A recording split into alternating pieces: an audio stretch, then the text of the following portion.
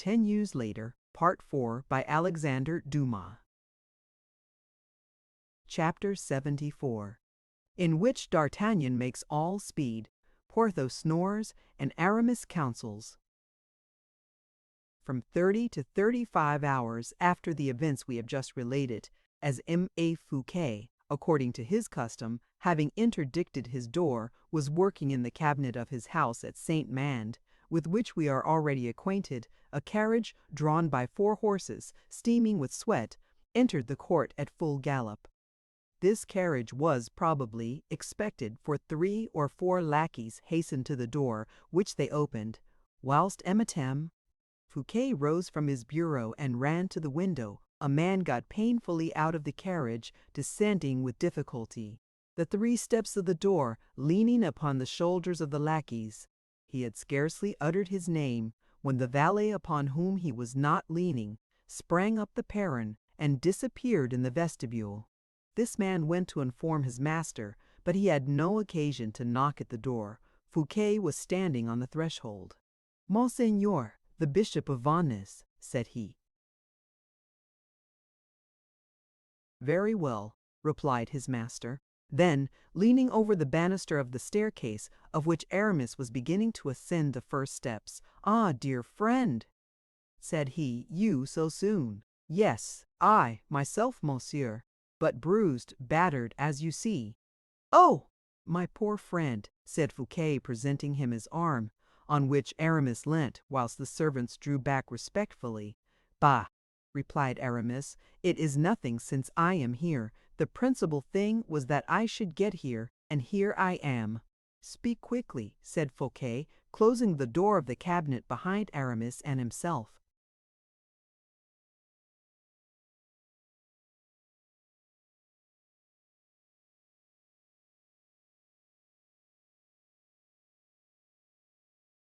"Are we alone?"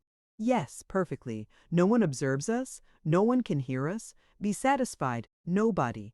Is M. du Vallon arrived?" "Yes." "And you have received my letter?" "Yes." "And you have received my letter?" "Yes." "The affair is serious, apparently, since it necessitates your attendance in Paris at a moment when your presence was so urgent elsewhere." "You are right. It could not be more serious."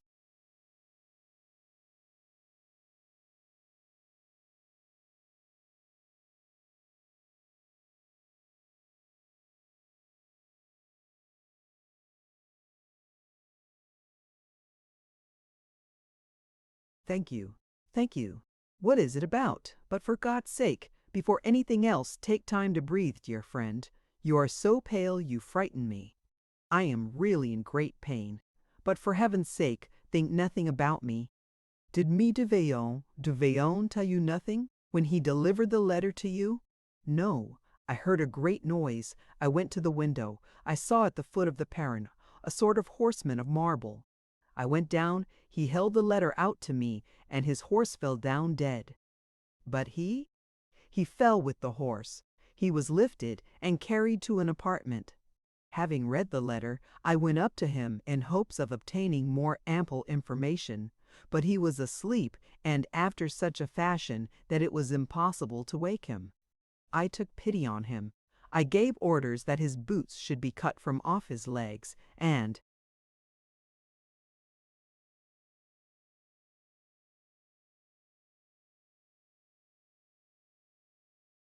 that he should be left quite undisturbed. So far, well. Now, this is the question in hand, monseigneur. You have seen the D'Artagnan in Paris, have you not? Certes, and think him a man of intelligence, and even a man of heart, although he did bring about the death of our dear friends, Lyodot and Immerse. Alas! Yes, I heard of that. At Tours I met the courier who was bringing me the letter from Gourval and the dispatches from Pelisson. Have you seriously reflected on that event, monsieur? Yes.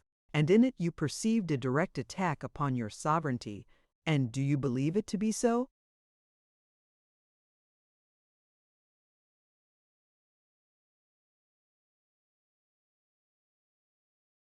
Oh yes, I think so.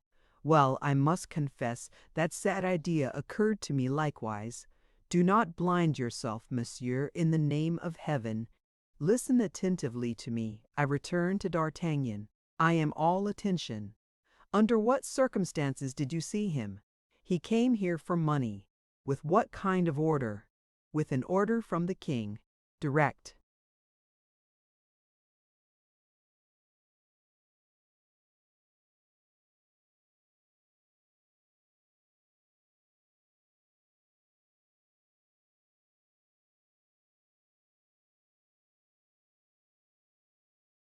Signed by His Majesty. There then. Well, D'Artagnan has been to Belle Isle. He was disguised. He came in the character of some sort of an intendant, charged by his master to purchase salt mines. Now D'Artagnan has no other master but the king. He came, then, sent by the king. He saw Porthos. Who is Porthos? I beg your pardon, I made a mistake. He saw immerse du Vallon at Belle Isle, and he knows, as well as you and I do, that Belle Isle is fortified. And you think that the king sent him there? Said Fouquet pensively. I certainly do. And D'Artagnan, in the hands of the king, is a dangerous instrument.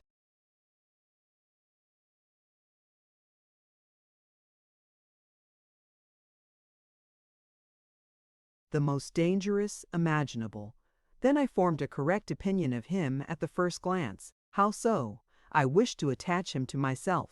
If you judged him to be the bravest, the most acute, and the most adroit man in France, you judged correctly. He must be had then at any price. D'Artagnan?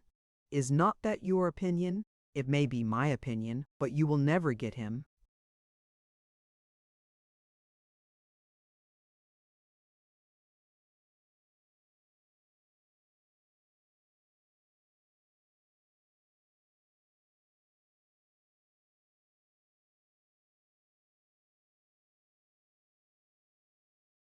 Why? Because we have allowed the time to go by. He was dissatisfied with the court. We should have profited by that. Since that he has passed into England. There he powerfully assisted in the Restoration. There he gained a fortune, and, after all, he returned to the service of the king. Well, if he has returned to the service of the king, it is because he is well paid in that service. We will pay him even better, that is all. Oh, monsieur, excuse me. D'Artagnan has a high respect for his word, and where that is once engaged, he keeps it. What do you conclude, then? Said Fouquet with great inquietude. At present, the principal thing is to parry a dangerous blow.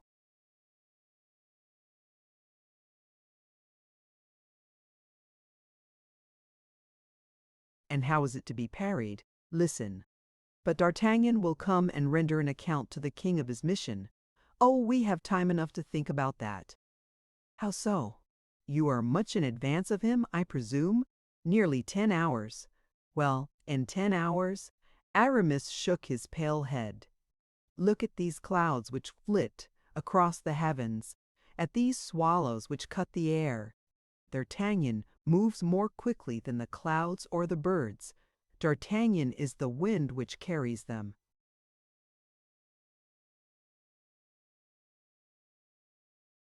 A strange man. I tell you, he is superhuman, monsieur. He is of my own age, and I have known him these 35 years. Well, listen to my calculation, monsieur.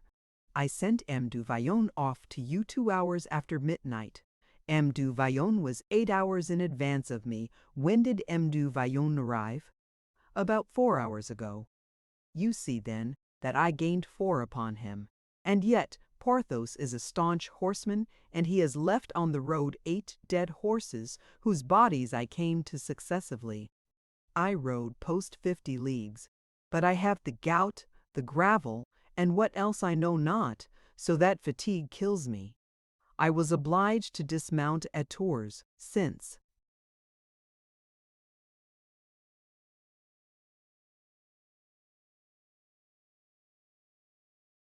that rolling along in a carriage, half dead, sometimes overturned, drawn upon the sides and sometimes on the back of the carriage, always with 4 spirited horses at full gallop, I have arrived, gaining 4 hours upon Porthos. But, see you, D'Artagnan does not weigh 300 weight, as Porthos does. D'Artagnan has not the gout and gravel, as I have. He is not a horseman, he is a centaur. D'Artagnan, look you, set out for Belle Isle when I set out for Paris, and D'Artagnan, notwithstanding my 10 hours advance, D'Artagnan will arrive within 2 hours after me. But, then accidents? He never meets with accidents. Horses may fail him. He will run as fast as a horse.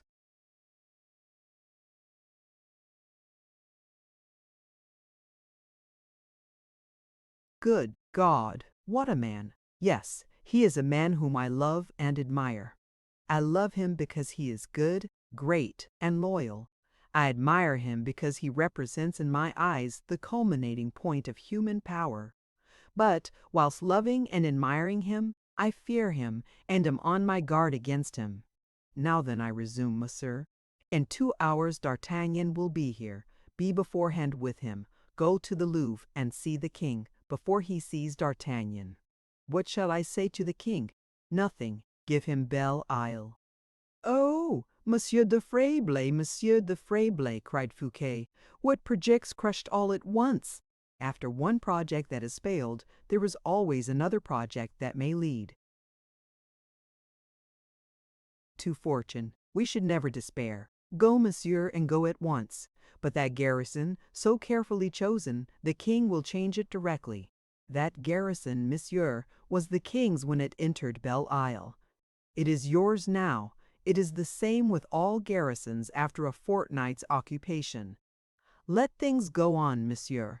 Do you see any inconvenience in having an army at the end of a year, instead of 2 regiments?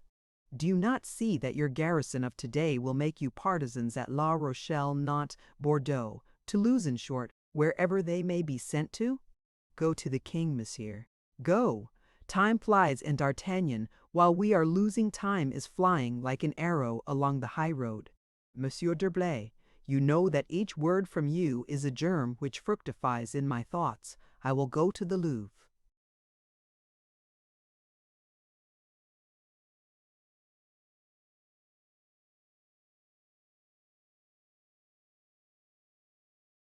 Instantly, will you not? I only ask time to change my dress. Remember that D'Artagnan has no need to pass through Saint-Mande, but will go straight to the Louvre. That is cutting off an hour from the advantage that yet remains to us. D'Artagnan may have everything except my English horses. I shall be at the Louvre in 25 minutes, and, without losing a second, Fouquet gave orders for his departure. Aramis had only time to say to him, "Return as quickly as you go, for I shall await you impatiently." 5 minutes after, the superintendent was flying along the road to Paris. During this time, Aramis desired to be shown the chamber in which Porthos was.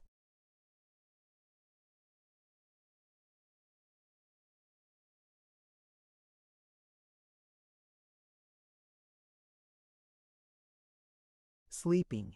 At the door of Fouquet's cabinet, he was folded in the arms of Pelisson, who had just heard of his arrival, and had left his office to see him. Aramis received with that friendly dignity which he knew so well how to assume these caresses, respectful as earnest, but all at once stopping on the landing-place. "What is that I hear up yonder?" There was, in fact, a hoarse, growling kind of noise, like the roar of a hungry tiger or an impatient lion. "Oh, that is nothing," said Pelisson, smiling. "Well, but it is Meph." Du Vallon, snoring. "Ah, true," said Aramis. "I had forgotten no one but he is capable of making such a noise. Allow me, Pelisson, to inquire if he wants anything. And you will permit me to accompany you?"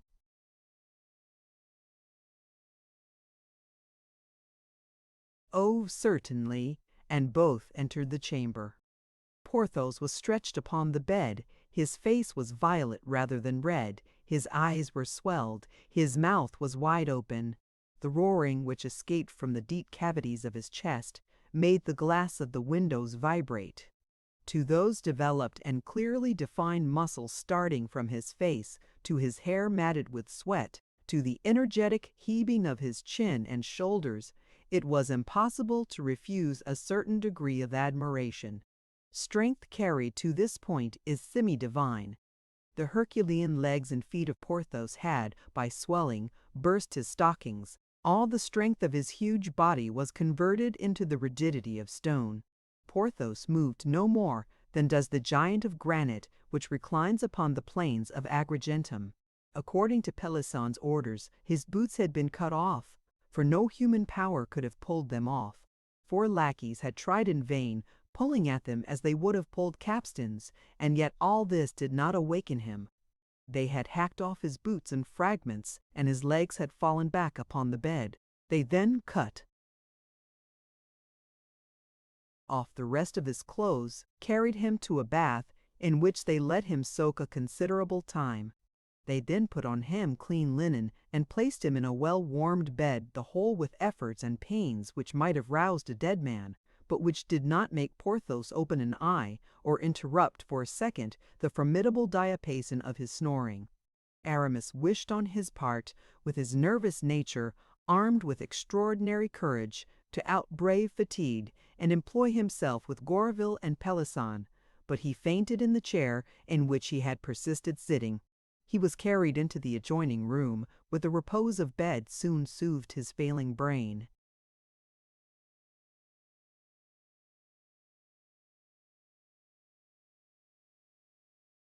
Chapter 75, in which Monsieur Fouquet acts. In the meantime, Fouquet was hastening to the Louvre at the best speed of his English horses. The king was at work with Colbert. All at once the king became thoughtful.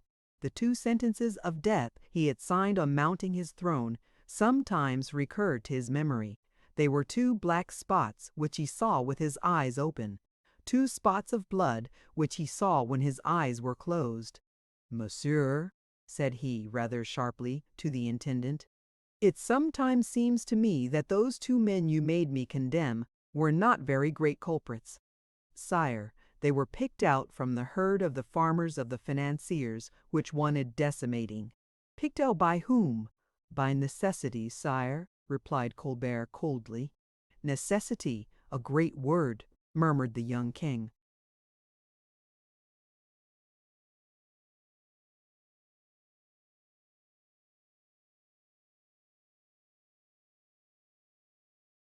"A great goddess, sire. They were devoted friends of the superintendent, were they not?"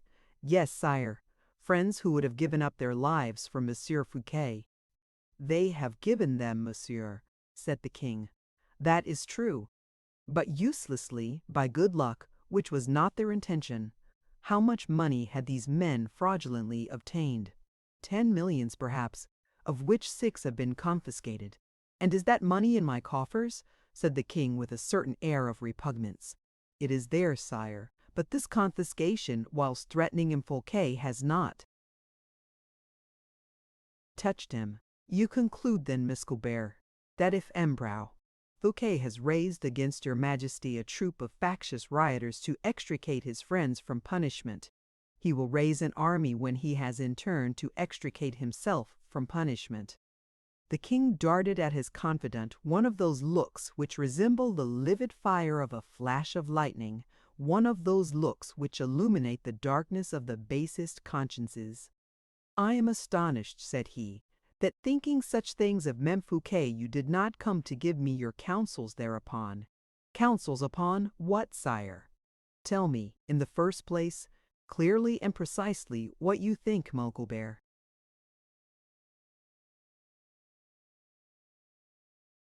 "Upon what subject, sire?" "Upon the conduct of M. Fouquet." "I think, sire, that M. Fouquet, not satisfied with attracting all the money to himself, as M. Fouquet Mazarin did, and by that means depriving your majesty of one part of your power, still wishes to attract to himself all the friends of easy life and pleasure, of what idlers call poetry, and politicians, corruption. I think that by holding the subjects of your majesty in pay, he trespasses upon the royal prerogative, and cannot, if this continues so, be long in placing your majesty among the weak and the obscure. How would you qualify all these projects, M. Colbert? The projects of M. Fouquet, sire, yes.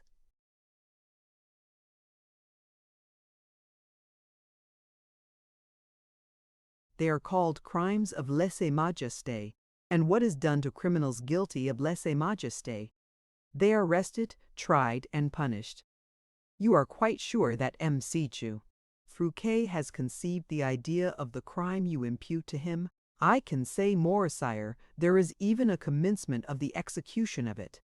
Well then, I return to that which I was saying, M. Colbert. And you were saying, sire, give me counsel. Pardon me, sire, but in the first place I have something to add.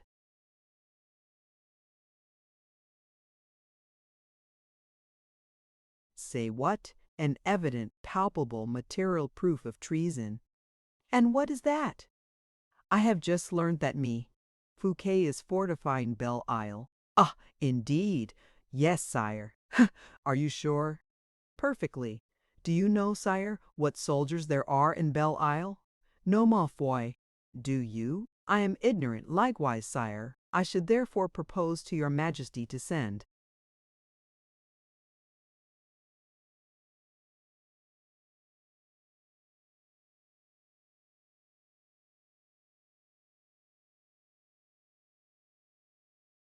Somebody to Belle Isle? Who? Me, for instance. And what would you do at Belle Isle? Inform myself whether, after the example of the ancient feudal lords, M. Fouquet was battlementing his walls. And with what purpose could he do that? With the purpose of defending himself some day against his king. But if it be thus, M. Colbert, said Louis, we must immediately do as you say, Impel, Fouquet must be arrested.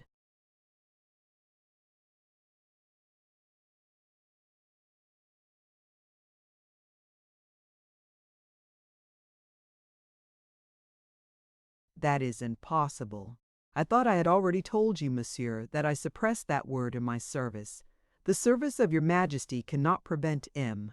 Fouquet from being surintendant general. Well, that, in consequence of holding that post, he has for him all the parliament, as he has all the army by his largesses, literature by his favors, and the noble Celis by his presents. That is to say, then, that I can do nothing against M. Fouquet? Absolutely nothing, at least at present, sire. You are a sterile counselor, M. Colbert. Oh no, sire, for I will not confine myself to pointing out the peril to your majesty. Come then, where shall we begin to undermine this colossus? Let us see. And his majesty began to laugh bitterly. He has grown great by money. Kill him by money, sire. If I were to deprive him of his charge, a bad means, sire. The good, then. Ruin him, sire, that is the way.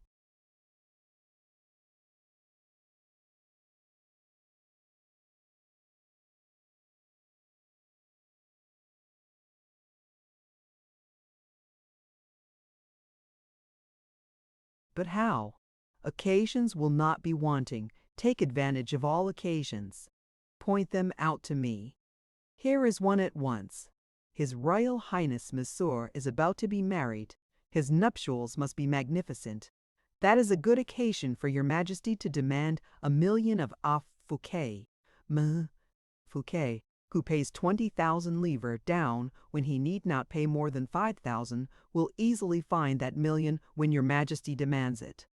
That is all very well. I will demand it, said Louis. If your majesty will sign the ordonnance, I will have the money got together myself. And Colbert pushed a paper before the king and presented a pen to him.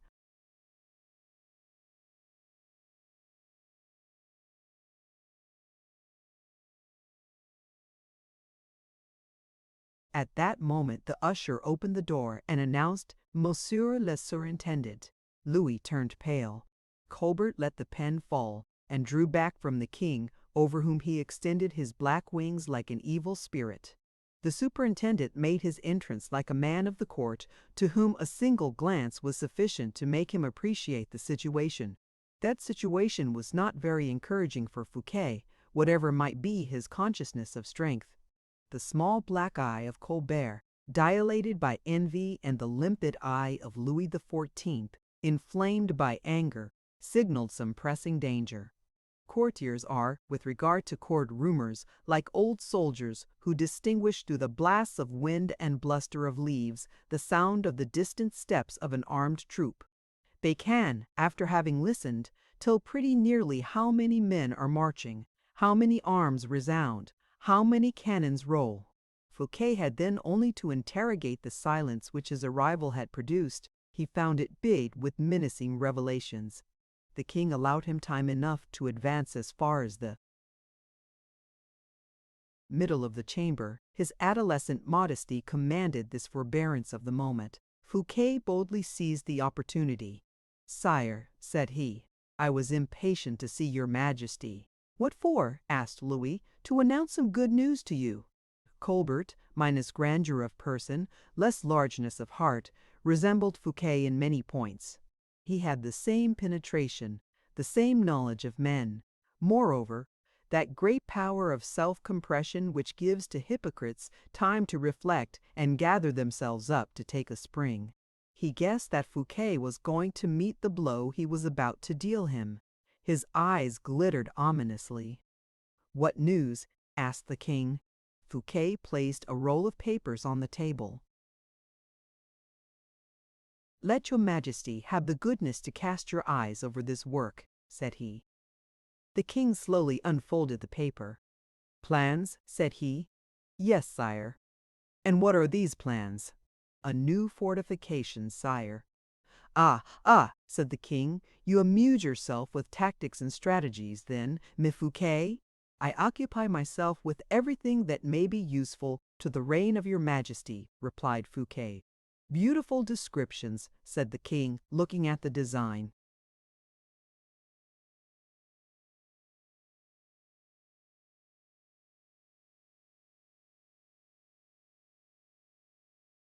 "Your Majesty comprehends, without doubt," said Fouquet, bending over the paper. "Here is the circle of the walls, here are the forts, there the advanced works. And what do I see here, monsieur? The sea." "The sea all round?" "Yes, sire." "And what is, then, the name of this place of which you show me the plan?" "Sire, it is Belle Isle in Mer," replied Fouquet with simplicity.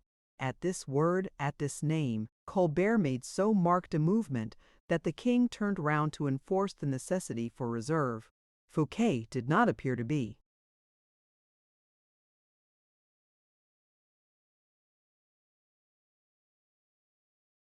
The least in the world concerned by the movement of Colbert or the king's signal. "Monsieur," continued Louis, "you have then fortified Belle Isle?" "Yes, sire, and I have brought the plan and the accounts to your Majesty," replied Fouquet. "I have expended 1,600,000 livres in this operation." "What to do?" replied Louis coldly, having taken the initiative from a malicious look of the intendant. "For an aim very easy to seize," replied Fouquet.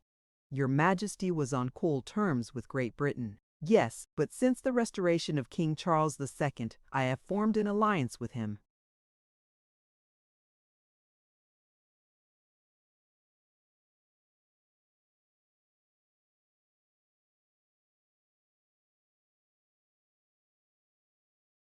"A month since, sire. Your Majesty has truly said, but it is more than 6 months since the fortifications of Belle Isle were begun." "Then they have become useless." "Sire, fortifications are never useless. I fortified Belle Isle against Monk and Lambert and all those London citizens who were playing at soldiers. Belle Isle will be ready fortified against the Dutch, against whom either England or your Majesty cannot fail to make war." The king was again silent, and looked askant at Colbert. "Belle Isle, I believe," added Louis, "is yours, M. Fouquet?" "No, sire." "Whose, then?"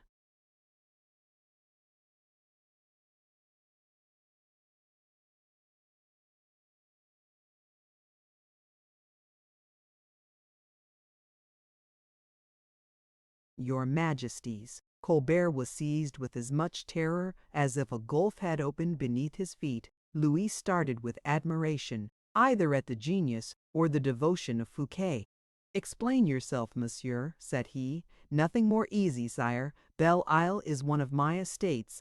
I have fortified it at my own expense. But as nothing in the world can oppose a subject making an humble present to his king, I offer your majesty the proprietorship of the estate, of which you will leave me the usufruct. Belle Isle, as a place of war, ought to be occupied by the king. Your majesty will be able henceforth to keep a safe garrison there."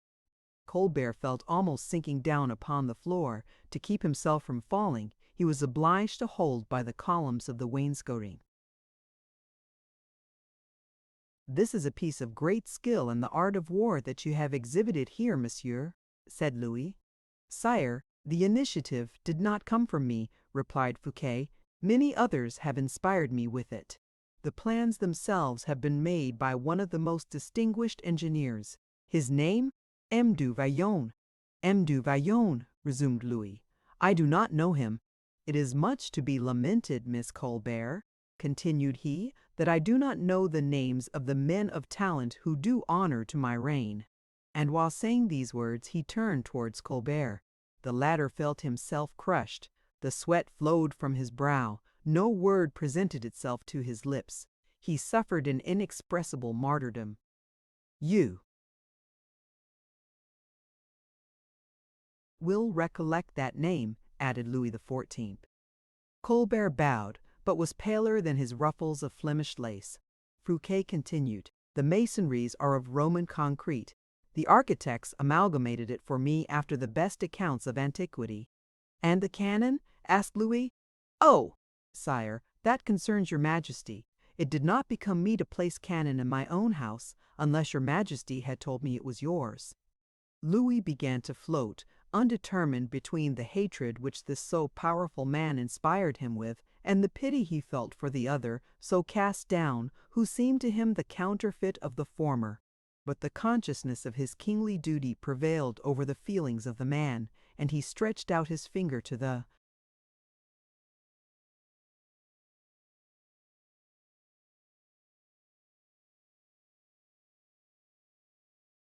paper. "It must have cost you a great deal of money to carry these plans into execution," said he. "I believe I had the honor of telling your majesty the amount. Repeat it, if you please. I have forgotten it." 1,600,000 livres. 1,600,000 livres. "You are enormously rich, monsieur." "It is your majesty who is rich, since Belle Isle is yours." "Yes, thank you. But however rich I may be, me Fouquet," the king stopped. "Well, sire?" asked the superintendent. "I foresee the moment when I shall want money. You, sire? And at what moment then? Tomorrow, for example. Will your majesty do me the honor to explain yourself?" "My brother is going to marry the English princess." "Well, sire?" "Well, I ought to give the bride a reception worthy of the granddaughter of Henry IV. That is but just, sire." "Then I shall want money."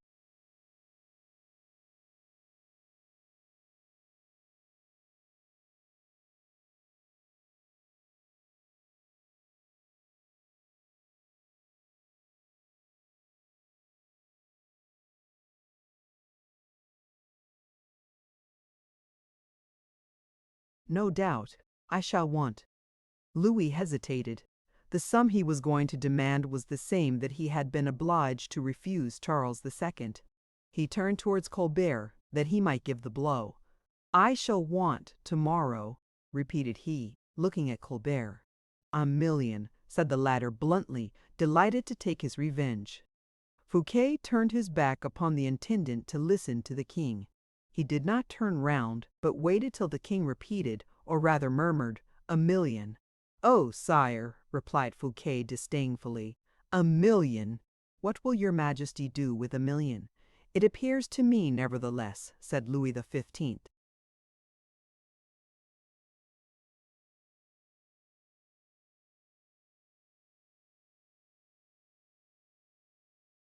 "that is not more than is spent at the nuptials of one of the most petty princes of Germany. Monsieur, your majesty must have 2 millions at least."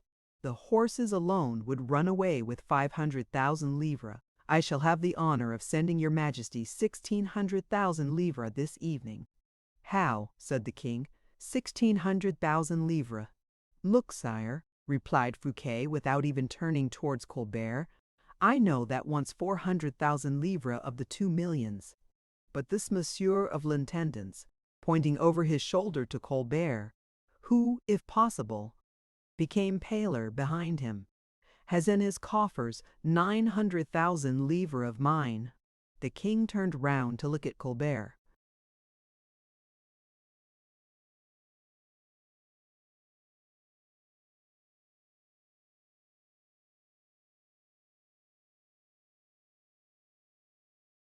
"But," said the latter. "Monsieur," continued Fouquet, still speaking indirectly to Colbert, "Monsieur has received a week ago 1,600,000 livres. He has paid 100,000 livres to the guards, 64,000 livres to the hospitals, 25,000 to the Swiss, 130,000 for provisions, 1,000 for arms, 10,000 for accidental expenses. I do not err, then, in reckoning upon 900,000 livres that are left." Then turning towards Colbert, like a disdainful head of office towards his inferior, "Take care, monsieur," said he, "that those 900,000 livres be remitted to his Majesty this evening in gold." "But," said the king, "that will make 2,500,000 livres. Sire, the 500,000 livres over will serve as pocket money for his Royal Highness. You understand, Monsieur Colbert, this evening before 8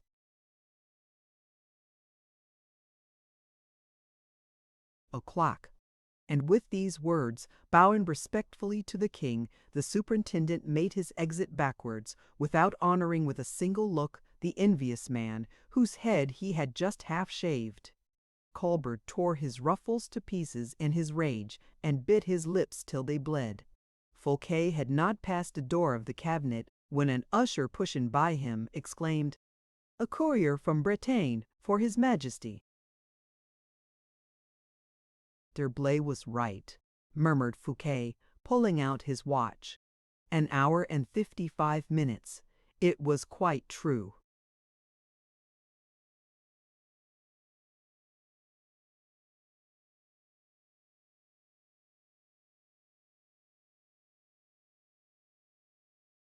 Chapter 76, in which D'Artagnan finishes by at length placing his hand upon his captain's commission. The reader guesses beforehand whom the usher preceded in announcing the courier from Bretagne. This messenger was easily recognized. It was D'Artagnan, his clothes dusty, his face inflamed, his hair dripping with sweat, his legs stiff. He lifted his feet painfully at every step, on which resounded the clink of his blood-stained spurs. He perceived in the doorway he was passing through the superintendent coming out. Fouquet bowed with a smile to him who, an hour before, was bringing him ruin and death. D'Artagnan found in his goodness of heart, and in his inexhaustible vigor of body, enough presence of mind to remember the kind reception of this man. He bowed then also, much more from benevolence and compassion than from respect. He felt upon his lips the word which had so many times been repeated to the Duc de Guise, "Fly." But to pronounce that word would have been to betray his cause.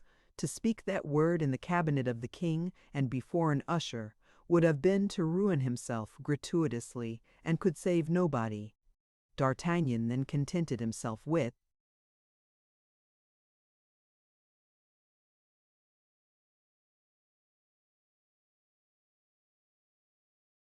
bowing to Fouquet, and entered. At this moment the king floated between the joy the last words of Fouquet had given him, and his pleasure at the return of D'Artagnan. Without being a courtier, D'Artagnan had a glance as sure and as rapid as if he had been one. He read on his entrance devouring humiliation on the countenance of Colbert. He even heard the king say these words to him, "Ah, Monsieur Colbert, you have then 900,000 livres at the Intendant's?" Colbert suffocated, bowed, but made no reply. All this scene entered into the mind of D'Artagnan by the eyes and ears at once. The first word of Louis to his musketeer, as if he wished it to contrast with what he was saying at the moment, was a kind "good day." His second was to send away Colbert. The latter left the king's cabinet, pallid and tottering, whilst D'Artagnan twisted up the ends of his moustache. "I love to see one of my servants in this disorder," said the king, admiring thee.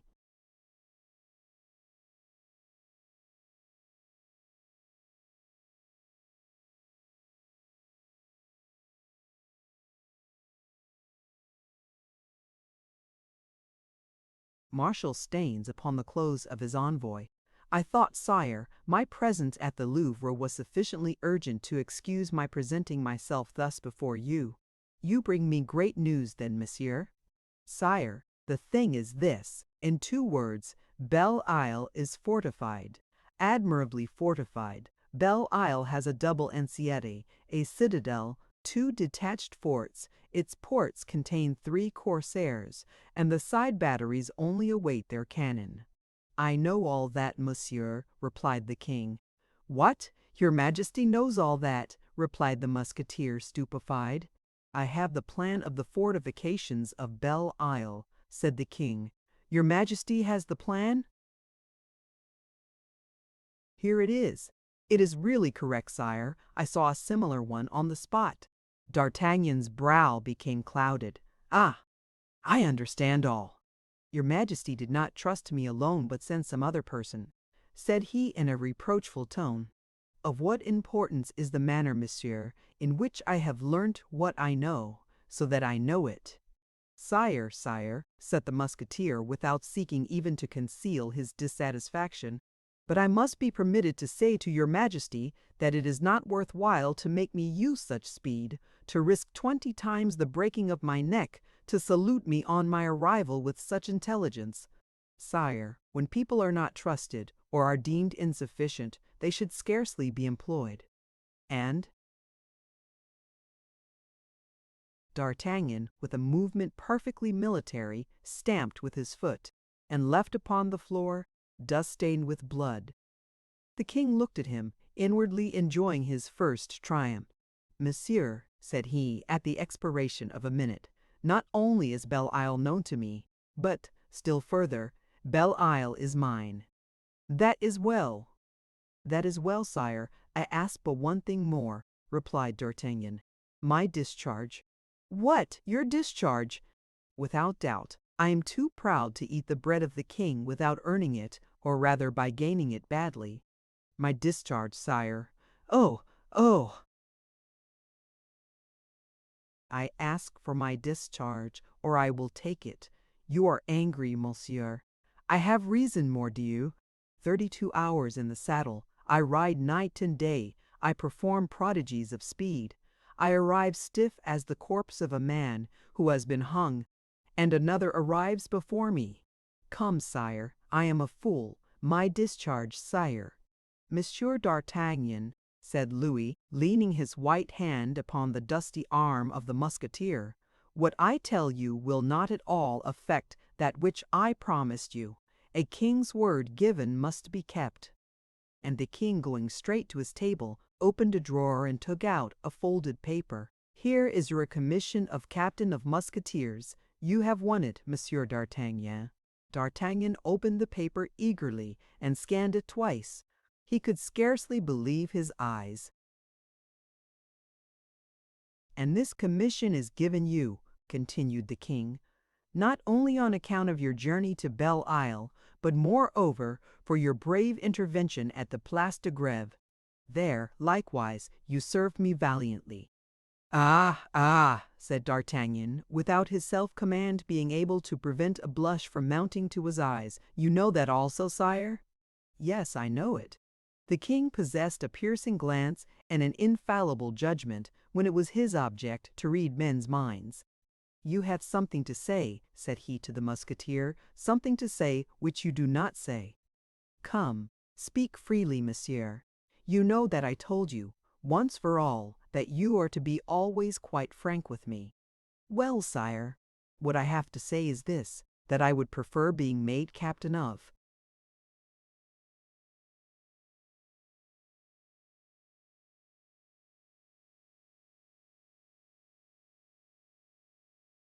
musketeers for having charged a battery at the head of my company or taken a city than for causing two wretches to be hung. Is this quite true, you tell me? And why should your majesty suspect me of dissimulation, I ask? Because I know you well, monsieur. You cannot repent of having drawn your sword for me. Well, in that your majesty is deceived, and greatly. Yes, I do repent of having drawn my sword on account of the results that action produced. The poor men who were hung, sire, were neither your enemies nor mine, and they could not defend themselves. The king preserved silence for a moment. And your companion, D'Artagnan, does he partake of your repentance?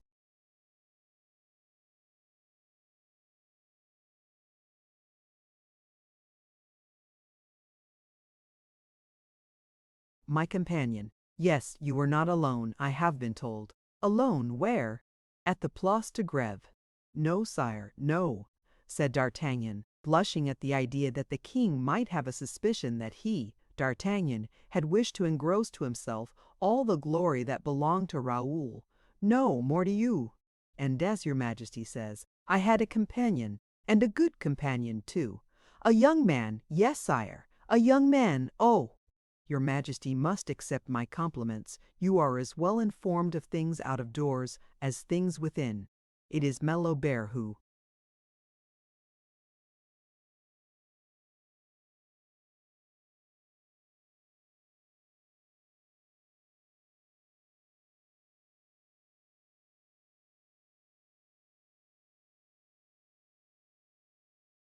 makes all these fine reports to the king. And Colbert has said nothing but good of you, ma'am. D'Artagnan, and he would have met with a bad reception if he had come to tell me anything else.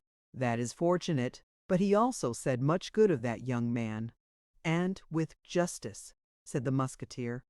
In short, it appears that this young man is a fire-eater, said Louis, in order to sharpen the sentiment which he mistook for envy.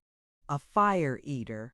Yes, sire, repeated D'Artagnan, delighted on his part to direct the king's attention to Raoul. Do you not know his name? Well, I think you know him then. I have known him nearly 25 years, sire. Why, he is scarcely 25 years old, cried the king. Well, sire, I have known him ever since he was born, that is all. Do you affirm that? Sire, said D'Artagnan, your majesty questions me with a mistrust in which I recognize another character than your own. Mies, Colbert, who has so well informed you, has he not forgotten to tell you that this young man is the son of my most intimate friend, the Vicomte de Bragelonne?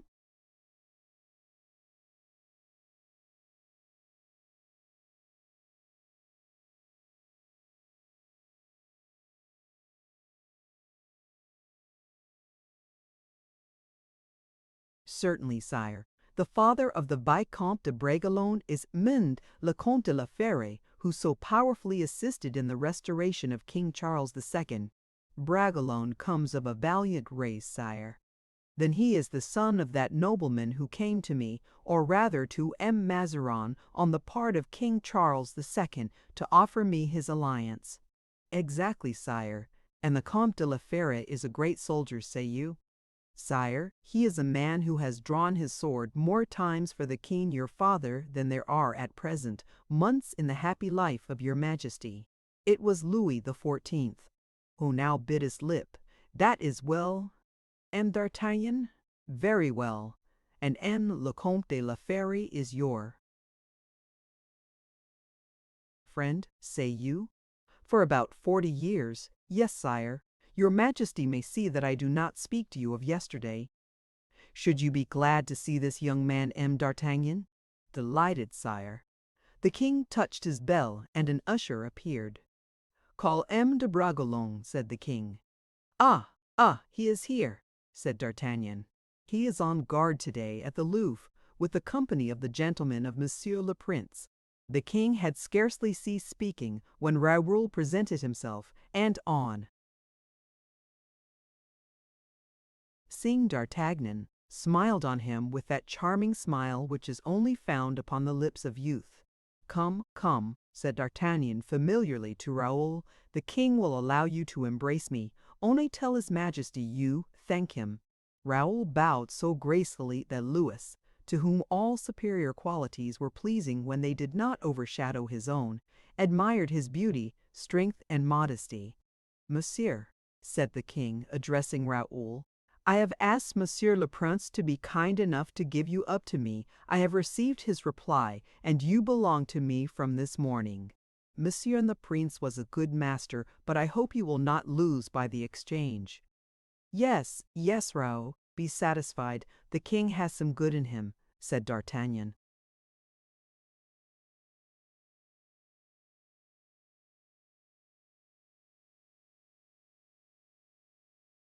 Who had fattened the character of Louis, and who played with his self-love within certain limits, always observing, be it understood, the proprieties and flattering, even when he appeared to be bantering. "Sire," said Bragelonne, with a voice soft and musical, and with the natural and easy elocution he inherited from his father, "Sire, it is not from today that I belong to your majesty." "Oh, no, I know," said the king. "You mean your enterprise of the Grève. That day you were truly mine, monsieur." "Sire, it is not of that day I would speak. It would not become me to refer to so paltry a service in the presence of such a man as M. d'Artagnan. I would speak of a circumstance which created an epoch in my life, and which consecrated me, from the age of 16, to the devoted service of your majesty."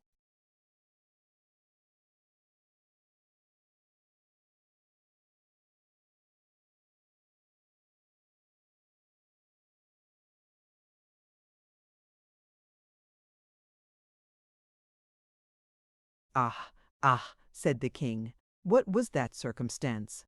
Tell me, monsieur." "This is it, sire. When I was setting out on my first campaign, that is to say, to join the army of Monsieur le Prince, M. Amore, le Comte de la Fère came to conduct me as far as Saint Denis, where the remains of King Louis XIII wait, upon the lowest steps of the funeral basilique, a successor whom God will not send him, I hope, for many years. Then he made me swear upon the ashes of our masters to serve royalty, represented by you incarnate, in you, sire, to serve it in word, in thought, and in action. I swore, and God and the dead were witnesses to my oath. During 10 years, sire, I have not so often as I desired had occasion to keep it. I am a soldier of your majesty and nothing else, and on calling me nearer to you, I do not change my master, I only change my garrison." Raoul was silent and bowed. Louis still listened after he had done speaking. "Mordieu!" cried D'Artagnan, "that was well spoken. Was it not, your majesty?"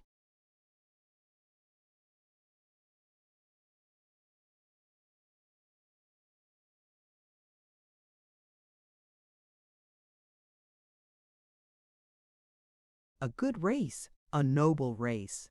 "Yes," murmured the agitated king, without, however, daring to manifest his emotion, for it had no other cause than contact with a nature intrinsically noble. "Yes, monsieur, you say truly, wherever you were the king's.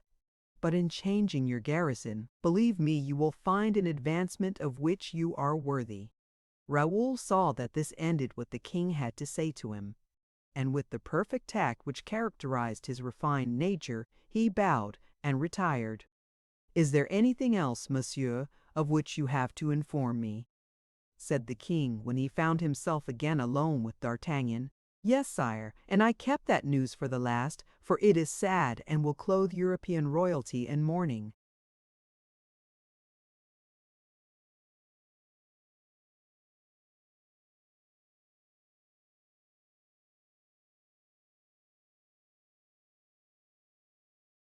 "What do you tell me?" "Sire, in passing through Blois, a word, a sad word, echoed from the palace, struck my ear. In truth, you terrify me, M. d'Artagnan." "Sire, this word was pronounced to me by a fakir who wore crape on his arm."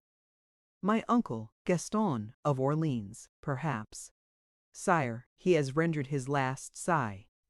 "And I was not warned of it!" cried the king, whose royal susceptibility saw an insult in the absence of this intelligence. "Oh, do not be angry, sire," said D'Artagnan. "Neither the couriers of Paris nor the couriers of the whole world can travel with your servant. The courier from Blois will not be here these 2 hours, and he rides well, I assure you, seeing that I only passed him on the thither side of Orleans." "My uncle Gaston," murmured Louis, pressing his hand to his brow, and comprising in those 3 words all that his memory recalled of that symbol of opposing sentiments. "Eh! Yes, sire, it is thus," said D'Artagnan, philosophically replying to the royal thought. "It is thus the past flies away." "That is true, monsieur, that is true. But there remains for us, thank God, the future, and we will try to make it not too dark." "I feel confidence in your majesty on that head," said D'Artagnan, bowing. "And now—"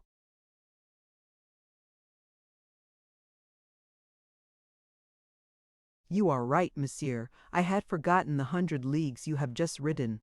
Go, monsieur. Take care of one of the best of soldiers, and when you have reposed a little, come and place yourself at my disposal. Sire, absent or present, I am always yours."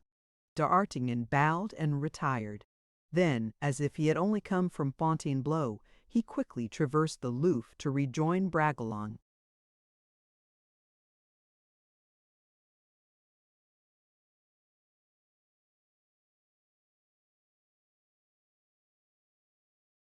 Chapter 77. A Lover and His Mistress.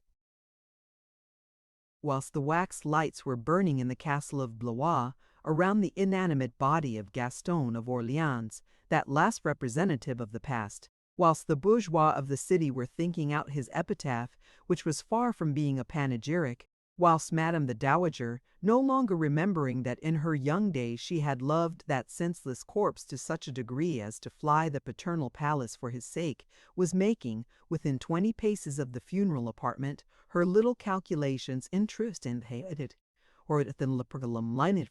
Neither the lugubrious sounds of the bells, nor the voices of the chanters, nor the splendor of the wax lights through the windows, nor the preparations for the funeral, had power to divert the attention of 2 persons, placed at a window of the interior court, a window that we are acquainted with, and which lighted a chamber forming part of what were called the little apartments. For the rest, a joyous beam of the sun, for the sun appeared.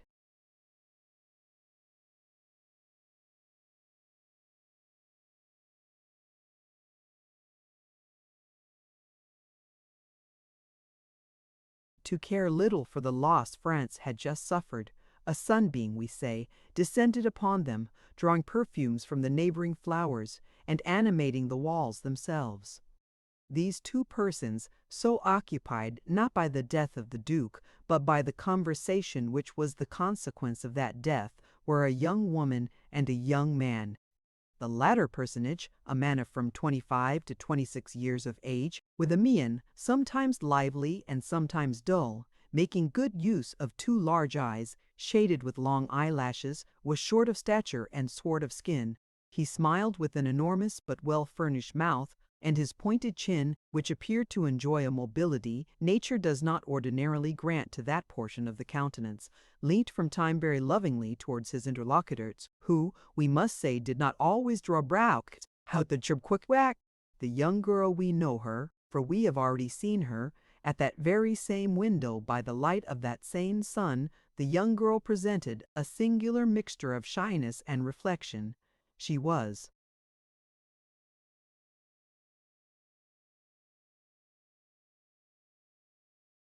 charming when she laughed, beautiful when she became serious, but, let us hasten to say, she was more frequently charming than beautiful. These 2 appeared to have attained the culminating point of a discussion, half bantering, half serious.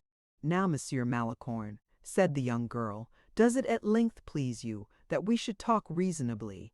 "You believe that that is very easy, Mademoiselle Aure," replied the young man. "To do what we like, when we can only do what we are able, good." There he is, bewildered in his phrases. "Who, I?" "Yes, you quit that lawyer's logic, my dear.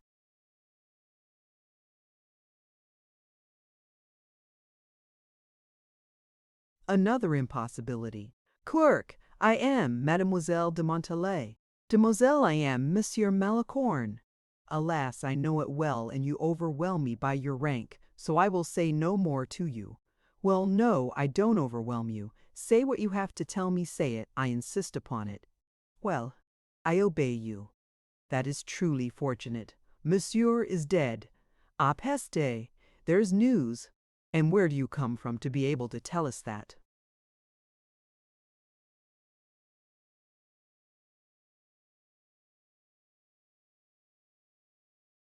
I come from Orleans, mademoiselle. And is that all the news you bring?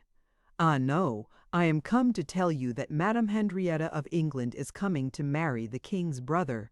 Indeed, Malicorne, you are insupportable with your news of the last century. Now, mind, if you persist in this bad habit of laughing at people, I will have you turned out. Oh, yes, for really you exasperate me.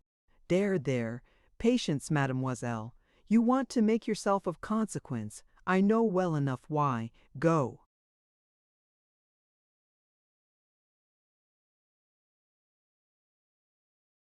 Tell me, and I will answer you frankly, yes, if the thing be true. You know that I am anxious to have that commission of Lady of Honor which I have been foolish enough to ask of you, and you do not use your credit. Who, I? Malicorne cast down his eyes, joined his hands, and assumed his sullen air. And what credit can the poor clerk of a procurer have, pray? Your father has not 20,000 livres a year for nothing, M. Malicorne. A provincial fortune. Mademoiselle de Montalais, your father is not in the secrets of Monsieur le Prince for nothing.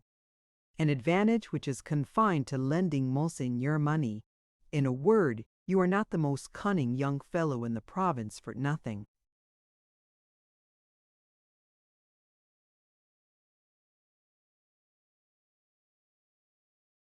You flatter me.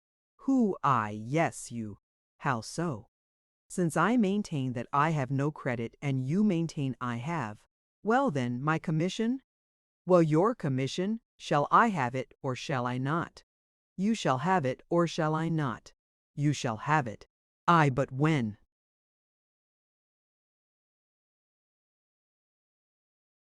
When you like. Where is it then? In my pocket. How in your pocket? Yes.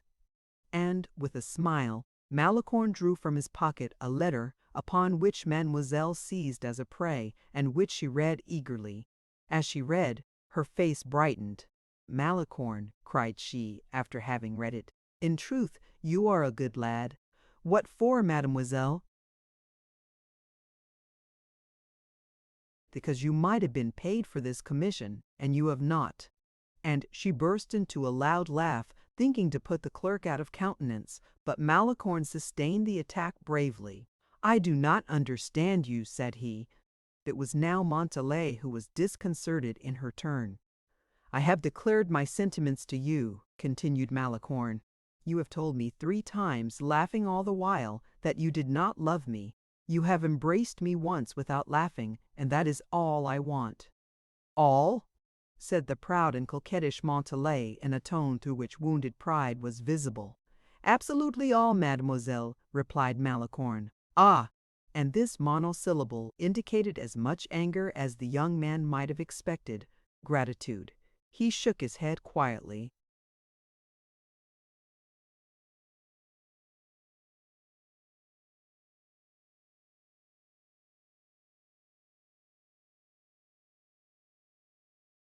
Listen, Montalais, said he, without heeding whether that familiarity pleased his mistress or not. Let us not dispute about it. And why not? Because during the year which I have known you, you might have had me turned out of doors 20 times if I did not please you. Indeed. And on what account should I have had you turned out? Because I had been sufficiently impertinent for that. Oh, yes, that's true. You see plainly that you are forced to avow it, said Malicorne. Monsieur Malicorne.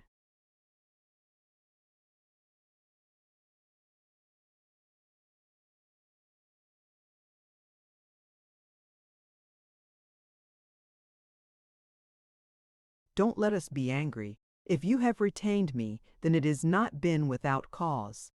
It is not, at least, because I love you, cried Montalais. Granted. I will even say that, at this moment, I am certain that you hate me. Oh, you had never spoken so truly. Well, on my part, I detest you. Ah, I take the act. Take it. You find me brutal and foolish.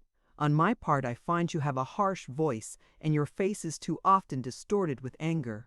At this moment, you would allow yourself to be thrown out of that window rather than allow me to kiss the tip of your finger.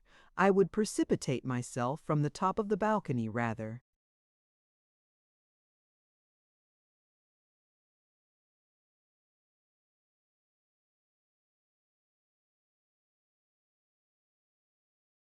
Then touch the hem of your robe. But in 5 minutes you will love me and I shall adore you. Oh, it is just so. I doubt it, and I swear it. Coxcomb. And then, that is not the true reason. You stand in need of me, Ori, and I of you. When it pleases you to be gay, I make you laugh. When it suits me to be loving, I look at you.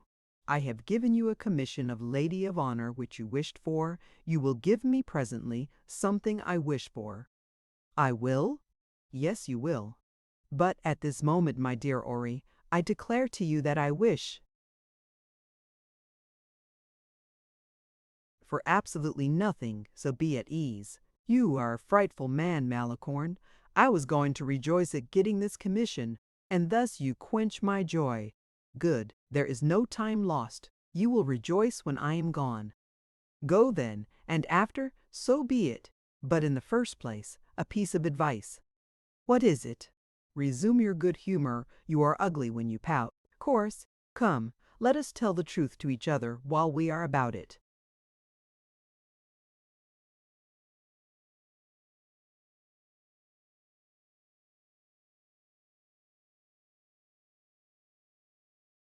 O Malicorne, bad-hearted man! O Montalais, ungrateful girl! The young man leant with his elbow upon the window frame. Montalais took a book and opened it. Malicorne stood up, brushed his hat with his sleeve, smoothed down his black doublet. Montalais, though pretending to read, looked at him out of the corner of her eye. Good! Cried she, furious. He has assumed his respectful air, and he will pout for a week. A fortnight, mademoiselle, said Malicorne, bowing. Montalais lifted up her little doubled fist. Monster, said she. Oh, that I were a man!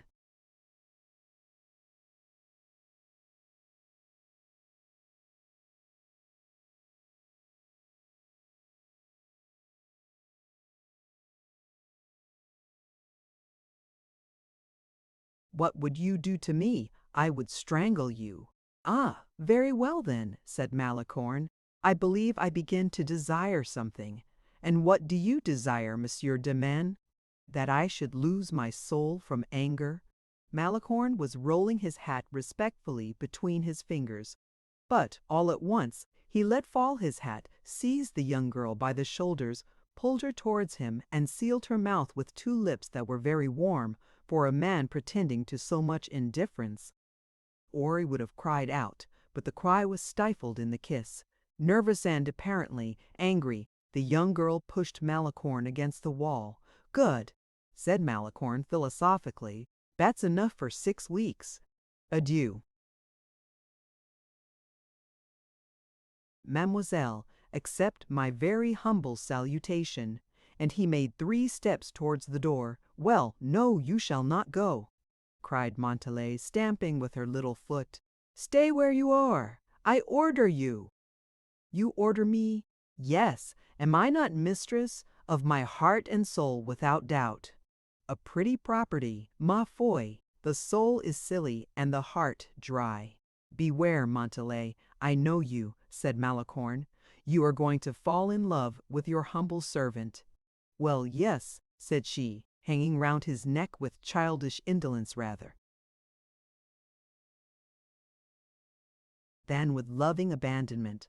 Well, yes, for I must thank you at least. And for what? For the commission, is it not my whole future? And mine. Montalais looked at him. "It is frightful," said she, "that one can never guess whether you are speaking seriously or not. I cannot speak more seriously. I was going to Paris. You are going there. We are going there. And so it was for that motive only. You have served me, selfish fellow."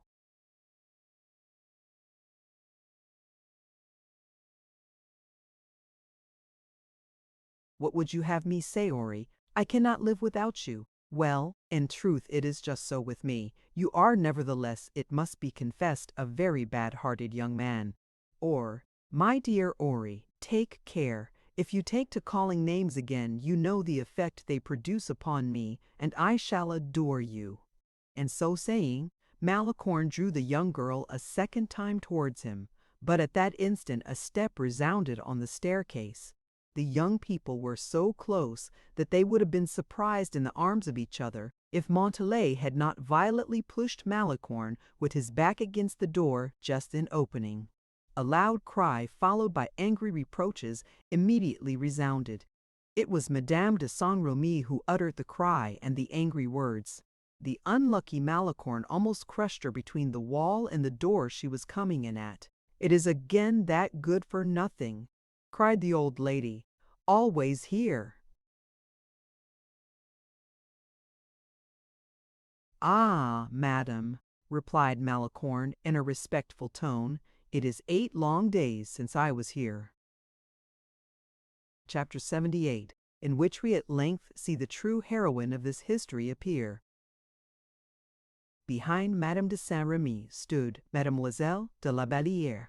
She heard the explosion of maternal anger, and as she divined the cause of it, she entered the chamber trembling, and perceived the unlucky Malicorne, whose woeful countenance might have softened or set laughing whoever observed it coolly. He had promptly entrenched himself behind a large chair, as if to avoid the first attacks of Madame de Saint-Remy.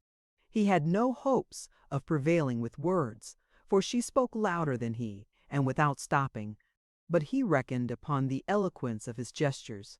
The old lady would neither listen to nor see anything. Malicorne had long been one of her antipathies, but her anger was too great not to overflow from Malicorne on his accomplice. Montalais had her turn. "And you, mademoiselle? You may be certain I shall inform Madame of what is going on in the apartment of one of her ladies of honor." "Oh, dear mother," cried Mademoiselle de la Vallière, "for mercy's sake, spare." "Hold your tongue, mademoiselle, and do not uselessly trouble yourself to intercede for unworthy people.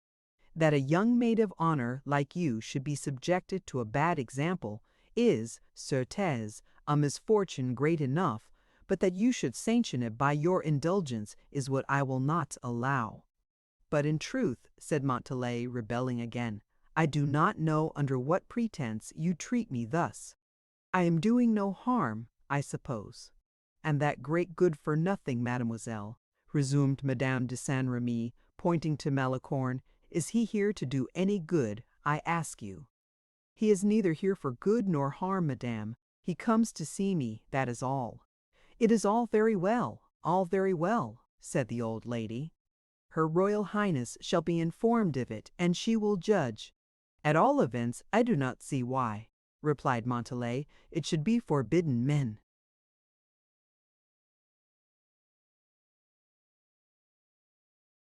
Malicorne to have intentions towards me, if his intentions are honorable. "Honorable intentions with such a face!" cried Madame de Saint-Remy. "I thank you in the name of my face, madam," said Malicorne. "Come, my daughter, come," continued Madame de Saint-Remy.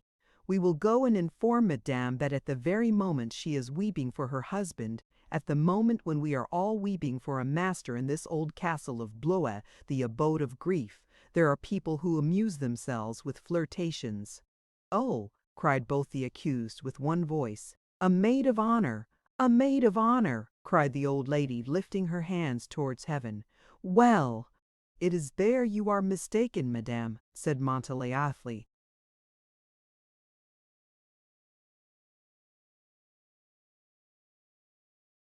Exasperated, "I am no longer a maid of honor, of madame's at least. Have you given in your resignation, mademoiselle? That is well. I cannot but applaud such a determination, and I do applaud it. I do not give in my resignation, madame. I take another service. That is all. In the bourgeoisie or in the robe? Asked Madame de Saint-Remy disdainfully. Please to learn, madame, that I am not a girl to serve either bourgeoises or robines, and that instead of the miserable court at which you vegetate, I am going to reside in a court almost royal. Ha, ha, ha! A royal court, said Madame de Saint-Remy, forcing a laugh. A royal court, what think you of that, my daughter? And she turned round towards Mademoiselle de la Vallière, whom she would buy.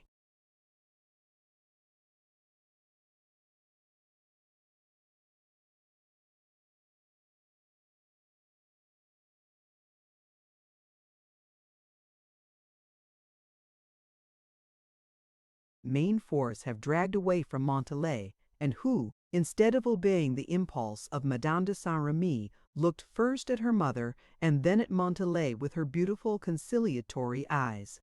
I did not say a royal court, madame, replied Montalais, because Madame Henrietta of England, who is about to become the wife of S.A.R. Monsieur, is not a queen.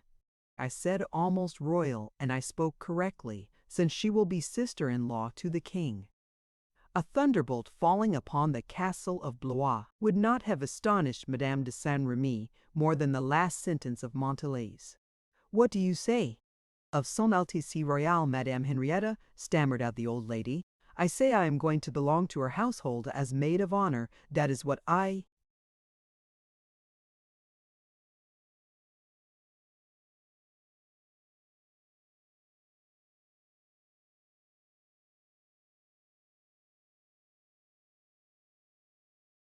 say.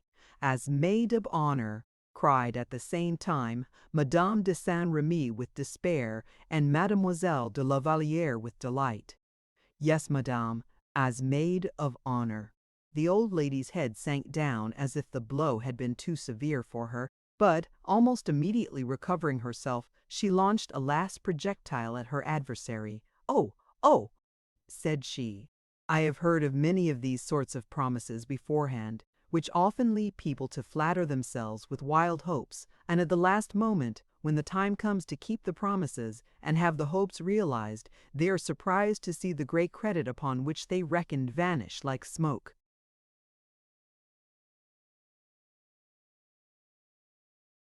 "Oh, madame, the credit of my protector is incontestable, and his promises are as good as deeds. And would it be indiscreet to ask you the name of this powerful protector?" "Oh, mon Dieu, no, it is that gentleman there," said Montalais, pointing to Malicorne, who during this scene had preserved the most imperturbable coolness and the most comic dignity. "Monsieur," cried Madame de Saint-Remy with an explosion of hilarity, "Monsieur is your protector, is the man whose credit is so powerful and whose promises are as good as deeds, Monsieur Malicorne?" Malicorne bowed. As to Montalais, as her sole reply, she drew the brevet from her pocket and showed it to the old lady.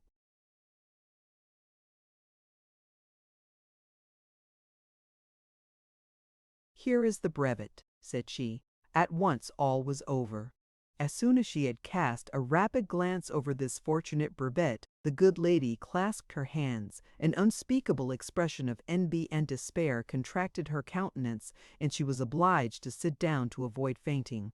Montalais was not malicious enough to rejoice extravagantly at her victory, or to overwhelm the conquered enemy, particularly when that enemy was the mother of her friend. She used then, but did not abuse, her triumph. Malicorne was less generous. He assumed noble poses in his fauteuil, and stretched himself out with a familiarity which, 2 hours earlier, would have drawn upon him threats of a caning. "Maid of honor to the young madam," repeated Madame de Saint-Remy, still but half convinced. "Yes, madame, and through the protection of me Malicorne, moreover."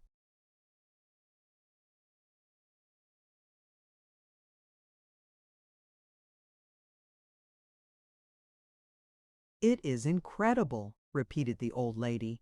"Is it not incredible, Louise?" But Louise did not reply. She was sitting, thoughtful, almost sad.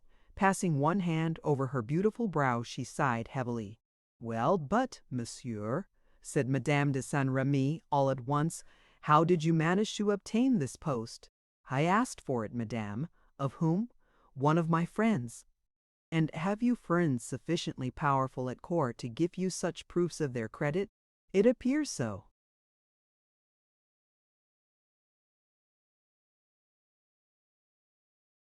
"And may one ask the name of these friends?" "I did not say I had many friends, madam. I said I had one friend, and that friend is called Pesta." "Madam, you go too far. When one has a friend as powerful as mine, we do not publish his name in that fashion, in open day, in order that he may be stolen from us." "You are right, monsieur, to be silent as to that name, for I think it would be pretty difficult for you to tell it." "At all events," said Montalais, "if the friend does not exist, the brevet does, and that cuts short the question." "Then I conceive," said Madame de Saint-Remy, with the gracious smile of the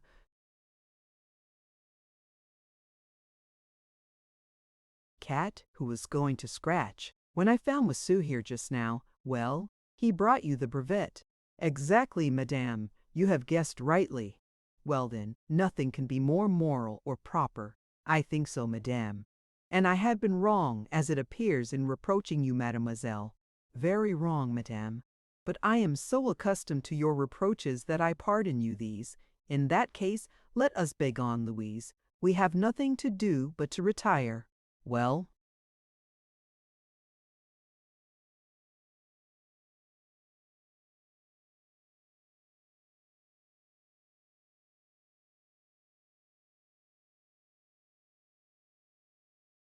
"Madame," said La Vallière, starting, "did you speak?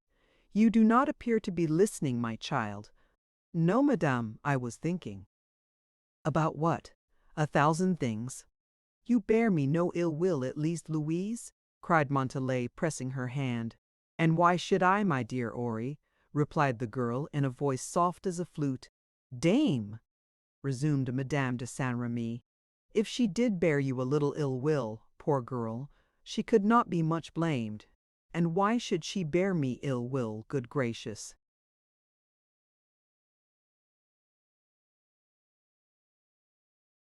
"It appears to me that she is of as good a family and as pretty as you." "Mother! Mother!" cried Louise. "Prettier 100 times, madame, not of a better family. But that does not tell me why Louise should bear me ill will. Do you think it will be very amusing for her to be buried alive at Blois, when you are going to shine at Paris?" "But, madame, it is not I who prevent Louise following me thither. On the contrary, I should certainly be most happy if she came there." "But it appears that Imzerand, Malicorne, who is all powerful at court—" "Ah, so much the worse, madame," said Malicorne. "Everyone for himself in this poor world."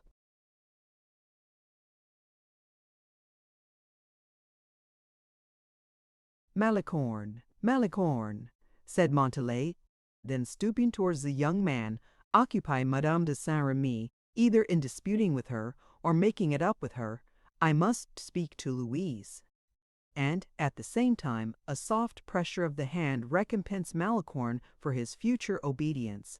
Malicorne went grumbling towards Madame de Saint-Remy, whilst Montalais said to her friend, throwing one arm around her neck, "What is the matter? Tell me! Is it true that you would not love me if I were to shine, as your mother says?" "Oh no," said the young girl with difficulty restraining her tears. "On the contrary, I rejoice at your good fortune." "Rejoice! Why, one would say you are ready to cry."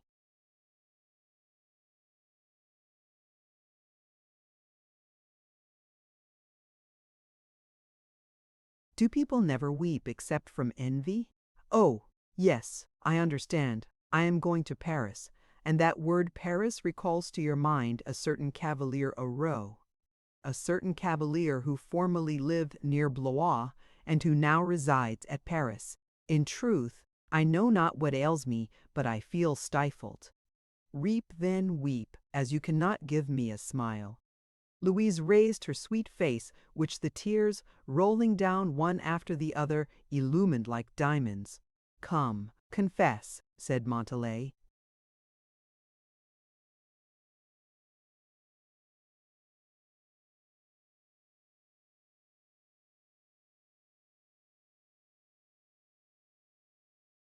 What shall I confess? What makes you weep? People don't weep without cause. I am your friend. Whatever you would wish me to do, I will do.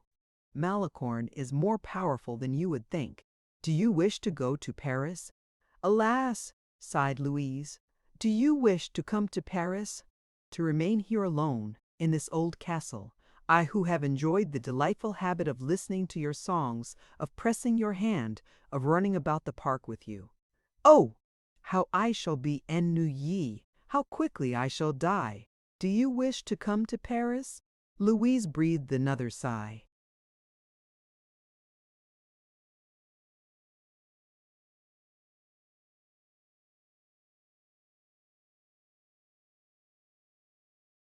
You do not answer me. What would you that I should reply? Yes or no? That is not very difficult, I think. Oh, you are very fortunate, Montalais. That is to say, you would like to be in my place. Louise was silent. Little obstinate thing, said Montalais. Did ever anyone keep her secrets from her friend thus? But confess that you would like to come to Paris. Confess that you are dying with the wish to see Raoul again. I cannot confess that.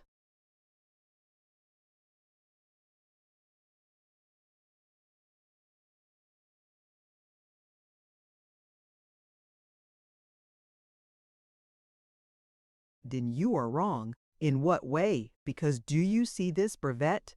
To be sure I do. Well, I would have got you a similar one. By whose means? Malicorne's. Huh? Are you telling the truth? Is that possible? Malicorne is there, and what he has done for me, he surely can do for you. Malicorne had heard his name pronounced twice. He was delighted at having Anne.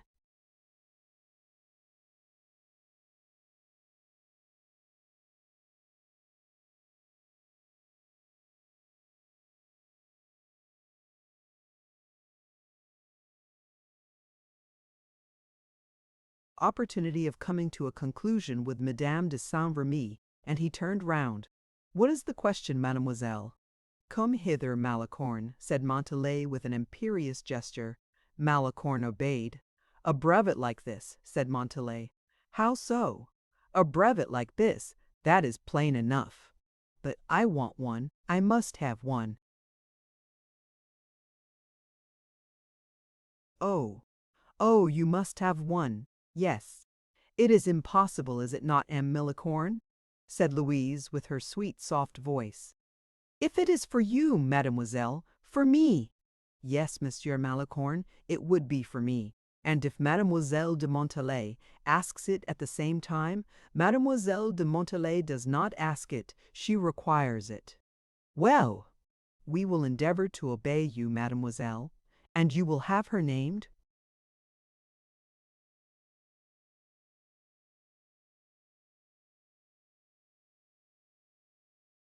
We will try. No evasive answers. Louise de la Vallière shall be maid of honor to Madame Henrietta within a week. How you talk! Within a week, or else, well, or else. You may take back your brevet, Monsieur Malicorne. I will not leave my friend. Dear Montalais, that is right. Keep your brevet. Mademoiselle de la Vallière shall be a maid of honor.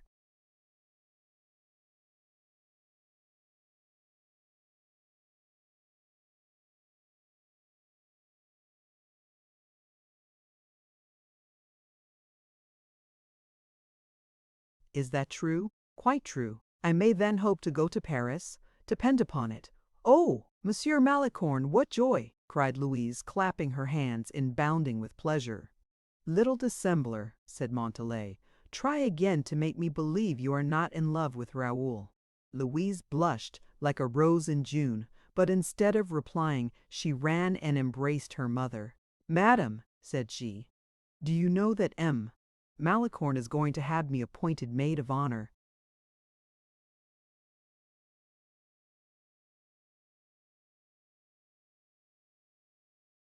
M. Malicorne is a prince in disguise.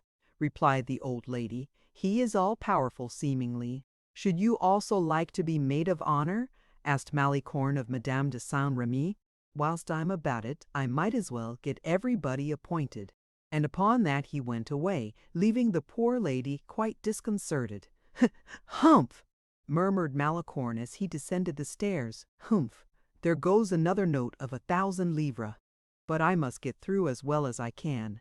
My friend Manicamp does nothing for nothing."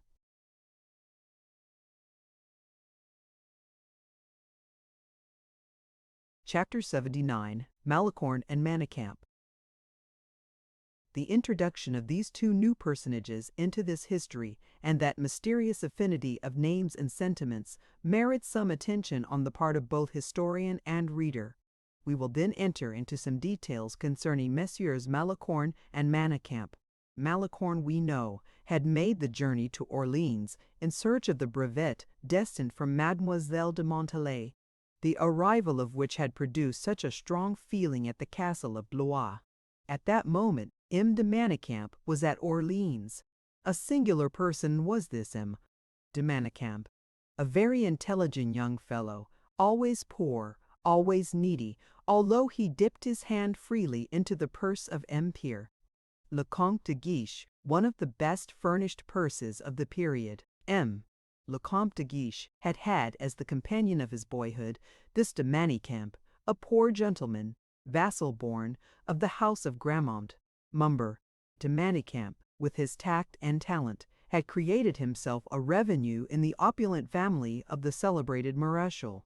From his infancy he had, with calculation beyond his age, lent his name and complaisance to the follies of the Comte de Guiche. If his noble companion had stolen some fruit destined for Madame la Maréchale, if he had broken a mirror or put out a dog's eye, Manicamp declared himself guilty of the crime committed and received the punishment, which was not made the milder for falling on the innocent. But this was the way the system of abnegation was paid for. Instead of wearing such mean habiliments as his paternal fortunes entitled him to, he was able to appear brilliant, superb, like a young noble of 50,000 livres a year. It was not that he was mean in character or humble in spirit. No, he was a philosopher, or rather he had the indifference, the apathy, the obstinacy which banish from man every sentiment of the supernatural. His sole ambition was to spend money, but in this respect the worthy M. de Manicamp was a gulf. 3 or 4 times every year he drained the Comte de Guiche, and when the Comte de Guiche was thoroughly drained, when he had turned out his pockets and his purse before him, when he declared that it would be at least a fortnight before, paternal munificence would refill those pockets and that purse. Manicamp lost all his energy. He went to bed, remained there, ate nothing, and sold his handsome clothes under the pretense that, remaining in bed, he did not want them. During this prostration of mind and strength, the purse of the Comte de Guiche was getting full again, and when once filled, overflowed into that of de Manicamp, who bought new clothes, dressed himself again, and recommenced the sane life he had followed before. The mania of selling his new clothes for a quarter of what they were worth had rendered our hero sufficiently celebrated in Orleans, a city where, in general, we should be puzzled to say why he came to pass his days of penitence. Provincial debauches, piaches, maitres of 600 livres a year shared the fragments of his opulence.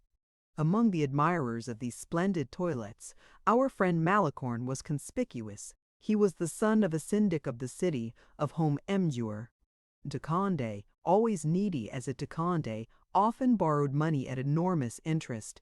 M. Malicorne.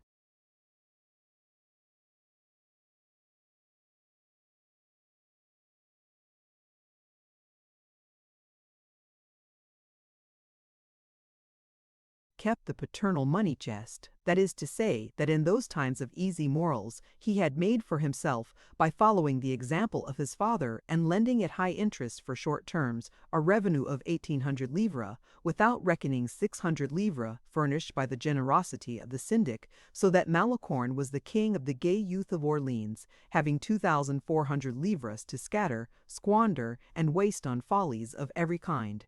But quite contrary to Manicamp, Malicorne was terribly ambitious. He loved from ambition, he spent money out of ambition, and he would have ruined himself for ambition. Malicorne had determined to rise at whatever price it might cost, and for this, at whatever price it did cost, he had given himself a mistress and a friend. The mistress, Mademoiselle de Montalais, was cruel as regarded love, but she was of a noble family, and that was sufficient for Malicorne. The friend had little or no friendship, but he was the favorite of the Comte de Guiche, himself the friend of Monsieur, the king's brother, and that was sufficient for Malicorne.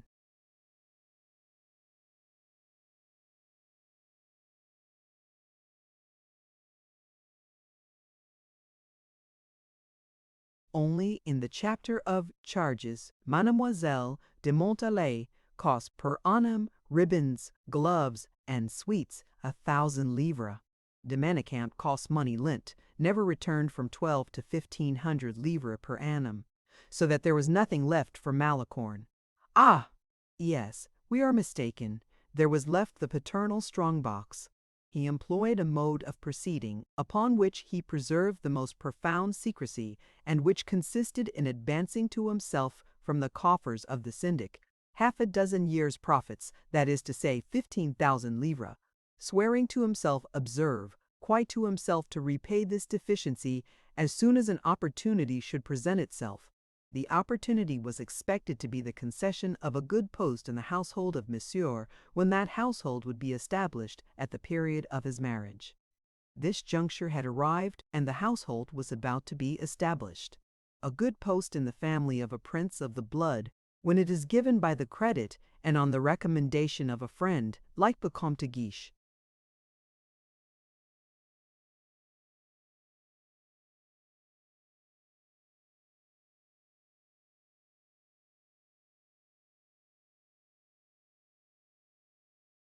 is worth at least 12,000 livres per annum, and by the means which Mere Malicorne had taken to make his revenues fructify, 12,000 livres might rise to 20,000. Then, when once an incumbent of this post, he would marry Mademoiselle de Montalais. Mademoiselle de Montalais, of a half-noble family, not only would be dowered, but would ennoble Malicorne. But, in order that Mademoiselle de Montalais, who had not a large patrimonial fortune, although an only daughter, should be suitably dowered, it was necessary that she should belong to some great princess, as prodigal as the dowager Madame was covetous.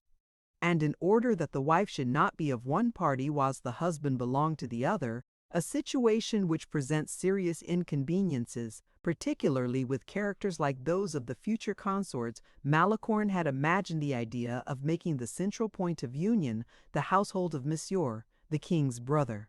Mademoiselle de Montalais would be maid of honor to Madame. Massy Malicorne would be officer to Monsieur.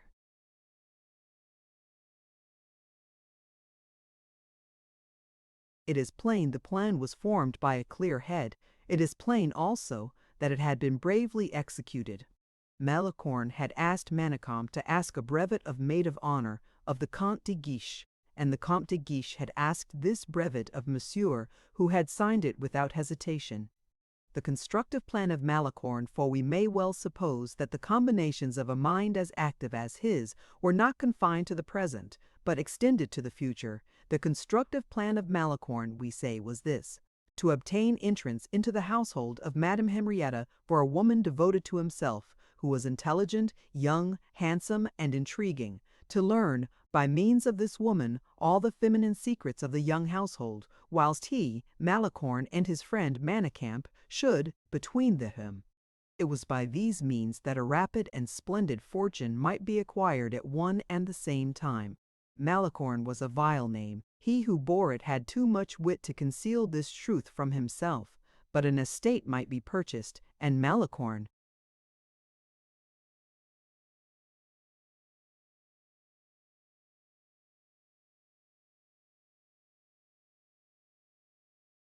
of some place, or even de Malicorne itself for short, would ring more nobly on the ear. It was not improbable that a most aristocratic origin might be hunted up by the heralds for this name of Malicorne. Might it not come from some estate where a bull with mortal horns had caused some great misfortune and baptized the soil with the blood it had spilt? Certes, this plan presented itself bristling with difficulties, but the greatest of all was Mademoiselle de Montalais herself. Capricious, variable, close, giddy, free, prudish, a virgin armed with claws, Aragon stained with grapes, she sometimes overturned, with a single dash of her white fingers, or with a single puff from her laughing lips, the edifice which had exhausted Malicorne's patience for a month. Love apart, Malicorne was happy. But this love, which he could not help feeling, he had the strength to conceal with care, persuaded that at the less relaxing of the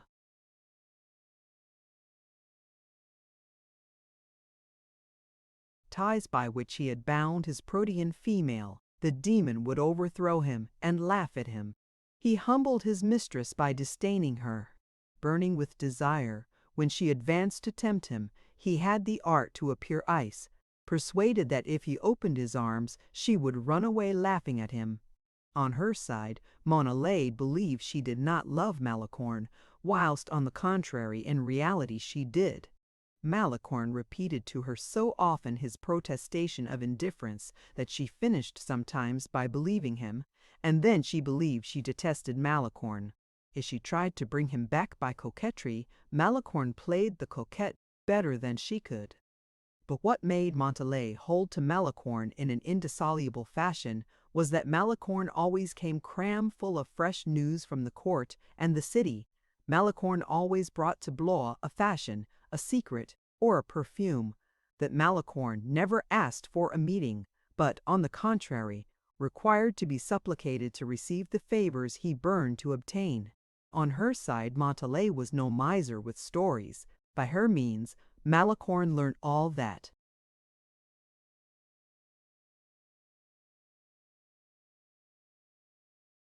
passed at Blois in the family of the dowager Madame, and he related to Manicamp tales that made him ready to die with laughing, which the latter, out of idleness, took ready-made to Emichen de Guiche, who carried them to Monsieur.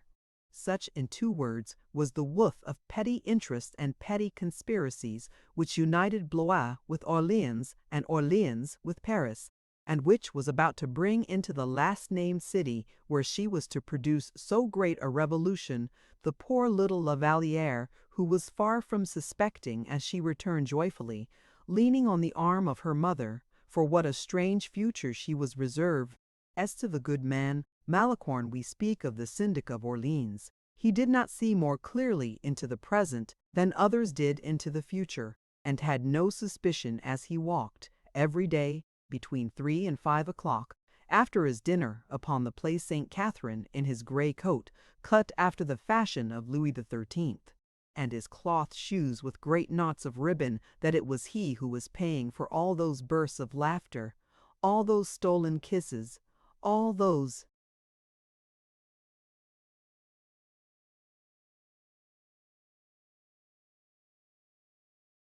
whisperings, all those little keepsakes, and all those bubble projects which formed a chain of 45 leagues in length, from the Palais of Blois to the Palais Royal.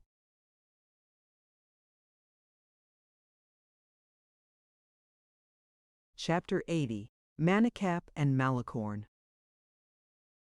Malicorne then left Blois, as we have said, and went to find his friend Manicamp, then in temporary retreat in the city of Orleans.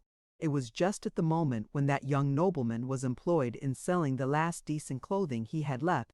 He had, a fortnight before, extorted from the Comte de Guiche 100 pistoles, all he had, to assist in equipping him properly to go and meet Madame on her arrival at Havre. He had drawn from Malicorne, 3 days before, 50 pistoles, the price of the brevet obtained for Montalais. He had then no expectation of anything else, having exhausted all his resources, with the exception of selling a handsome suit of cloth and satin, embroidered and laced with gold, which had been the admiration of the court. But to be able to sell this suit, the last he had left, as we have been forced to confess to the reader, Manicamp had been obliged to take to his bed. No more fire, no more pocket money, no more walking money, nothing but sleep to take the place of repasts, companies, and balls. It has been said, he who sleeps dines, but it has never been. Affirmed he who sleeps plays, or he who sleeps dances.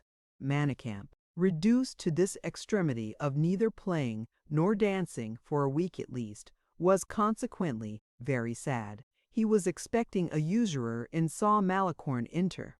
A cry of distress escaped him. What?" said he in a tone which nothing can describe. "Is that you again, dear friend?" "Humph! You are very polite," said Malicorne. "Aye, but look you, I was expecting money, and, instead of money, I see you. And suppose I brought you some money?" "Oh, that would be quite another thing." "You are very welcome, my dear friend." And he held out his hand, not for the hand of Malicorne, but for the purse. Malicorne pretended to be mistaken, and gave him his hand. "And the money?" said Manicamp. "My dear friend, if you wish to have it, earn it." "What must be done for it?" "Earn it, parbleu." "And after what fashion?" "Oh, that is rather trying, I warn you. The devil! You must get out of bed and go immediately to M. le Comte de Guiche." "I get out," said Manicamp, stretching himself in his bed complacently. "Oh, no."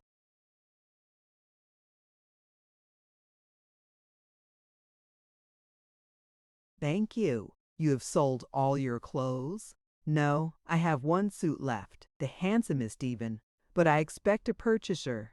And the chausses? Well, if you look, you will see them on that chair. Very well. Since you have some chausses and a pourpoint left, put your legs into the first and your back into the other. Have a horse saddled and set off. Not I, and why not? Mordieu! Don't you know, then, that M. de Guiche is at Etampes?"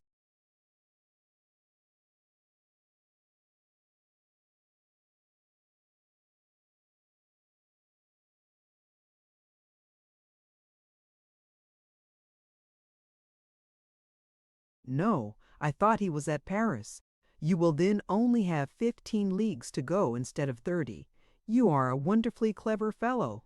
If I were to ride 15 leagues in these clothes, they would never be fit to put on again, and instead of selling them for 30 pistoles, I should be obliged to take 15. Sell them for what you like, but I must have a second commission of maid of honor." "Good, for whom? Is Montalais doubled then?" "Vile fellow! It is you who are doubled. You swallow up 2 fortunes, mine, and that of me, le Comte de Guiche. You should say, that of me, le Comte de Guiche, and yours."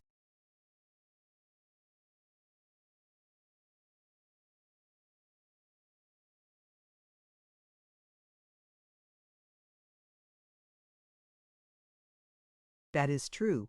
Honor where 'tis due. But I return to my brevet." "And you are wrong." "Prove me that."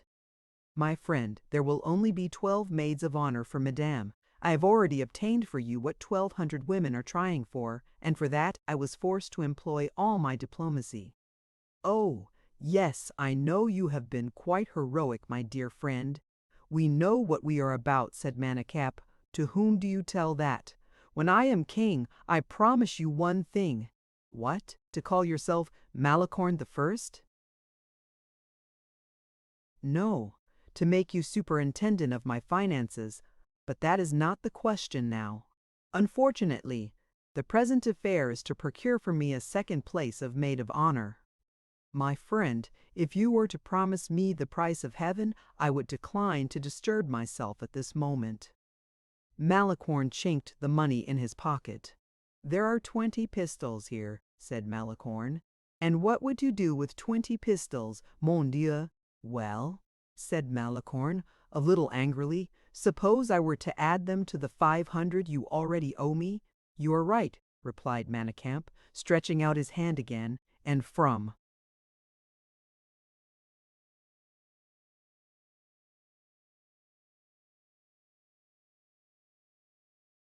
that point of view I can accept them. Give them to me.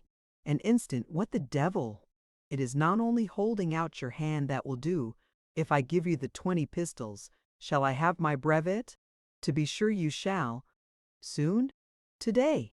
Oh, take care. Monsieur de Manicamp, you undertake much, and I do not ask that. 30 leagues in a day is too much. You would kill yourself. I think nothing impossible when obliging a friend. You are quite heroic.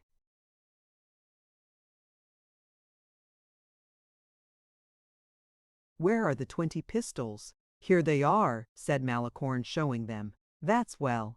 Yes, but my dear M. Manicamp, you would consume them in post-horses alone. No, no, make yourself easy on that score. Pardon me. Why, it is 15 leagues from this place to Etampes. 14. Well, 14 be it. 14 leagues make 7 posts. At 20 sous the post, 7 livres courier. 14. As many for coming back. 28. As much for bed and supper, that makes 60 livres this.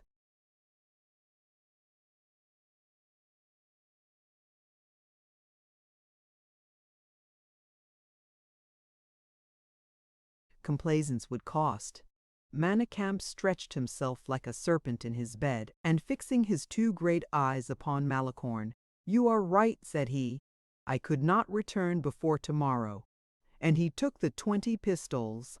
"Now then, be off." "Well, as I cannot be back before tomorrow, we have time." "Time for what?" "Time to play." "What do you wish to play with?" "Your 20 pistols, pardieu."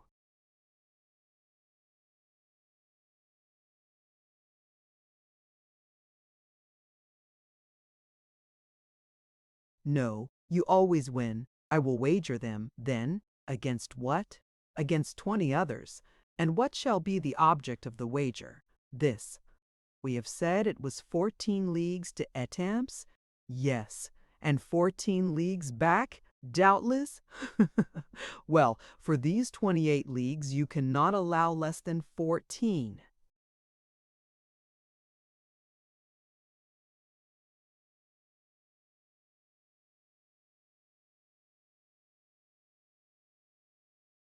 Hours? That is agreed. 1 hour to find the Comte de Guiche. Go on. And an hour to persuade him to write a letter to Monsieur. Just so. 16 hours in all. You reckon as well as M. Colbert. It is now 12 o'clock. Half past.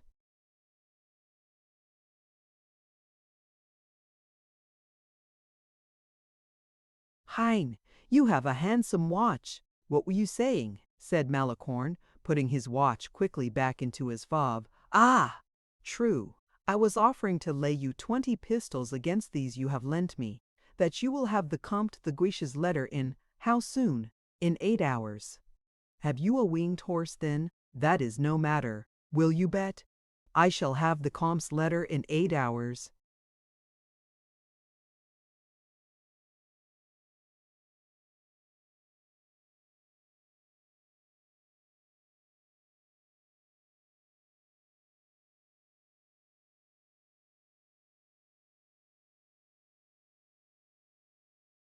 Yes, in hand? In hand. Well, be it so. I lay, said Malicorne, curious to know how this seller of clothes would get through. Is it agreed? It is. Pass me the pen, ink, and paper. Here they are. Thank you.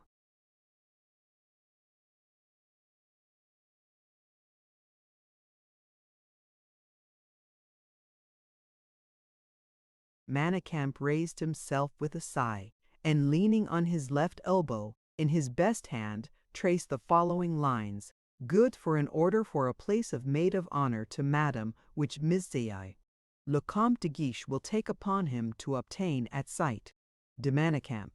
This painful task accomplished, he laid himself down in bed again. "Well," asked Malicorne, "what does this mean?" "That means that if you are in a hurry to have the letter from the Comte de Guiche for Monsieur, I have won my wager. How the devil is that? That is transparent enough, I think. You take that paper.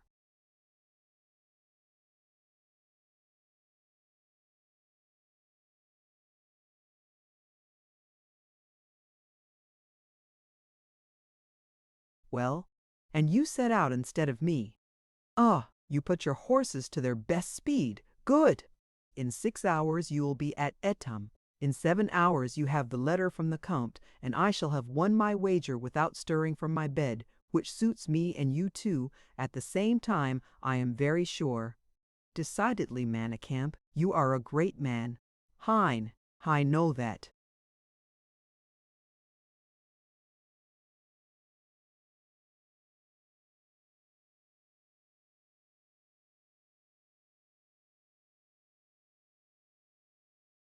I am to start then for Étampes.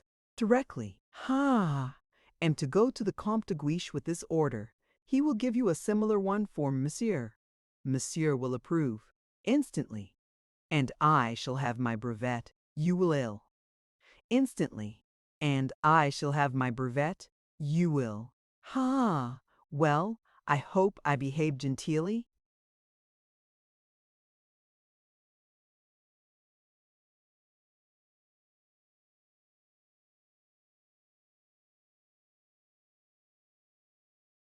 Adorably.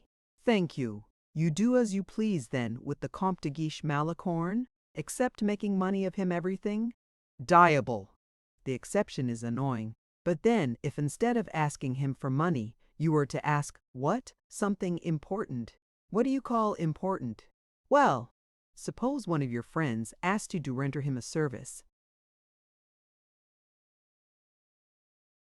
I would not render it to him. Selfish fellow! Or at least I would ask him what service he would render me in exchange. That perhaps is fair. Well, that friend speaks to you. What, you, Malicorne? Yes, I. You are rich then. I have still 50 pistoles left, exactly the sum I want. Where are those 50 pistoles? Here, said Malicorne, slapping his pocket.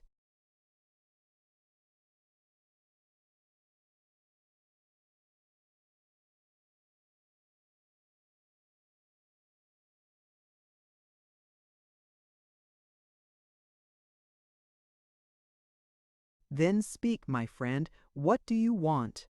Malicorne took up the pen, ink, and paper again, and presented them all to Manicamp. Write, said he, dictate. An order for a place in the household of Monsieur. Oh, said Manicamp, laying down the pen.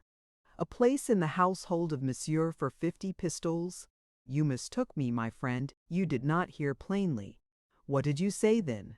I said 500.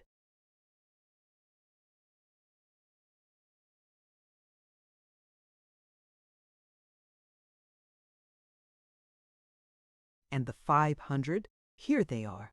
Manicamp devoured the rouleau with his eyes, but this time Malicorne held it at a distance. Eh? What do you say to that? 500 pistoles. I say it is for nothing, my friend, said Manicamp, taking up the pen again, and you exhaust my credit. Dictate. Malicorne continued, which my friend the Comte de Guiche will obtain for my friend Malicorne. That's it, said Manicamp.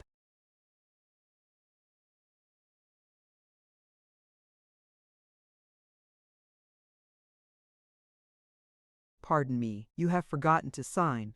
Ah, that is true. The 500 pistoles? Here are 250 of them, and the other 250?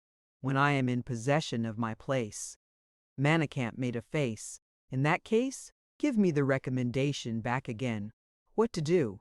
To add 2 words to it, 2 words. Yes, 2 words only. What are they, in haste? Malicorne returned the recommendation. Manicamp added the words. Good, said Malicorne, taking back the paper. Manicamp began to count out the pistols. There want 20, said he. How so? The 20 I have won. In what way? By laying that you would have the letter from the Comte de Guiche in 8 hours. Ah, that's spare. and he gave him the 20 pistoles. Manicamp began to scoop up his gold by handfuls and pour it in cascades upon his bed. "The second place," murmured Malicorne, whilst drying his paper, "which at the first glance appears to cost me more than the first."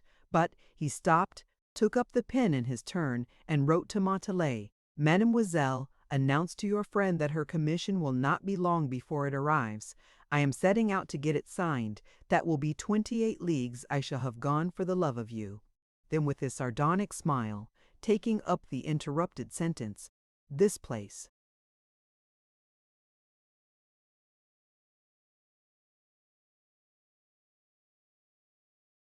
Said he, "at the first glance appears to cost more than the first, but the benefit will be, I hope, in proportion with the expense, and Mademoiselle de la Vallière will bring me back more than Mademoiselle de Montalais.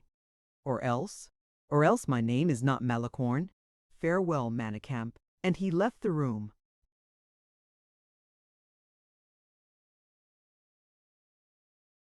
Chapter 81. The Courtyard of the Hotel Grammont. On Malicorne's arrival at Orleans, he was informed that the Comte de Guiche had just set out for Paris. Malicorne rested himself for a couple of hours, and then prepared to continue his journey. He reached Paris during the night, and alighted at a small hotel where, in his previous journeys to the capital, he had been accustomed to put up, and at 8 o'clock the next morning presented himself at the Hotel Grammont. Malicorne arrived just in time, for the Comte de Guiche was on the point of taking leave of Monsieur before setting out for Havre, where the principal members of the French nobility had gone to await Madame's arrival from England. Malicorne pronounced the name of Manicamp and was immediately admitted. He found the Comte de Guiche in the courtyard of the Hotel Grammont, inspecting his horses, which his trainers and equerries were passing in review before him. The Count, in the presence of his tradespeople and of his servants, was engaged in praising or blaming, as the case seemed to deserve, the appointments, horses, and harness that were being submitted to him.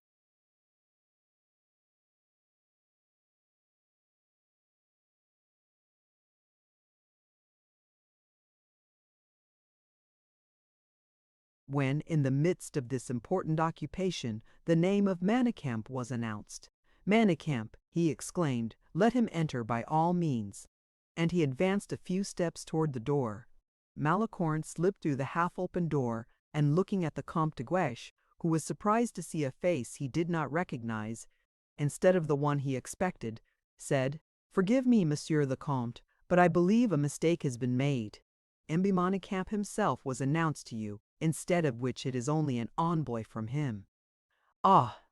exclaimed de Guiche coldly, "and what do you bring me?" "A letter, Monsieur le Comte." Malicorne handed him the first document, and narrowly watched the Count's face, who, as he read it, began to laugh.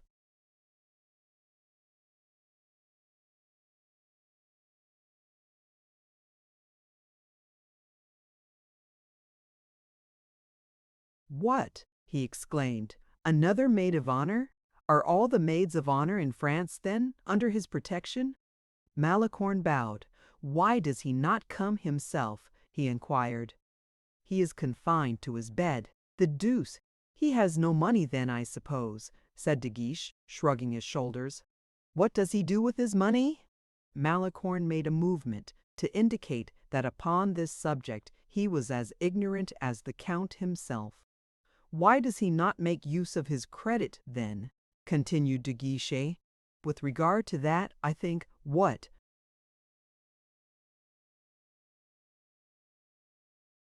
That Manicamp has credit with no one but yourself, Monsieur le Comte. He will not be at Havre, then." Whereupon Malicorne made another movement. "But everyone will be there. I trust, Monsieur le Comte, that he will not neglect so excellent an opportunity. He should be at Paris by this time. He will take the direct road, perhaps, to make up for lost time. Where is he now?" "At Orleans."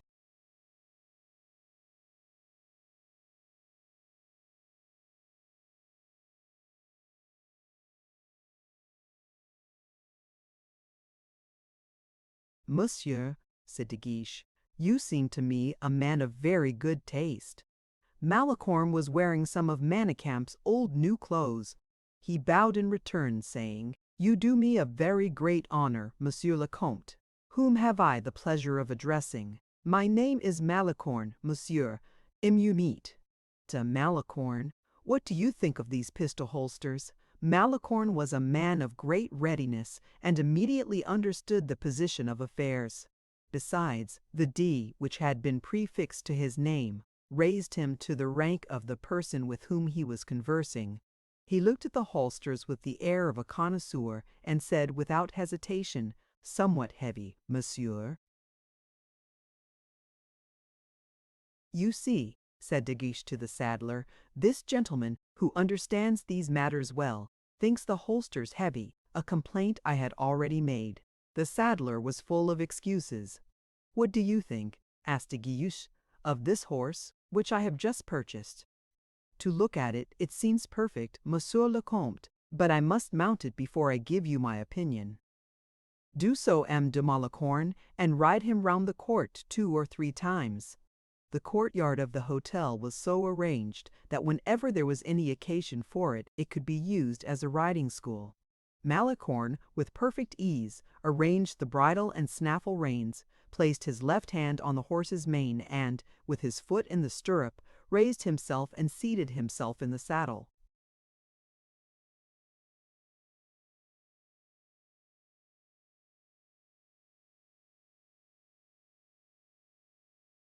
At first, he made the horse walk the whole circuit of the courtyard at a foot pace, next at a trot, lastly at a gallop. He then drew up close to the Count, dismounted, and threw the bridle to a groom standing by. "Well," said the Count, "what do you think of it, Mon de Malicorne? This horse, Monsieur le Comte, is of the Mecklenburg breed." In looking whether the bit suited his mouth, I saw that he was rising 7, the very age when the training of a horse intended for a charger should commence. The forehand is light. A horse which holds its head high, it is said, never tires his rider's hand. The withers are rather low. The drooping of the hindquarters would almost make me doubt the purity of its German breed, and I think there is English blood in him.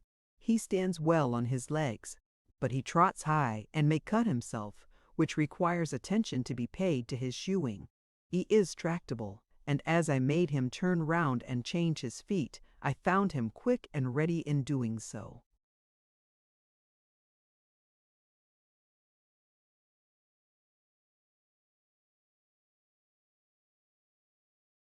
"Well said, M. de Malicorne," exclaimed the Comte. "You are a judge of horses, I perceive." Then turning towards him again, he continued, "You are most becomingly dressed, M. de Malicorne. That is not a provincial cut, I presume. Such a style of dress is not to be met with at Tours or Orleans. No, Monsieur le Comte, my clothes were made at Paris." "There is no doubt about that. But let us resume our own affair. Manicamp wishes for the appointment of a second maid of honor. You perceive what he has written, Monsieur le Comte. For whom was the first appointment?" Malicorne felt the color rise in his face as he answered hurriedly, "A charming maid of honor, Mademoiselle de Montalais."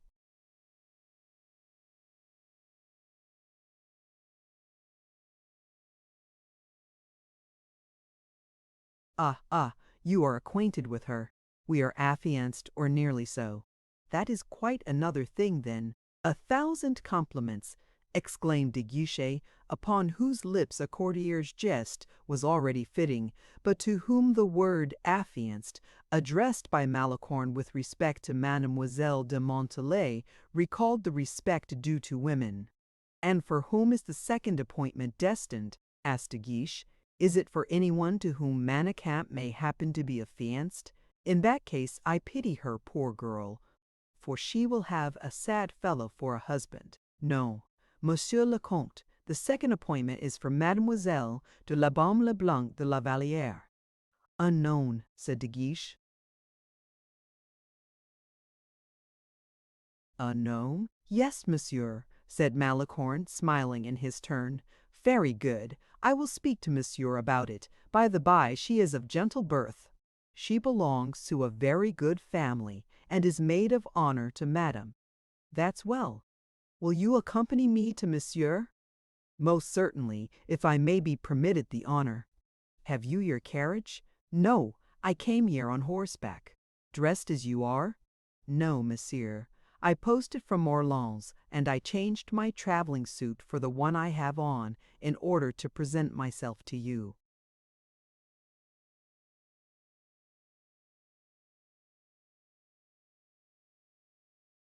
True, you already told me you had come from Orleans, saying which he crumpled Manicamp's letter in his hand and thrust it in his pocket.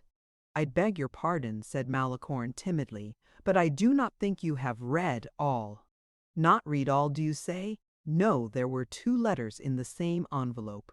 Oh, are you sure? Quite sure. Let us look then, said the Count as he opened the letter again. Ah, you are right, he said, opening the paper which he had not yet read.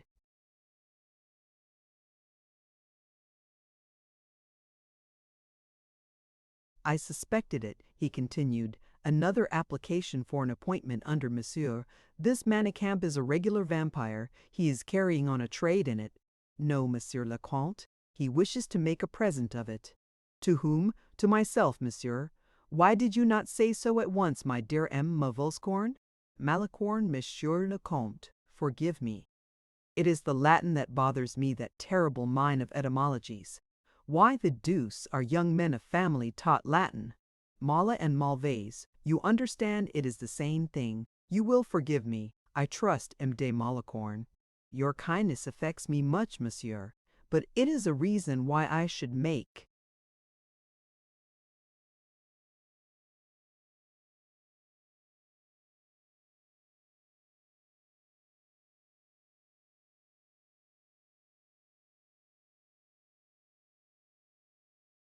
You acquainted with one circumstance without any delay.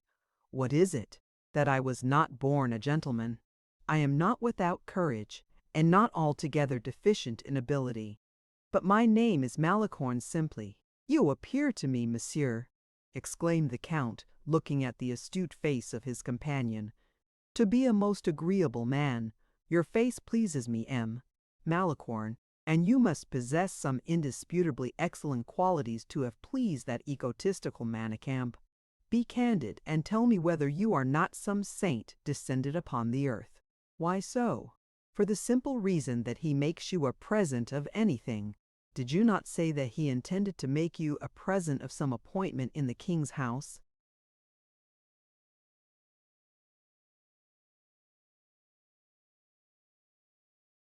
I beg your pardon, Count, but if I succeed in obtaining the appointment, you, and not he, will have bestowed it on me. Besides, he will not have given it to you for nothing, I suppose. Stay, I have it. There is a Malicorne at Orleans who lends money to the prince. I think that must be my father, monsieur. Ah, the prince has the father, and that terrible dragon of a Manicamp has the son. Take care, monsieur, I know him. He will fleece you completely. The only difference is that I lend without interest, said Malicorne, smiling. I was correct in saying you were either a saint or very much resembled one. Malicorne, you shall have the post you want, or I will forfeit my name. Ah, Monsieur le Comte, what a debt of gratitude shall I not owe you, said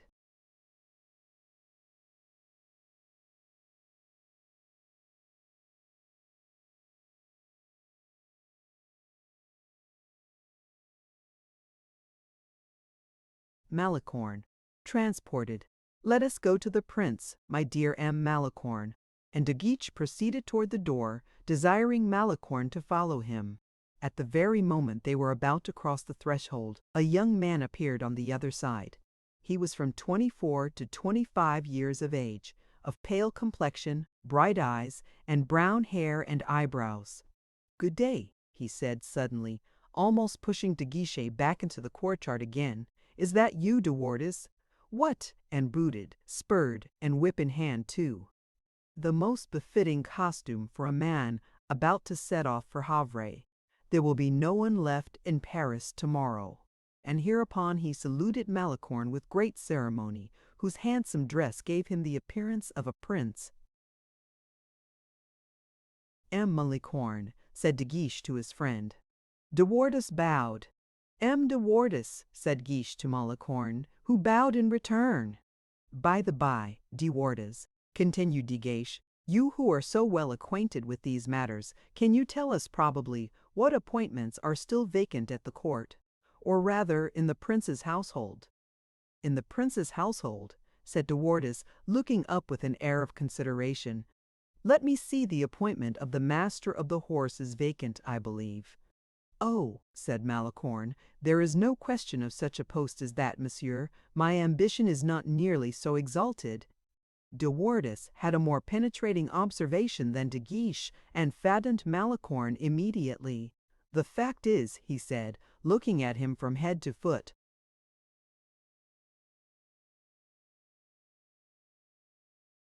a man must be either a duke or a peer to fill that post. All I solicit, said Malicorne, is a very humble appointment. I am of little importance, and I do not rank myself above my position. M. Malicorne, whom you see here, said De Guiche to De Wardes, is a very excellent fellow, whose only misfortune is that of not being of gentle birth.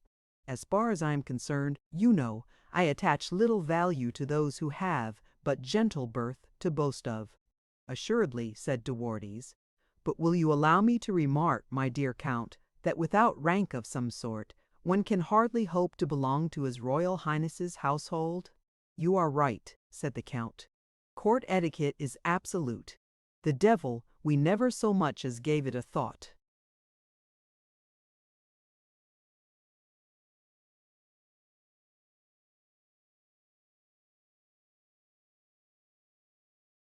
Alas!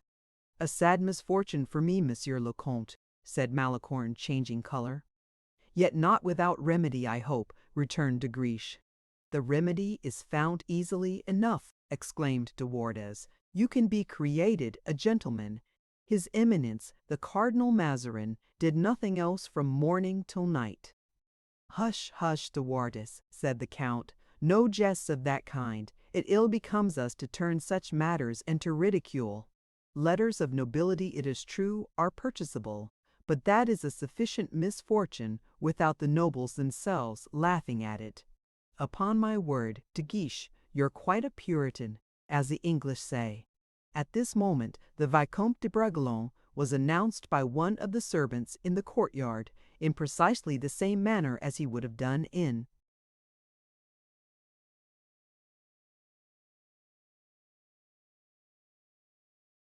a room. Come here, my dear Raoul. What, you too, booted and spurred? You are setting off, then? Bragelonne approached the group of young men and saluted them with that quiet and serious manner peculiar to him. His salutation was principally addressed to De Wardes, with whom he was unacquainted, and whose features, on his perceiving Raoul, had assumed a strange sternness of expression. I have come, De Guiche, he said, to ask your companionship. We set off for Havre, I presume. This is admirable, delightful. We shall have a most enjoyable journey. M. Malicorne, M. Bragelonne, ah! Mem de Wardes, let me present you. The young men saluted each other in a restrained manner. Their very natures seemed, from the beginning, disposed to take exception to each other. De Wardes was pliant.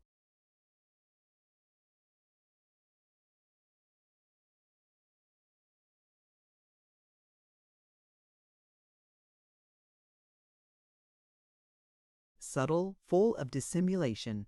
Raoul was calm, grave, and upright. Decide between us, between De Wardes and myself, Raoul. Upon what subject? Upon the subject of noble birth. Who can be better informed on that subject than a de Grammont? No compliments. It is your opinion I ask. At least, inform me of the subject under discussion. De Wardes asserts that the distribution of titles is abused. I, on the contrary, maintain that a title is useless to the man on whom it is bestowed. And you are correct, said Bragelonne quietly. But, Monsieur le Vicomte, interrupted De Wardes with a kind of obstinacy. I affirm that it is I who am correct. What was your opinion, monsieur? I was saying that everything is done in France at the present moment to humiliate men of family. And by whom? By the king himself. He surrounds himself with people who cannot show forequarterings. Nonsense, said de Guiche. Where could you possibly have seen that, De Wardes? One example will suffice, he returned, directing his look fully upon Raoul. State it then. Do you know who has just been nominated Captain General of the Musketeers? An appointment more valuable than a peerage, for it gives precedence over all the marechals of France.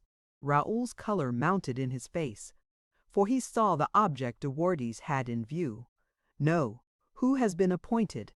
In any case, it must have been very recently, for the appointment was vacant 8 days ago, a proof of which is that the king refused Monsieur, who solicited the post for one of his protégés. Well, the king refused it to Monsieur's protégé in order to bestow it upon the Chevalier d'Artagnan, a younger brother of some Gascon family who has been trailing his sword in the antechambers during the last 30 years. Forgive me if I interrupt you, said Raoul, darting a glance full of severity at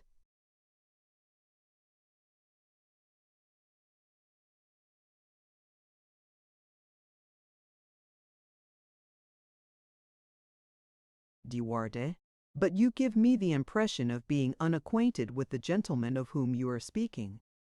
I not acquainted with M. d'Artagnan? Can you tell me, monsieur, who does not know him? Those who do know him, monsieur, replied Raoul with still greater calmness and sternness of manner, are in the habit of saying that if he is not as good a gentleman as the king, which is not his fault, he is the equal of all the kings of the earth in courage and loyalty. Such is my opinion, monsieur, and I thank heaven I have known M. d'Artagnan from my birth. De Wardes was about to reply when de Guiche interrupted him.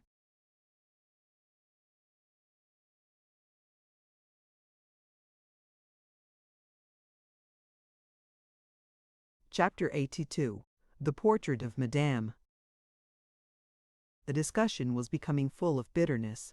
De Guiche perfectly understood the whole matter, for there was in Bragelonne's face a look instinctively hostile, while in that of De Wardes there was something like a determination to offend.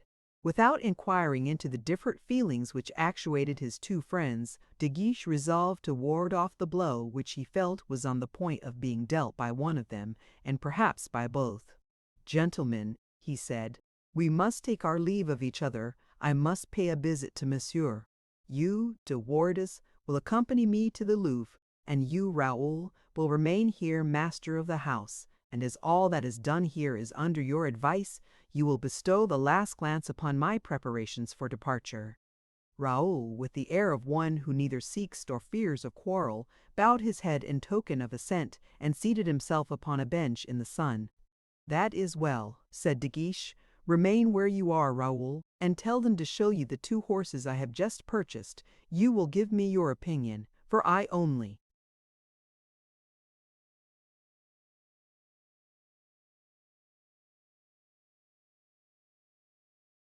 bought them on condition that you ratified the purchase. By the by, I have to beg your pardon for having omitted to inquire after the Comte de la Fère." While pronouncing these latter words, he closely observed De Wardes in order to perceive what effect the name of Raoul's father would produce upon him. "I thank you," answered the young man.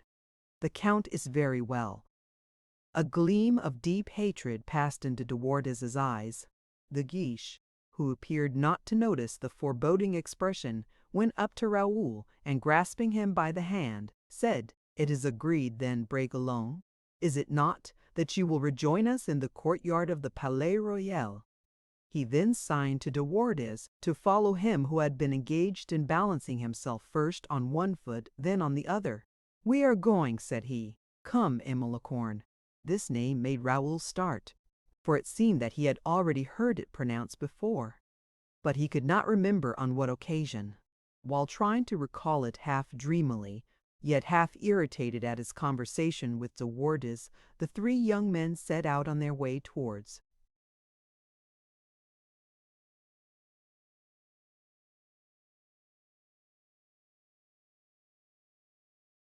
the Palais Royal, where Monsieur was residing. Malicorne learned two things. The first, that the young men had something to say to each other, and the second, that he ought not to walk in the same line with them. And therefore he walked behind.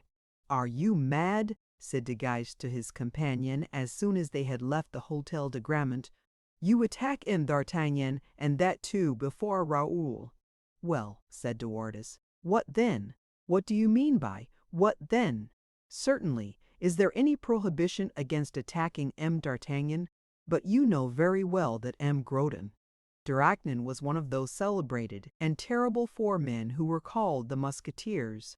That they may be, but I do not perceive why, on that account, I should be."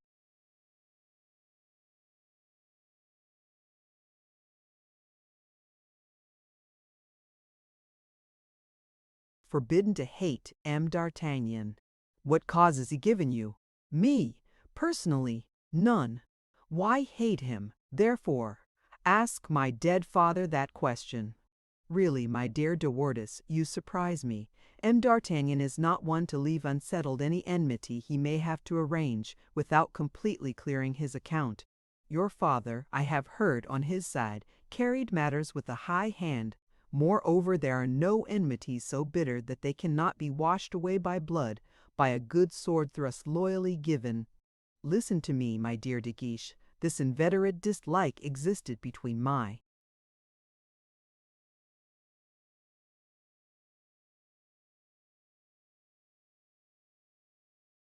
father and M. d'Artagnan, and when I was quite a child, he acquainted me with the reason for it, and, as forming part of my inheritance, I regard it as a particular legacy bestowed upon me. And does his hatred concern M. d'Artagnan alone? As for that M.U., D'Artagnan was so intimately associated with his three friends that some portion of the full measure of my hatred falls to their lot, and that hatred is of such a nature, whenever the opportunity occurs, they shall have no occasion to complain of their allowance." De Guiche had kept his eyes fixed on De Wardes and shuddered at the bitter manner in which the young man smiled. Something like a presentiment flashed across his mind. He knew that the time had passed away for grands coups entre gentilshommes, but that the feeling of hatred treasured up in the mind, instead of being diffused abroad, was still hatred all the same. That a smile was sometimes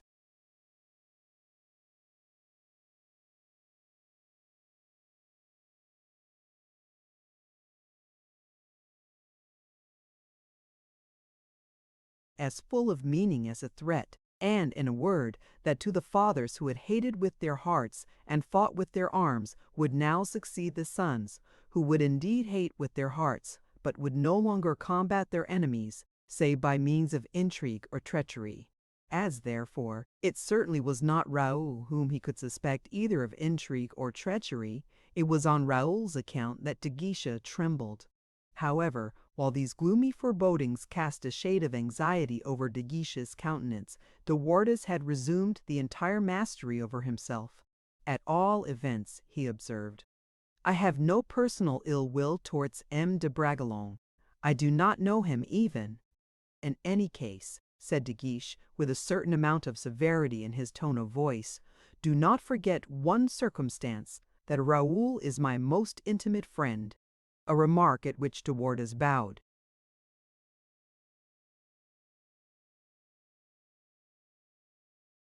The conversation terminated there, although De Guiche tried his utmost to draw out his secret from him, but doubtless De Wardes had determined to say nothing further, and he remained impenetrable. De Guiche therefore promised himself a more satisfactory result with Raoul. In the meantime they had reached the Palais Royal, which was surrounded by a crowd of lookers-on. The household belonging to Monsieur awaited his command to mount their horses in order to form part of the escort of the ambassadors to whom had been entrusted the care of bringing the young princess to Paris. The brilliant display of horses, arms, and rich liveries, afforded some compensation in those times, thanks to the kindly feelings of the people and to the traditions of deep devotion to their sovereigns, for the enormous expenses charged upon the taxes. Mazarin had said, "Let them sing, provided they pay," while Louis XIV's remark was, "Let them look." Sight had replaced the voice. The people could still look, but they were no longer allowed to sing. De Guiche left De Wardes and Malicorne at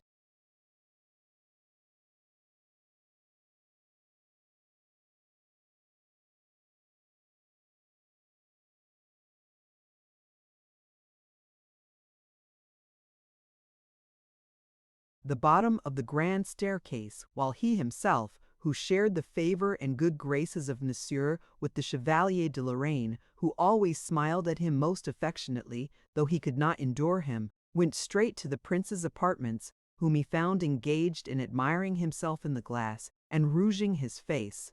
In a corner of the cabinet, the Chevalier de Lorraine was extended full length upon some cushions, having just had his long hair curled, with which he was playing in the same manner a woman would have done. The prince turned round as the count entered, and perceiving who it was, said, "Ah, is that you, Guiche? Come here and tell me the truth." "You know, my lord, it is one of my defects to speak the truth." "You will hardly believe, De Guiche, how that wicked chevalier has annoyed me."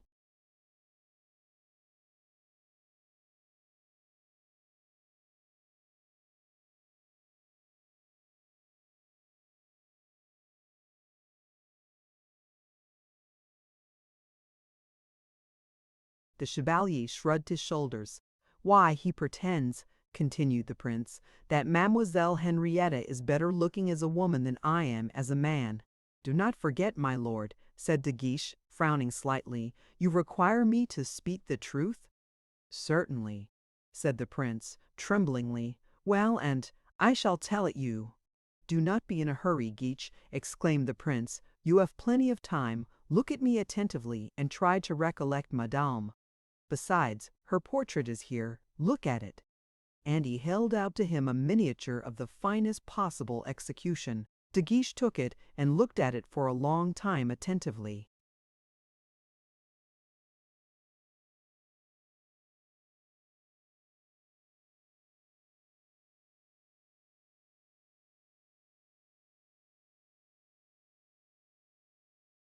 "Upon my honor, my lord, this is indeed a most lovely face. But look at me, Count, look at me," said the prince, endeavoring to direct upon himself the attention of the Count, who was completely absorbed in contemplation of the portrait.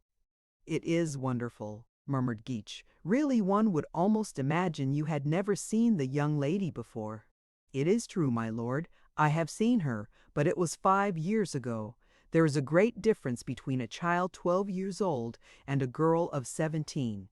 Well, what is your opinion? My opinion is that the portrait must be flattering, my lord." "Of that," said the prince triumphantly, "there can be no doubt, but let us."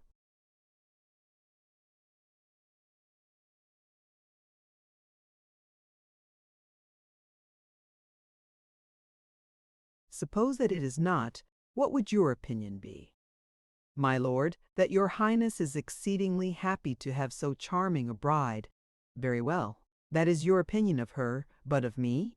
"My opinion, my lord, is that you are too handsome for a man." The Chevalier de Lorraine burst out laughing. The prince understood how severe towards himself this opinion of the Comte de Guiche was, and he looked somewhat displeased, saying, "My friends are not over-indulgent." De Guiche looked at the portrait again, and, after lengthened contemplation, returned it with apparent unwillingness, saying, "Most decidedly, my lord, I should rather prefer to look 10 times at your highness than to look at Madame once again." It seemed as if the chevalier had detected some mystery in these words, which were incomprehensible to the prince, for he exclaimed, "Very well, get married."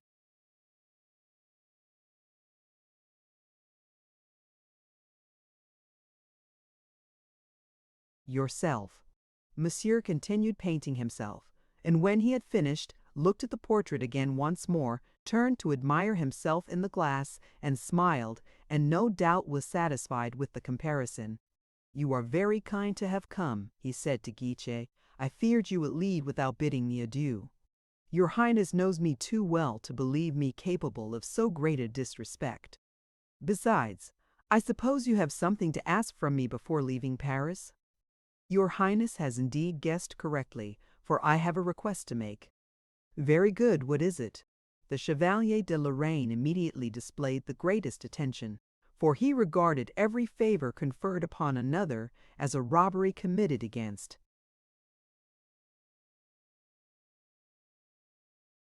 himself. And as Guiche hesitated, the prince said, "If it be money, nothing could be more fortunate, for I am in funds. The superintendent of the finances has sent me 500,000 pistoles." "I thank your Highness, but it is not an affair of money." "What is it then? Tell me." "The appointment of a maid of honor." "Oh, oh! Guiche, what a protector you have become of young ladies," said the prince. "You never speak of anyone else now." The Chevalier de Lorraine smiled, for he knew very well that nothing displeased the prince more than to show any interest in ladies. "My lord," said the comte, "it is not I who am directly interested in the lady of whom I have just spoken. I am acting on behalf of one of my friends."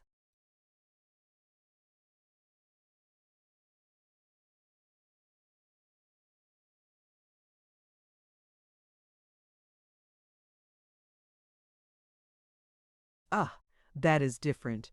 What is the name of the young lady in whom your friend is interested?" "Montmey, de la Baume le Blanc de la Vallière. She is already maid of honor to the Dowager Princess." "Why, she is lame," said the Chevalier de Lorraine, stretching himself on his cushions.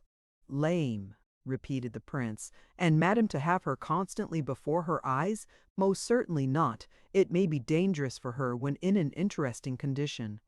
The Chevalier de Lorraine burst out laughing. "Chevalier," said Guiche, "your conduct is ungenerous. While I am soliciting a favor, you do me all the mischief you can."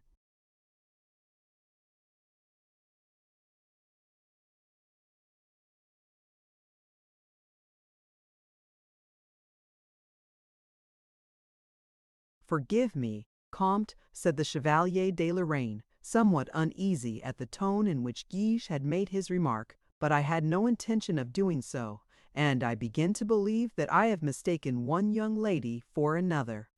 "There is no doubt of it, monsieur, and I do not hesitate to declare that such is the case."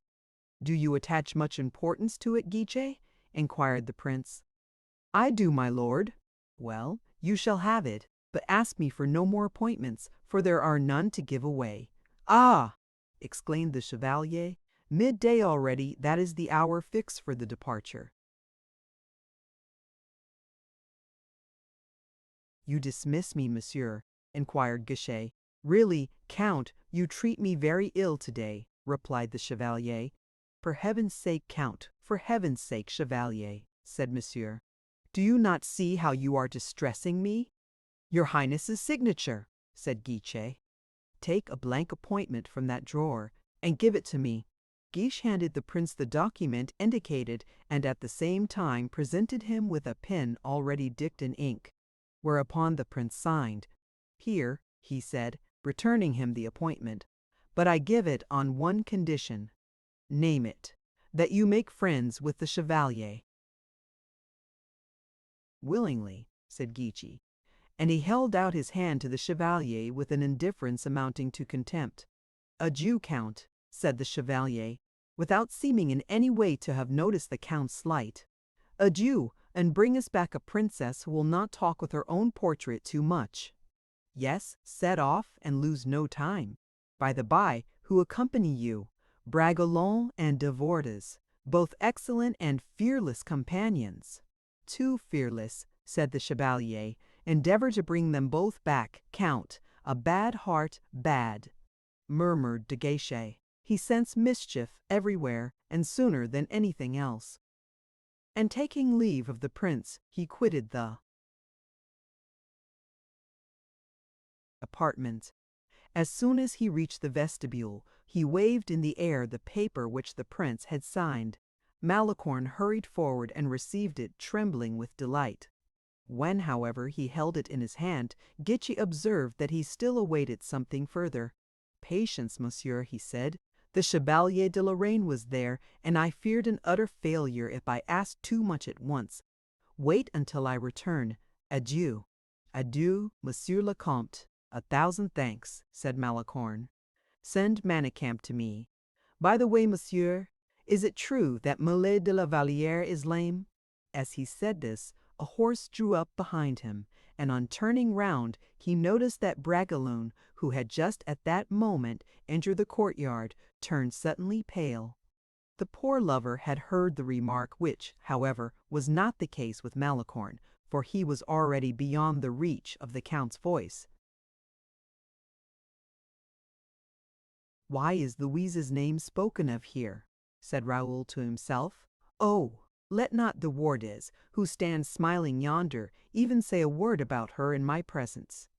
"Now, gentlemen," exclaimed the Comte de Guiche, "prepare to start." At this moment the prince, who had completed his toilette, appeared at the window, and was immediately saluted by the acclamations of all who composed the escort, and 10 minutes afterwards, banners, scarfs, and feathers were fluttering and waving in the air as the cavalcade galloped away.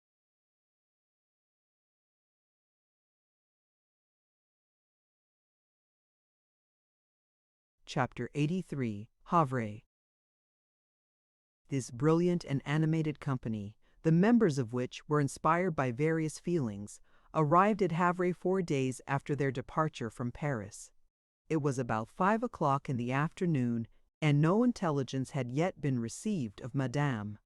They were soon engaged in quest of apartments, but the greatest confusion immediately ensued among the masters, and violent quarrels among their attendants. In the midst of this disorder, the Comte de Guiche fancied he recognized Manicamp. It was indeed Manicamp himself, but as Malicorne had taken possession of his very best costume, he had not been able to get any other than a suit of violet velvet, trimmed with silver. Guiche recognized him as much by his dress as by his features, for he had very frequently seen Manicamp in his violet suit, which was his last resource. Manicamp presented himself to the Count under an arch of torches, which set in a blaze, rather than illuminated, the gate by which Havre is entered, and which is situated close to the tower of Francis I. The Count, remarking the woe-begone expression of Manicamp's face, could not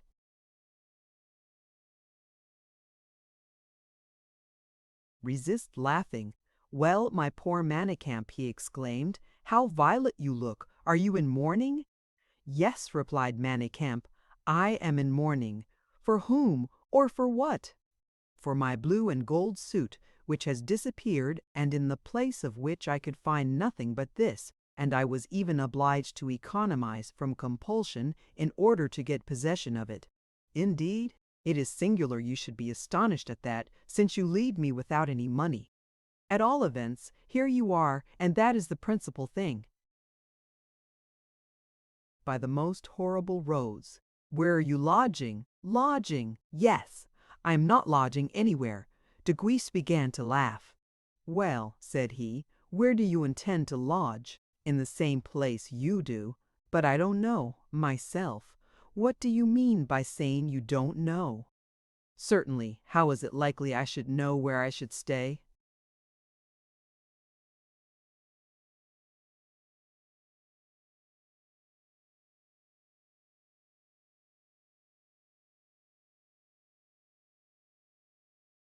"Have you not retained an hotel?" "I?" "Yes, you or the prince. Neither of us has thought of it. Havre is of considerable size, I suppose, and provided I can get a stable for a dozen horses and a suitable house in a good quarter. Certainly, there are some very excellent houses." "Well then, but not for us." "What do you mean by saying not for us? For whom then?"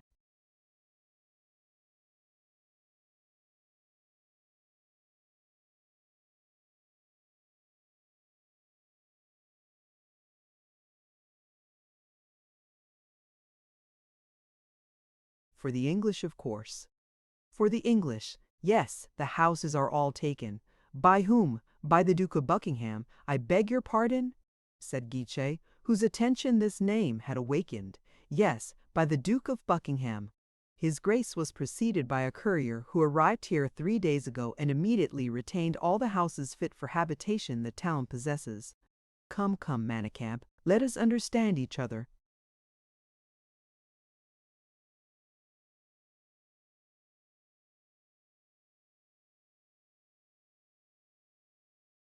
Well, what I have told you is clear enough, it seems to me. But surely Buckingham does not occupy the whole of Havre? He certainly does not occupy it, since he has not yet arrived, but, once disembarked, he will occupy it. Oh, oh! It is quite clear you are not acquainted with the English. They have a perfect rage for monopolizing everything.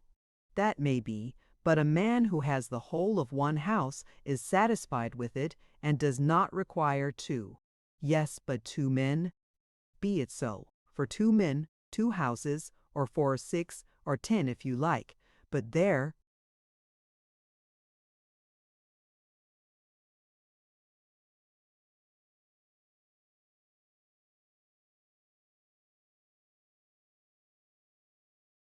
are 100 houses at Havre. Yes, and all the 100 are let. Impossible! What an obstinate fellow you are!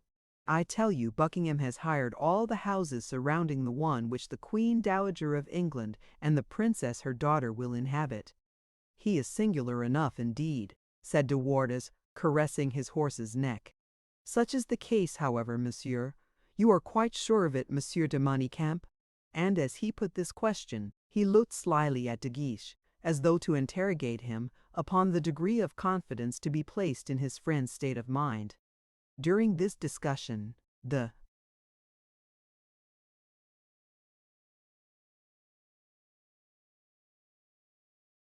night had closed in, and the torches, pages, attendants, squires, horses, and carriages blocked up the gate and the open place. The torches were reflected in the channel, which the rising tide was gradually filling, while on the other side of the jetty might be noticed groups of curious lookers-on, consisting of sailors and townspeople, who seemed anxious to miss nothing of the spectacle.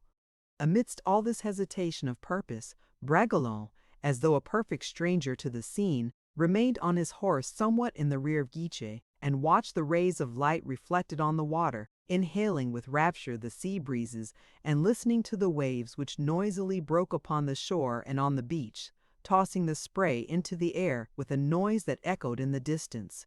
"But," exclaimed De Guiche, "what is Buckingham's motive for providing such a supply of lodgings?" "Yes, yes," said De Wardes. "What reason has he?" "A very excellent one," replied Manicamp. "You know what it is, then." "I fancy I do." "Head and tell us, then. Bend your head down towards me. What?" "May it not be spoken except in private? You shall judge of that yourself." "Very well." De Guiche bent down. "Love," said Manicamp, "I do not understand you at all. Say rather, you cannot understand me yet." "Explain yourself." "Very well. It is quite certain, Count, that His Royal Highness will be the most unfortunate of husbands." "What do you mean?" "The Duke of Buckingham. It is a name of ill omen to the princes of the House of France. And so the Duke is madly in love with Madame, so the rumor runs, and will have no one approach her but himself." De Guiche colored. Thank you," said he to Manicamp, grasping his hand. Then, recovering himself, added, "Whatever you do, Manicamp, be careful that this project of Buckingham's is not made known to any Frenchman here. For, if so, many a sword would be unsheathed in this country that does not fear English steel." "But after all," said Manicamp, "I have had no satisfactory proof given me of the love in question, and it may be no more than an idle tale." "No, no," said De Guiche, "it must be the truth." And despite his command over himself, he clenched his teeth. "Well," said Manicamp, "after all, what does it matter to you? What does it matter to me whether the prince is to be what the late king was? Buckingham, the father for the queen, Buckingham, the son for the princess. Manicamp, Manicamp. It is a fact, or at least everybody says so." "Silence!" cried the Count. "But why silence?" said De Wardes. "It is a highly creditable circumstance for the French nation. Are not you of my opinion, Monsieur de Bragelonne?" "To what circumstance do you allude?" inquired de Bragelonne with an abstracted air. "That the English should render homage to the beauty of our queens and our princesses. Forgive me, but I have not been paying attention to what is past. Will you oblige me by explaining?" There is no doubt it was necessary that Buckingham the father should come to Paris in order that His Majesty, King Louis XIII, should perceive that his wife was one of the most beautiful women of the French court, and it seems necessary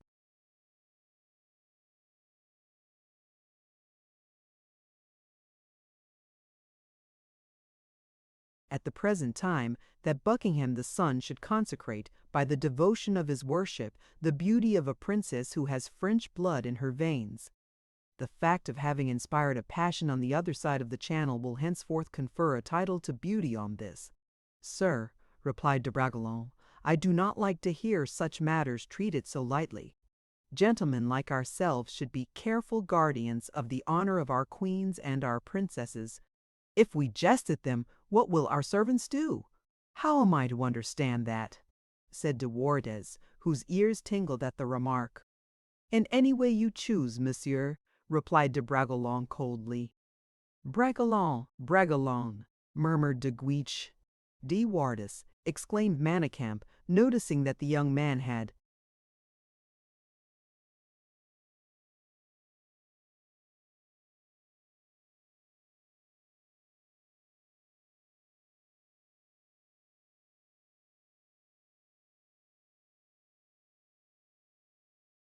spurred his horse close to the side of Raoul. "Gentlemen, gentlemen," said De Guiche, "do not set such an example in public, in the street too. De Wardes, you are wrong." "Wrong? In what way, may I ask?" "You are wrong, monsieur, because you are always speaking ill of someone or something," replied Raoul with undisturbed composure. "Be indulgent, Raoul," said De Guiche in an undertone. "Pray do not think of fighting, gentlemen," said Manicamp, "before you have rested yourselves, for in that case you will not be able to do much." "Come," said De Guiche, "forward, gentlemen," and breaking through the horses and attendants, he cleared the way for himself towards the centre of the square, through the crowd, followed by the whole cavalcade. A large gateway looking out upon a courtyard was open. Guiche entered the courtyard, and Bragelonne, De Wardes, Manicamp, and 3 or 4 other gentlemen followed him. A sort of council of war was held, and the means to be employed for saving the dignity of the embassy were deliberated upon. Bragelonne was of opinion that the right of priority should be respected, while De Wardes suggested that the town should be sacked. This latter proposition appearing to Manicamp rather premature, he proposed instead that they should first rest themselves. This was the wisest thing to do, but, unhappily, to follow his advice, 2 things were wanting, namely, a house and beds. De Guiche reflected for a while, and then said aloud, "Let him who loves me follow me." "The attendants also?" inquired a page who had approached the group. "Every one," exclaimed the impetuous young man. "Manicamp, show us the way."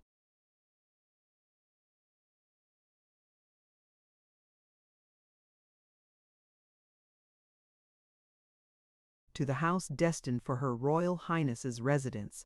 Without in any way divining the Count's project, his friends followed him, accompanied by a crowd of people, whose acclamations and delight seemed a happy omen for the success of that project with which they were yet unacquainted.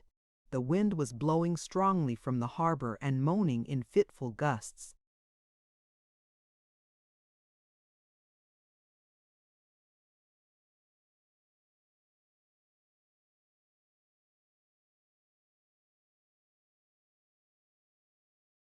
Chapter 84. At Sea.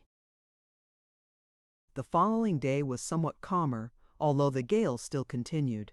The sun had, however, risen through a bank of orange clouds, tinging with its cheerful rays the crests of the black waves. Watch was impatiently kept from the different lookouts. Towards 11 o'clock in the morning, a ship with sails full set, was signaled as in view. 2 others followed at the distance of about half a knot. They approached like arrows shot from the bow of a skillful archer, and yet the sea ran so high that their speed was as nothing compared to the rolling of the billows in which the vessels were plunging first in one direction and then in another. The English fleet was soon recognized by the line of the ships and by the color of their pennants. The one which had the princess on board and carried the admiral's flag preceded the others. The rumor now spread that the princess was arriving. The whole French court ran to the harbor, while the quays and jetties were soon covered by crowds of people. 2 hours afterwards, the other vessels had overtaken the flagship and,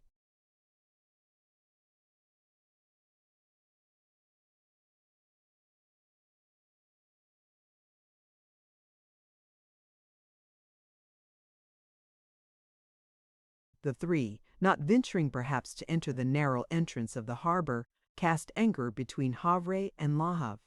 When the maneuver had been completed, the vessel which bore the admiral saluted France by 12 discharges of cannon, which were returned, discharge for discharge, from Fort Francis I. Immediately afterwards, 100 boats were launched. They were covered with the richest stuffs, and destined for the conveyance of the different members of the French nobility towards the vessels at anchor.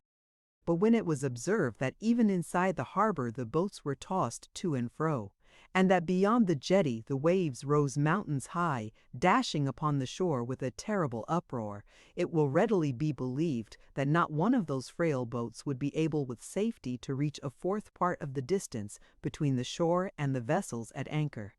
A pilot boat, however, notwithstanding the wind and the sea, was getting ready to leave the harbor, for the purpose of placing itself at the admiral's disposal. De Guiche, who had been looking among the different boats for one stronger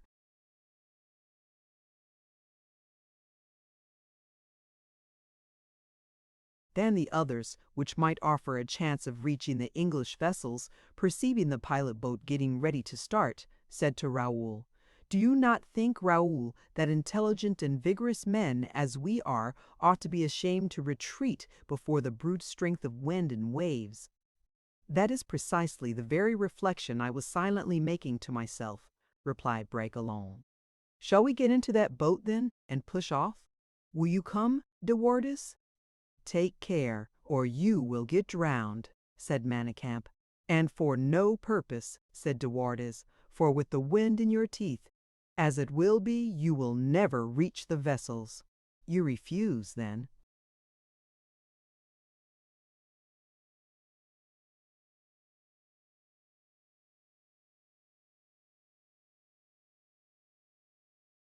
"Assuredly I do.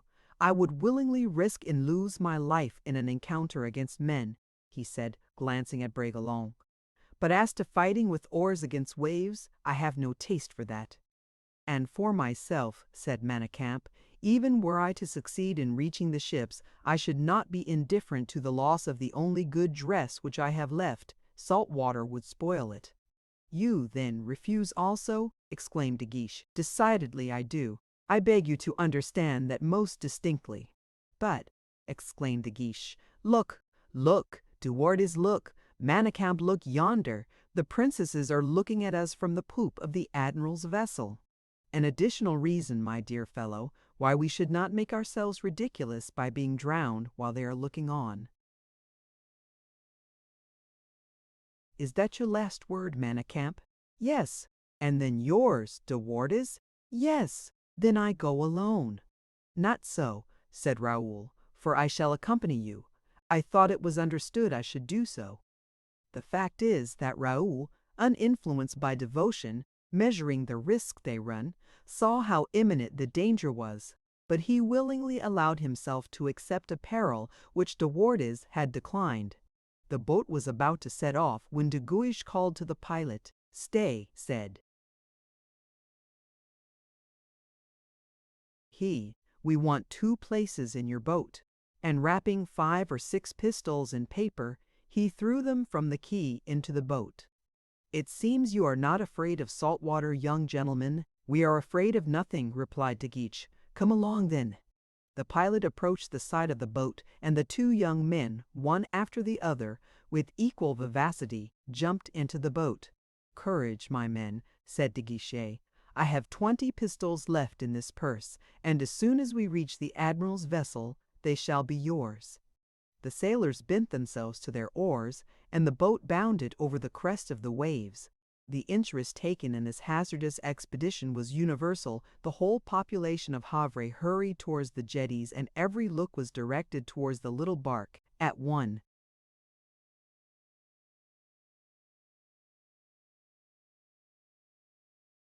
moment it flew suspended on the crest of the foaming waves, then suddenly glided downwards towards the bottom of a raging abyss, where it seemed utterly lost.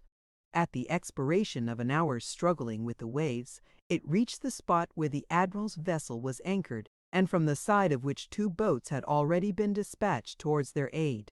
Upon the quarter-deck of the flagship, sheltered by a canopy of velvet and ermine, which was suspended by stout supports, Henrietta, the Queen Dowager, and the young princess with the admiral, the Duke of Norfolk standing beside them, watched with alarm this slender bark, at one moment tossed to the heavens, and the next buried beneath the waves, and against whose dark sail the noble figures of the 2 French gentlemen stood forth in relief, like 2 luminous apparitions. The crew, leaning against the bulwarks and clinging to the shrouds, cheered the courage of the 2 daring young men, the skill of the pilot, and the strength of the sailors. They were received at the side of the vessel by a shout of triumph. The Duke of Norfolk, a handsome young man from 26 to 28 years of age, advanced to meet them. De Guiche and Bragelonne lightly mounted the ladder on the starboard side, and conducted by the Duke of Norfolk, who resumed his place near them, they approached to offer their homage to the princesses. Respect, and yet more, a certain apprehension, for which he could not account, had hitherto restrained the Comte de Guiche from looking at Madame attentively, who, however, had observed him immediately, and had asked her mother, "Is not that Monsieur in the boat yonder?" Madame Henrietta, who knew Monsieur better than her daughter did, smiled at the mistake her vanity had led her into, and had answered, "No, it is only Aimé de Guiche, his favorite." The princess, at this reply, was constrained to check an instinctive tenderness of feeling which the courage displayed by the count had awakened. At the very moment the princess had put this question to her mother, de Guiche had, at last, summoned courage to raise his eyes towards her, and could compare the original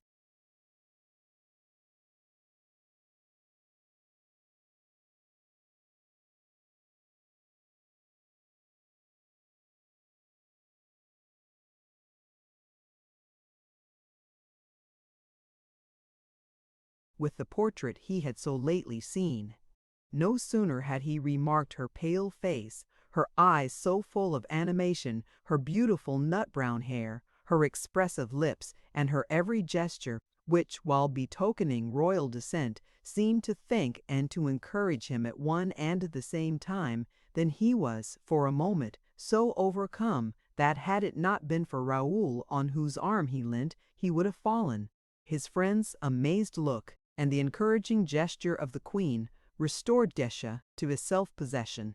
In a few words he explained his mission, explained in what way he had become the envoy of His Royal Highness, and saluted, according to their rank and the reception they gave him, the admiral and several of the English noblemen who were grouped around the princesses. Raoul was then presented, and was most graciously received. The share that the Comte de la Fère had had in the restoration of Charles II was known to all, and, more than that, it was the Comte who had been charged with the negotiation of the marriage, by means of which the granddaughter of Henry IV was now returning to France. Raoul spoke English perfectly, and constituted himself his friend's interpreter with the young English noblemen, who were indifferently acquainted with the French language. At this moment a young man came forward, of extremely handsome features, and whose dress and arms were remarkable for their extravagance of material. He approached the princesses, who were engaged in conversation with the Duke of Norfolk, and, in a voice which ill concealed his impatience, said, "It is time now to disembark, your Royal Highness." The younger of the princesses rose from her seat at this remark, and was about to take the hand which the young nobleman extended to her with an eagerness which arose from a variety of motives, when the admiral intervened between them, observing, "A moment, if you please, my lord. It is not possible for ladies to disembark just now. The sea is too rough. It is probable the wind may abate before sunset, and the landing will not be effected, therefore, until this evening."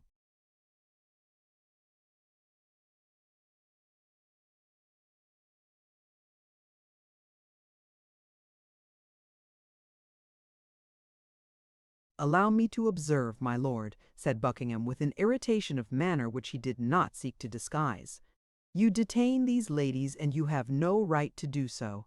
One of them, unhappily, now belongs to France, and you perceive that France claims them by the voice of her ambassadors," and at the same moment he indicated Raoul and Guiche, whom he saluted. "I cannot suppose that these gentlemen intend to expose the lives of their royal highnesses," replied the admiral. "These gentlemen," retorted Buckingham, "arrived here safely, notwithstanding the wind. Allow me to believe that the danger will not be greater for their royal highnesses when the wind will be in their favor." "These envoys have shown how great their courage is," said the admiral. "You may have observed that there was a great number of persons on shore who did not venture to accompany them. Moreover, the desire which they had to show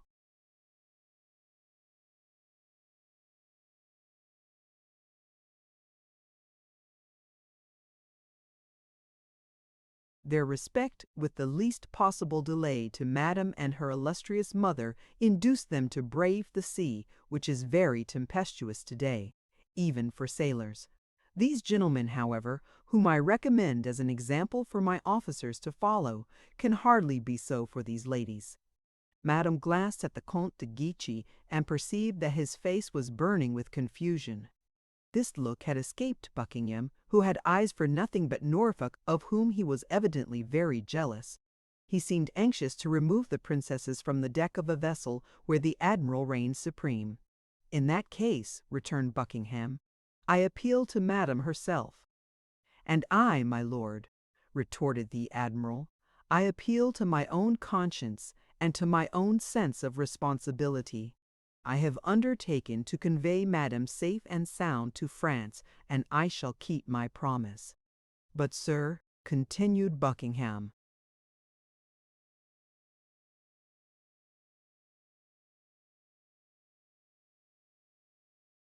"my lord, permit me to remind you that I command here." "Are you aware what you are saying, my lord?" replied Buckingham haughtily.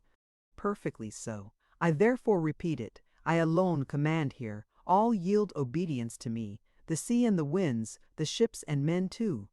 This remark was made in a dignified and authoritative manner. Raoul observed its effect upon Buckingham, who trembled with anger from head to foot, and leaned against one of the poles of the tent to prevent himself falling. His eyes became suffused with blood, and the hand which he did not need for his support wandered towards the hilt of his sword. "My lord," said the Queen, "permit me to observe that I agree in every particular with the Duke of Norfolk. If the heavens, instead of being clouded as they are at the present moment, were perfectly serene and propitious, we can still afford to bestow a few hours upon the officer who has conducted us so successfully, and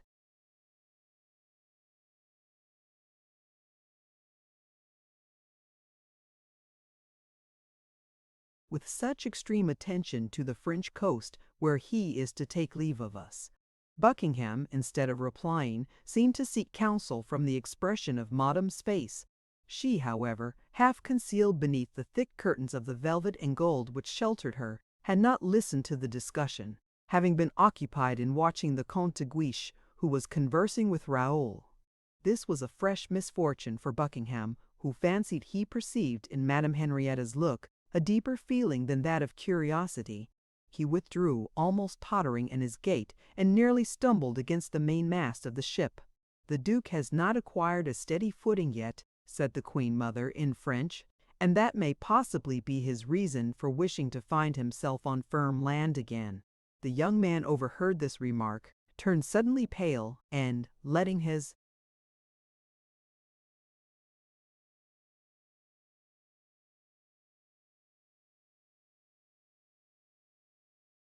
hands fall in great discouragement by his side, drew aside, mingling in one sigh his old affection and his new hatreds. The admiral, however, without taking any further notice of the Duke's ill humor, led the princesses into the quarter-deck cabin, where dinner had been served with a magnificence worthy in every respect of his guests. The admiral seated himself at the right hand of the princess and placed the Comte de Guiche on her left. This was the place Buckingham usually occupied, and when he entered the cabin, how profound was his unhappiness to see himself banished by etiquette from the presence of his sovereign to a position inferior to that which, by rank, he was entitled to. De Guiche, on the other hand, paler still perhaps from happiness than his rival was from anger, seated himself tremblingly next the princess, whose silken robe, as it lightly touched him, caused a tremor of mingled regret and happiness to pass through his whole frame. The repast finished, Buckingham darted forward to hand Madame Henrietta from the table, but this time it was De Guiche's turn to give the Duke a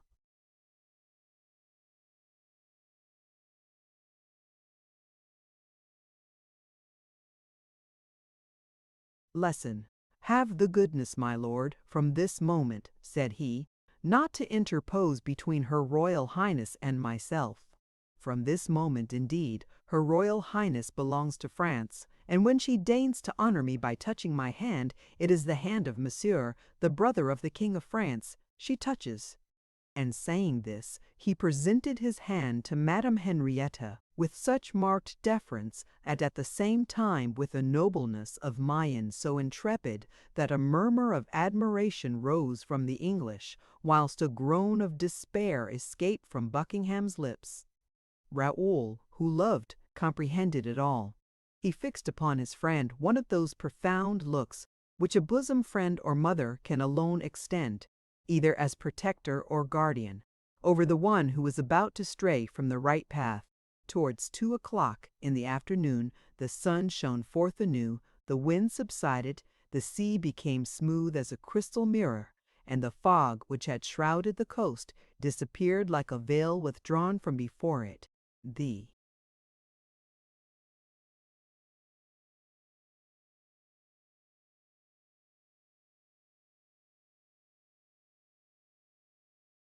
smiling hills of France appeared in full view, with their numerous white houses rendered more conspicuous by the bright green of the trees or the clear blue sky. Chapter 85. The Tents. The admiral, as we have seen, was determined to pay no further attention to Buckingham's threatening glances and fits of passion. In fact, from the moment they quitted England, he had gradually accustomed himself to his behavior. De Guiche had not yet in any way remarked the animosity which appeared to influence that young nobleman against him, but he felt, instinctively, that there could be no sympathy between himself and the favorite of Charles II. The Queen Mother, with greater experience and calmer judgment, perceived the exact position of affairs, and as she discerned its danger, was prepared to meet it whenever the proper moment should arrive. Quiet had been everywhere restored, except in Buckingham's heart. He, in his impatience, addressed himself to the princess in a low tone of voice. "For heaven's sake, madam, I implore you to hasten your disembarkation. Do you not perceive how that insolent Duke of Norfolk is killing me with his attentions and devotions to you?" Henrietta heard this remark. She smiled, and without turning her head towards him, but giving only to the tone of her voice that inflection of gentle reproach and languid impertinence which women and princesses so well know how to assume, she murmured, "You have already hinted, my lord, that you must have taken leave of your senses." Not a single detail escaped Raoul's attention. He heard both Buckingham's entreaty and the princess's reply. He remarked Buckingham retire, heard his deep sigh, and saw him pass his hand across his face. He understood everything, and trembled as he reflected on the position of affairs and the state of the minds of those about him. At last the admiral, with studied delay, gave the last orders for the departure of the boats. Buckingham heard the directions given with such an exhibition of delight that a stranger would really imagine the young man's reason was affected. As the Duke of Norfolk gave his commands, a large boat or barge, decked with flags,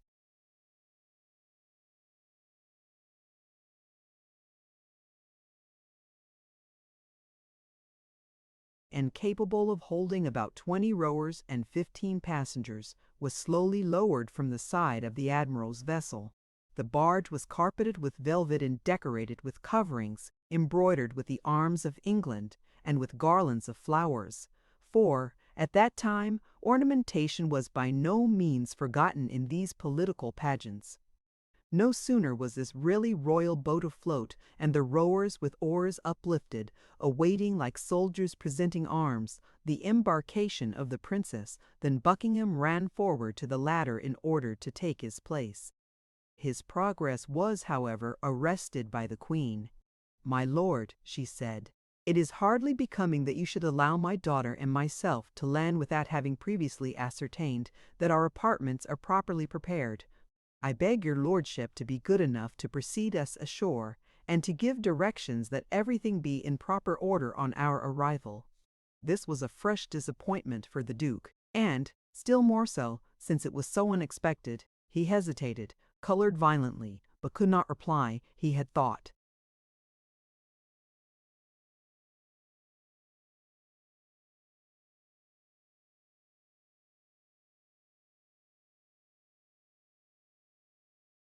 He might be able to keep near Madame during the passage to the shore, and, by this means, to enjoy to the very last moment the brief period fortune still reserved for him.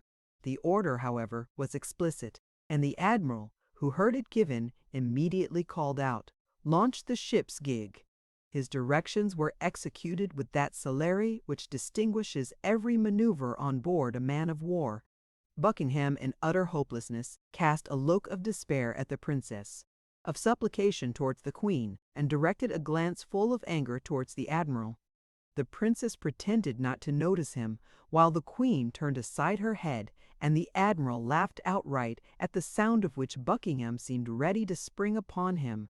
The Queen Mother rose, and with a tone of authority said, "Pray set off, sir." The young Duke hesitated, looked around him, and with a last effort,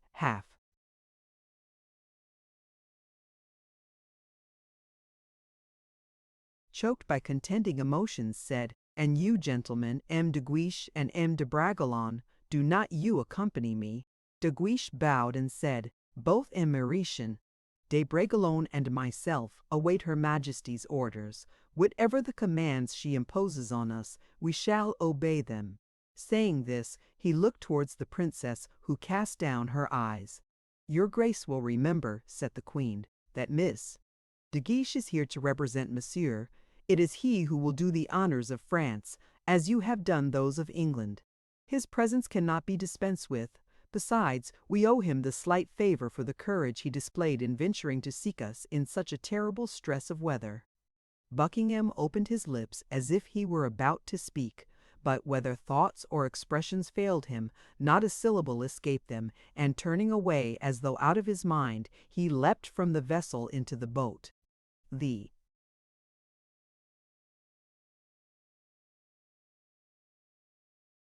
sailors were just in time to catch hold of him to steady themselves, for his weight and the rebound had almost upset the boat. "His Grace cannot be in his senses," said the admiral aloud to Raoul. "I am uneasy on the Duke's account," replied Bragelonne. While the boat was advancing towards the shore, the Duke kept his eyes immovably fixed upon the admiral's ship, like a miser torn away from his coffers, or a mother separated from her child, about to be led away to death. No one, however, acknowledged his signals, his frowns, or his pitiful gestures. In very anguish of mind, he sank down in the boat, burying his hands in his hair, whilst the boat, impelled by the exertions of the merry sailors, flew over the waves. On his arrival, he was in such a state of apathy that, had he not been received at the harbor by the messenger whom he had directed to precede him, he would hardly have had strength to ask his way. Having once, however, reached the house,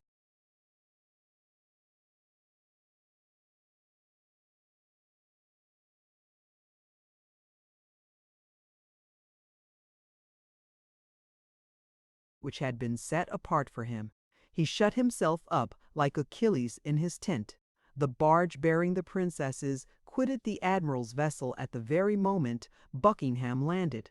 It was followed by another boat filled with officers, courtiers, and zealous friends. Great numbers of the inhabitants of Havre, having embarked in fishing cobles and boats of every description, set off to meet the royal barge. The cannon from the fort fired salutes, which were returned by the flagship and the two other vessels, and the flashes from the open mouths of the cannon floated in white fumes over the waves and disappeared in the clear blue sky. The princess landed at the decorated quay. Bands of gay music greeted her arrival and accompanied her every step she took. During the time she was passing through the center of the town and treading beneath her delicate feet the richest carpets and the gayest flowers which had been strewn upon the ground, De Guiche and Raoul, escaping from their English friends, hurried.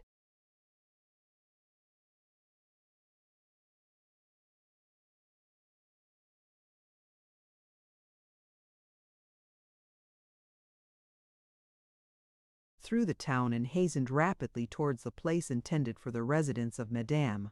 "Let us hurry forward," said Raoul to De Guiche, "for if I read Buckingham's character aright, he will create some disturbance when he learns the result of our deliberations of yesterday." "Never fear," said De Guiche. "De Wardes is there, who is determination itself, while Manicamp is the very personification of artless gentleness." De Guiche was not, however, the less diligent on that account, and 5 minutes afterwards they were within sight of the Hôtel de Ville. The first thing which struck them was the number of people assembled in the square. "Excellent," said De Guiche. "Our apartments, I see, are prepared." In fact, in front of the Hôtel de Ville, upon the wide open space before it, 8 tents had been raised, surmounted by the flags of France and England united. The hotel was surrounded by tents as by a girdle of variegated colors. 10 pages and a dozen mounted troopers who had been given to the ambassadors for an escort mounted guard before the tents. It had a singularly curious effect, almost fairy-like in its appearance. These tents had been constructed during the night time, fitted up within and without with the richest materials that De Guiche had been able to procure in Havre. They completely encircled the Hôtel de Ville. The only passage which led to the steps of the hotel, and which was not enclosed by the silken barricade, was guarded by 2 tents resembling 2 pavilions, the doorways of both of which opened towards the entrance. These 2 tents were destined for De Guiche and Raoul, in whose absence they were intended to be occupied, that of De Guiche by De Wardes and that of Raoul by Manicamp. Surrounding these 2 tents and the 6 others, 100 officers, gentlemen, and pages, dazzling in their display of silk and gold, thronged like bees buzzing.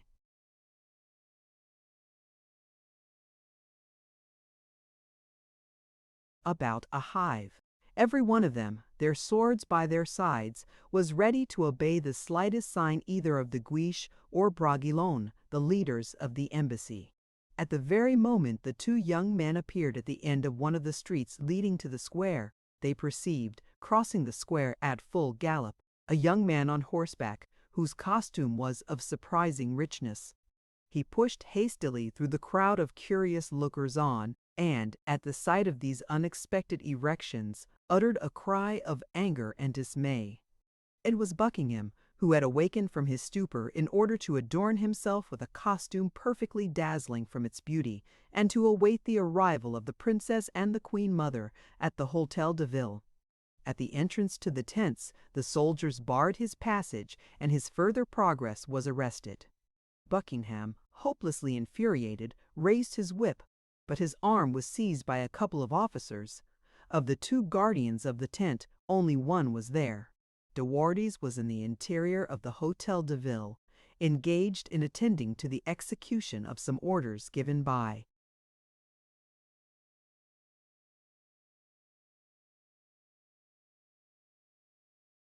De Guiche. At the noise made by Buckingham Manicamp, who was indolently reclining upon the cushions at the doorway of one of the tents, rose with his usual indifference, and, perceiving that the disturbance continued, made his appearance from underneath the curtains. "What is the matter?" he said in a gentle tone of voice, "and who is it making this disturbance?" It so happened that, at the moment he began to speak, silence had just been restored, and, although his voice was very soft and gentle in its tone, everyone heard his question. Buckingham turned round and looked at the tall, thin figure and the listless expression of countenance of his questioner. Probably the personal appearance of Manicamp, who was dressed very plainly, did not inspire him with much respect, for he replied disdainfully, "Who may you be, monsieur?" Manicamp, leaning on the arm of a gigantic trooper, as firm as the pillar of a bell. Cathedral replied in his usual tranquil tone of voice, "And you, monsieur?" "I, monsieur, am the Duke of Buckingham. I have hired all the houses which surround the Hôtel de Ville, where I have business to transact, and as these houses are let, they belong to me, and as I hired them in order to preserve the right of free access to the Hôtel de Ville, you are not justified in preventing me passing to it." "But who prevents you passing, monsieur?" inquired Manicamp.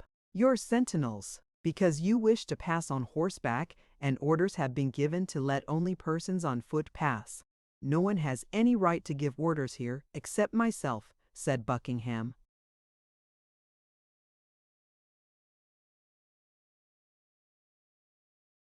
"On what grounds?" inquired Manicamp, with a soft tone.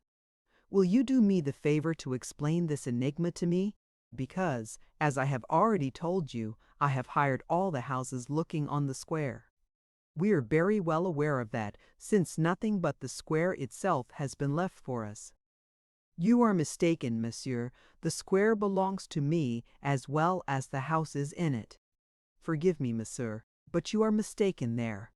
In our country we say, 'The highway belongs to the king, therefore this square is his majesty's,' and consequently, as we are the king's ambassadors, the square belongs to us."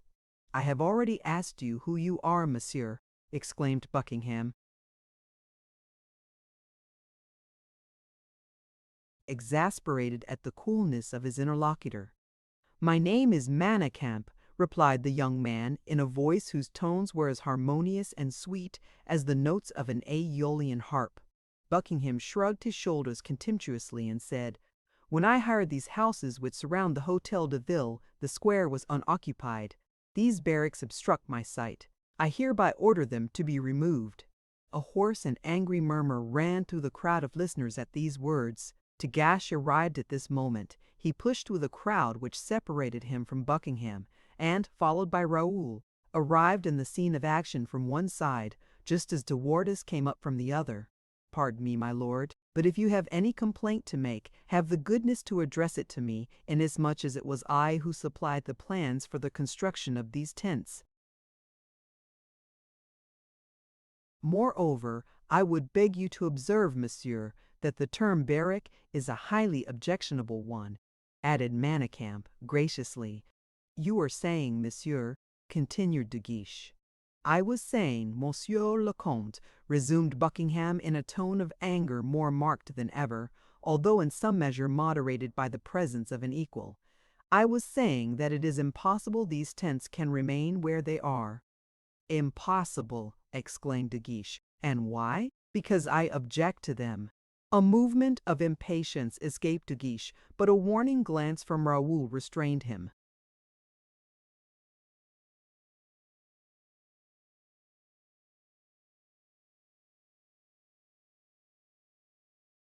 "You should the less object to them, monsieur, on account of the abuse of priority you have permitted yourself to exercise." "Abuse, most assuredly. You commission a messenger who hires in your name the whole of the town of Havre, without considering the members of the French court who would be sure to arrive here to meet Madame. Your Grace will admit that this is hardly friendly conduct in the representative of a friendly nation. The right of possession belongs to him who is first on the ground." "Not in France, monsieur." "Why not in France?" "Because France is a country where politeness is observed."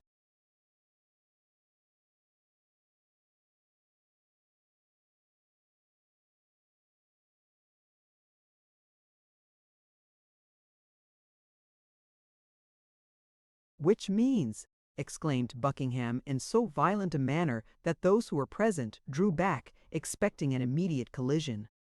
Which means, monsieur, replied de Guiche, now rather pale, that I cause these tents to be raised as habitations for myself and my friends, as a shelter for the ambassadors of France, as the only place of refuge which your exactions have left us in the town, and that I and those who are with me shall remain in them, at least, until an authority more powerful and more supreme than your own shall dismiss me from them.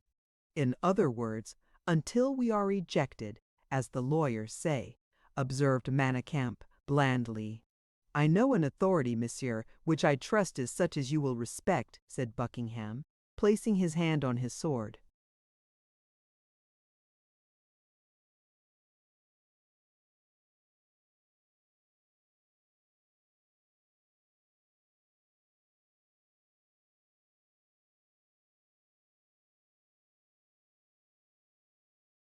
At this moment, and as the goddess of discord, inflaming all minds, was about to direct their swords against each other, Raoul gently placed his hand on Buckingham's shoulder. "One word, my lord," he said. "My right, my right, first of all," exclaimed the fiery young man. "It is precisely upon that point I wish to have the honor of addressing a word to you." "Very well, monsieur, but let your remarks be brief. One question is all I ask. You can hardly expect me to be briefer." "Speak, monsieur. I am listening." "Are you or is the Duke of Orleans going to marry the granddaughter of Henry IV?"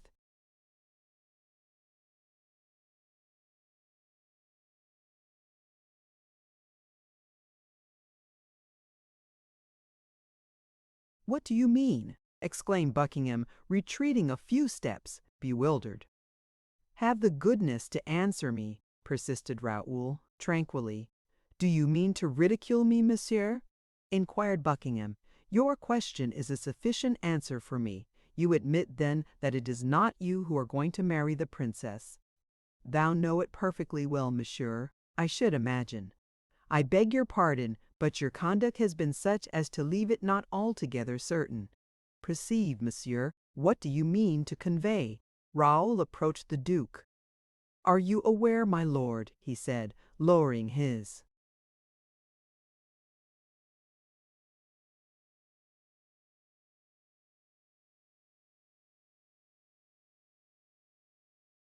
voice, that your extravagances very much resemble the excesses of jealousy?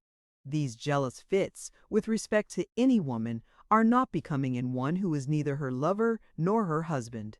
And I am sure you will admit that my remark applies with still greater force when the lady in question is a princess of the blood royal.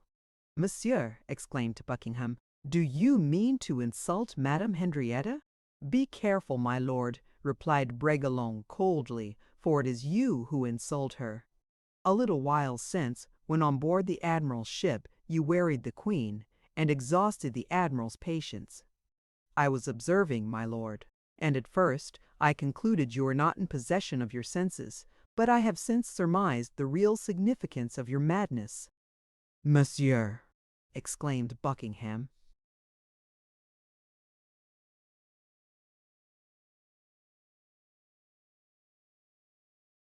"One moment more, for I have yet another word to add. I trust I am the only one of my companions who has guessed it." "Are you aware, monsieur," said Buckingham, trembling with mingled feelings of anger and uneasiness, "are you aware that you are holding language towards me which requires to be checked?" "Weigh your words well, my lord," said Raoul haughtily. "My nature is not such that its vivicities need checking, whilst you, on the contrary, are descended from a race whose passions are suspected by all true Frenchmen. I repeat, therefore, for the second time, be careful. For the second time, be careful." "Careful of what, may I ask? Do you presume to threaten me?" "I am the son of the Comte de la Fère, my lord, and I never threaten, because I strike first. Therefore, understand me well. The threat that I hold out to you is—"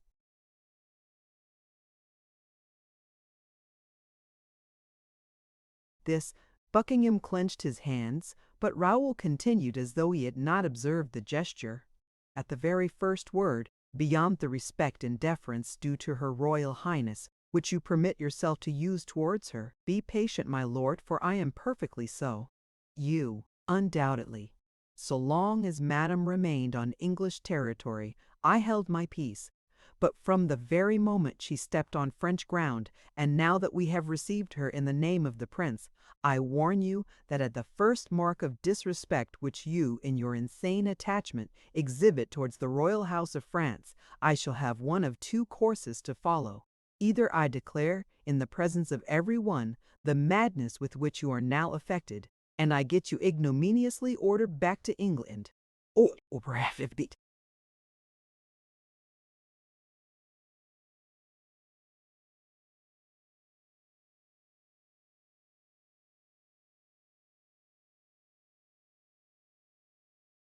dagger through your throat in the presence of all here. This second alternative seems to me the least disagreeable, and I think I shall hold to it.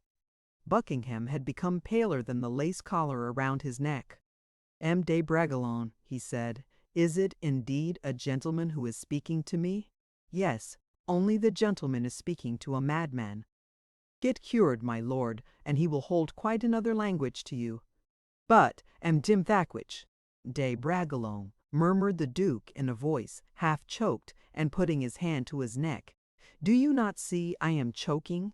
If your death were to take place at this moment, my lord, replied Raoul with unruffled composure, I should indeed regard it as a great happiness, for this circumstance would prevent all kinds of evil remarks, not alone about yourself, but also about those illustrious persons whom your devotion is compromising in.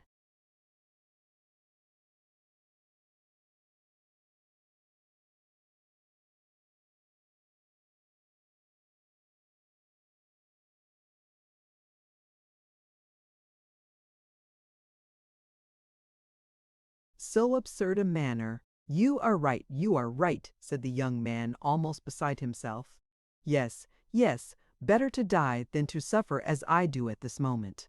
And he grasped a beautiful dagger, the handle of which was inlaid with precious stones, and which he half drew from his breast. Raoul thrust his hand aside. Be careful what you do, he said. If you do not kill yourself, you commit a ridiculous action, and if you were to kill yourself, you sprinkle blood upon the nuptial robe of the Princess of England. Buckingham remained a minute gasping for breath. During this interval, his lips quivered, his fingers worked convulsively, and his eyes wandered as though in delirium. Then suddenly he said, M. de Bragelonne, I know nowhere a nobler mind than yours. You are indeed a worthy son of the most perfect gentleman that ever lived. Keep your tents. And he threw his arms round Raoul's neck. All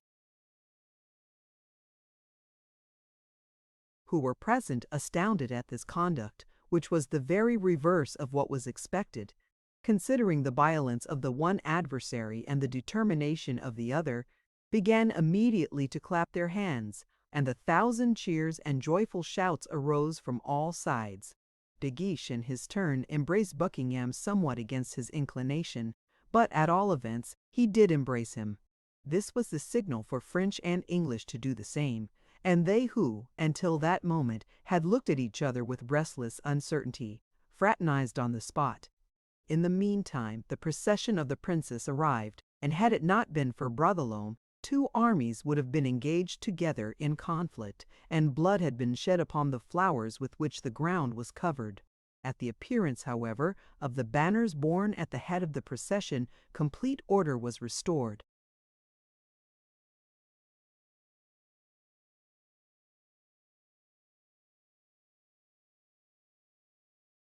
Chapter 86. Night. Concord returned to its place amidst the tents. English and French rivaled each other in their devotion and courteous attention to the illustrious travelers. The English forwarded to the French baskets of flowers, of which they had made a plentiful provision to greet the arrival of the young princess.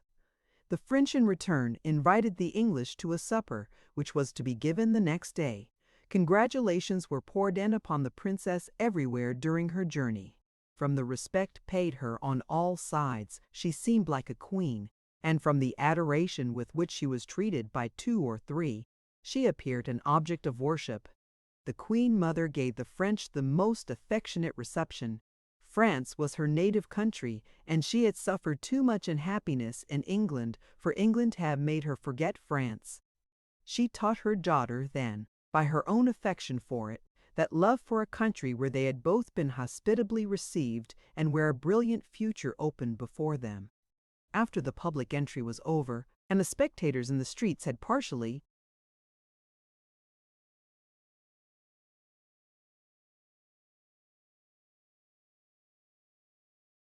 dispersed, and the sound of the music and cheering of the crowd could be heard only in the distance, when the night had closed in, wrapping with its star-covered mantle the sea, the harbor, the town and surrounding country, Guiche, still excited by the great events of the day, returned to his tent, and seated himself upon one of the stools with so profound an expression of distress that Bragelonne kept his eyes fixed on him, until he heard him sigh, and then he approached him.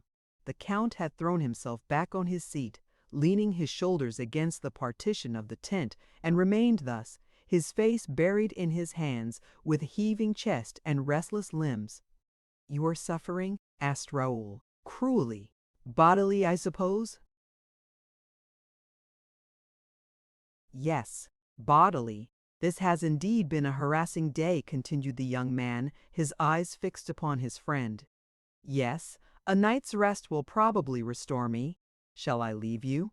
"No, I wish to talk to you." "You shall not speak to me, Guiche, until you have first answered my questions. Proceed, then. You will be frank with me." "I always am. Can you imagine why Buckingham has been so violent? I suspect because he is in love with Madame, is it not? One could almost swear to it to observe him." "You are mistaken. There is nothing of the kind." "It is you who are mistaken, Raoul. I have read his distress in his eyes, in his every gesture and action the whole day." "You are a poet, my dear Count, and find subject for your muse everywhere. I can perceive love clearly enough."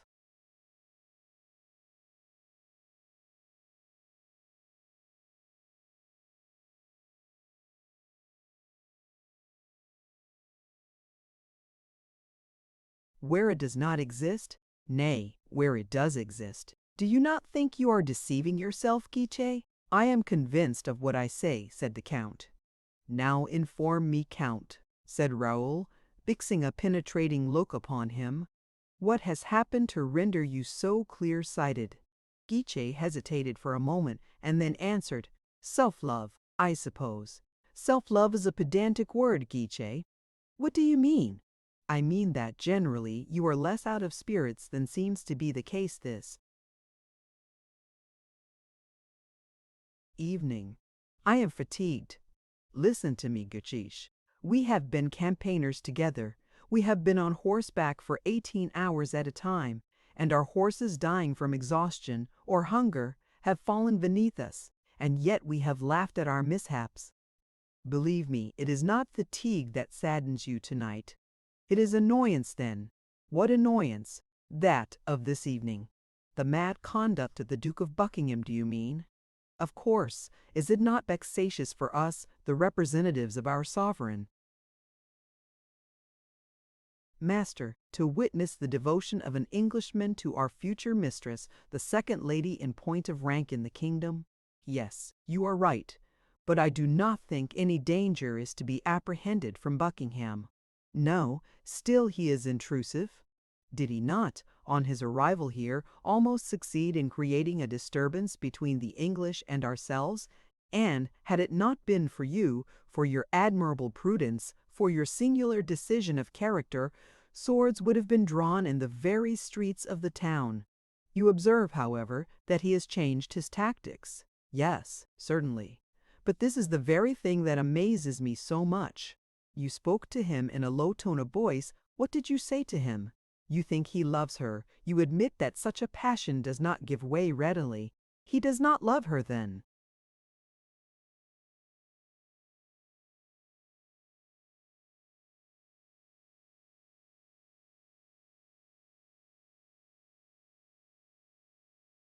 De Guiche pronounced the latter with so marked an expression that Raoul raised his head. The noble character of the young man's countenance expressed a displeasure which could easily be read. "What I said to him, Count," replied Raoul, "I will repeat to you. Listen to me," I said. "You are regarding with wistful feelings and most injurious desire the sister of your prince, her to whom you are not affianced, who is not, who can never be anything to you.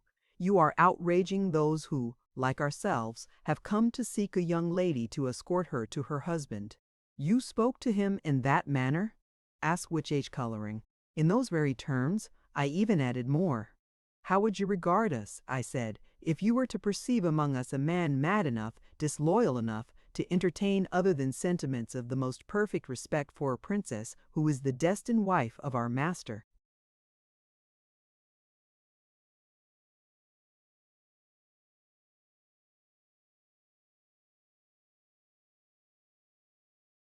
These words were so applicable to De Guiche that he turned pale, and, overcome by sudden agitation, was barely able to stretch out one hand mechanically towards Raoul as he covered his eyes and face with the other.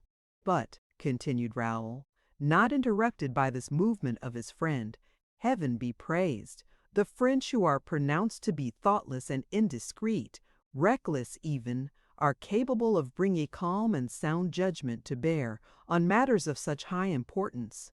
I added even more, for I said, "Learn, my lord, that we gentlemen of France devote ourselves to our sovereigns by sacrificing for them our affections, as well as our fortunes and our lives, and whenever it may chance to happen that the tempter suggests one of those vile thoughts that set the heart on fire, we extinguish the flame, even if it has to be done by shedding our blood for the purpose. Thus it is that the honor of three is saved, our country's, our master's, and our own. It is thus that we act, your grace. It is thus that every man of honor ought to act. In this manner, my dear."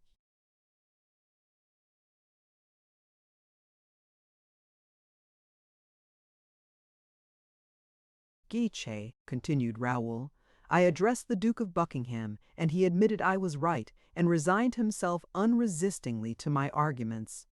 De Guiche, who had hitherto sat leaning forward while Raoul was speaking, drew himself up, his eyes glancing proudly. He seized Raoul's hand. His face, which had been as cold as ice, seemed on fire.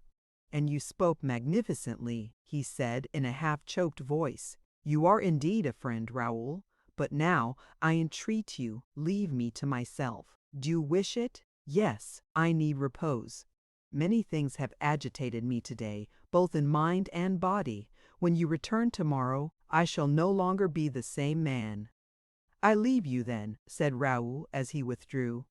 The Count advanced a step towards his friend and pressed him warmly in his arms. But in this friendly pressure Raoul could detect the nervous agitation of a great internal conflict. The night was clear, starlit, and splendid. The tempest had passed away, and the sweet influences of the evening had restored life, peace, and security everywhere. A few fleecy clouds were floating in the heavens, and indicated from their appearance a continuance of beautiful weather, tempered by a gentle breeze from the east. Upon the large square in front of the hotel, the shadows of the tents, intersected by the golden moonbeams, formed as it were a huge mosaic of jet and yellow flagstones. Soon, however, the entire town was wrapped in slumber. A feeble light still glimmered in Madame's apartment, which looked out upon the square, and the soft rays from the expiring lamp seemed to be the image of the calm sleep of a young girl, hardly yet sensible of life's anxieties, and in whom the flame of existence sinks placidly as sleep steals over the body. Bragelonne quitted the tent with the slow and measured step of a man curious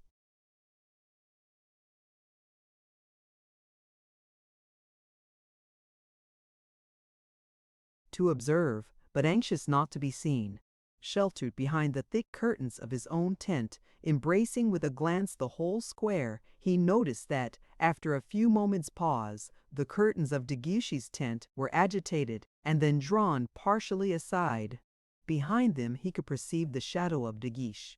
His eyes glittering in the obscurity, fastened ardently upon the princess's sitting apartment, which was partially lighted by the lamp in the inner room. The soft light which illumined the windows was the Count's star. The fervent aspirations of his nature could be read in his eyes.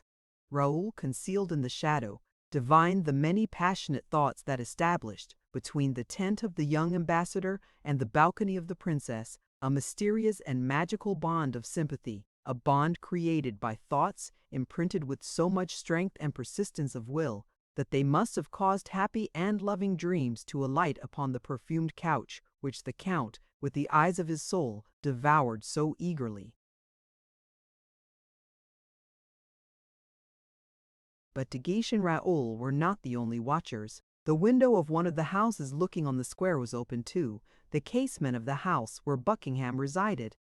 By the aid of the rays of light which issued from this latter, the profile of the Duke could be distinctly seen as he indolently reclined upon the carved balcony with its velvet hangings. He also was breathing in the direction of the princess's apartment, his prayers and the wild visions of his love. Raoul could not resist smiling, as thinking of Madame he said to himself, "Hers is indeed a heart well besieged," and then added, compassionately as he thought of Monsieur, "and he is a husband well threatened too. It is a good thing for him that he is a prince of such high rank, that he has an army to safeguard for him that which is his own."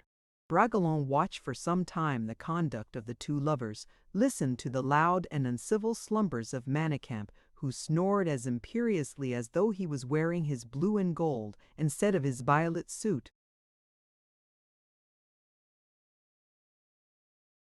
Then he turned towards the night breeze which bore towards him, he seemed to think, the distant song of the nightingale, and, after having laid in a due provision of melancholy, another nocturnal malady, he retired to rest, thinking, with regard to his own love affair, that perhaps 4 or even a larger number of eyes, quite as ardent as those of De Guiche and Buckingham, were coveting his own idol in the chateau at Blois.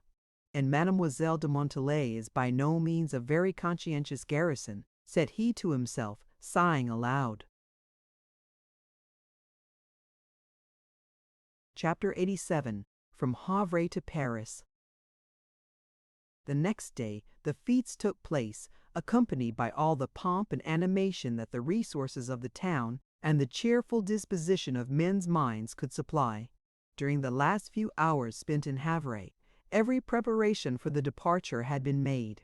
After Madame had taken leave of the English fleet, and, once again, had saluted the country in saluting its flags, she entered her carriage, surrounded by a brilliant escort. De Guiche had hoped that the Duke of Buckingham would accompany the Admiral to England. But Buckingham succeeded in demonstrating to the Queen that there would be great impropriety in allowing Madame to proceed to Paris almost unprotected. As soon as it had been settled that Buckingham was to accompany Madame, the young Duke selected a corps of gentlemen and officers to form part of his own suite, so that it was almost an army that now set out towards Paris, scattering gold and exciting the liveliest demonstrations as they passed through the different towns and villages on the route. The weather was very fine. France is a beautiful country.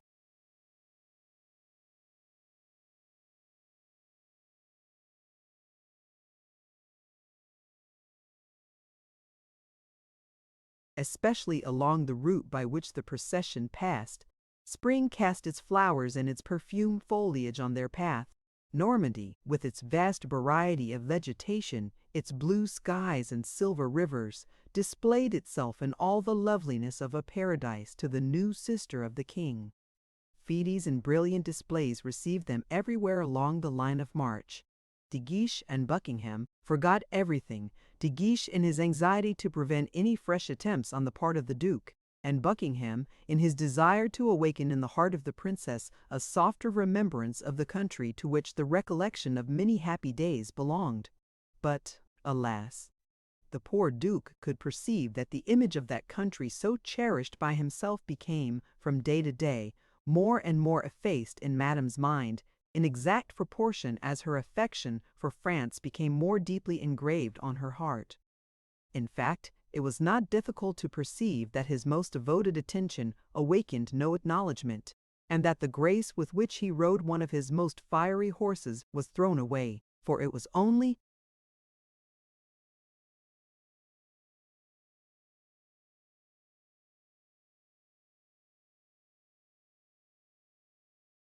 casually and by the merest accident that the princess's eyes were turned towards him.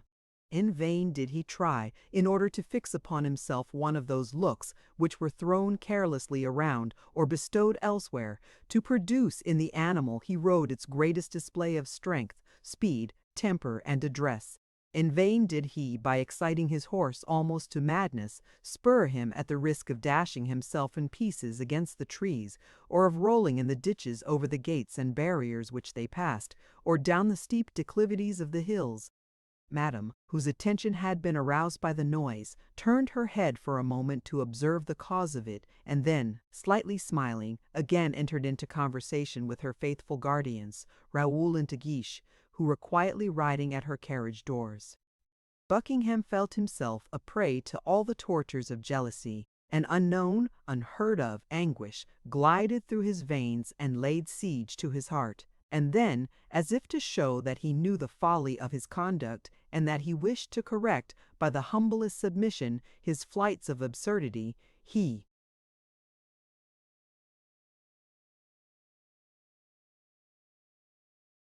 mastered his horse and compelled him, reeking with sweat and flecked with foam, to champ his bit close beside the carriage, amidst the crowd of courtiers. Occasionally he obtained a word from Madame as a recompense, and yet her speech seemed almost a reproach. "That is well, my lord," she said, "now you are reasonable." Or from Raoul, "Your grace is killing your horse."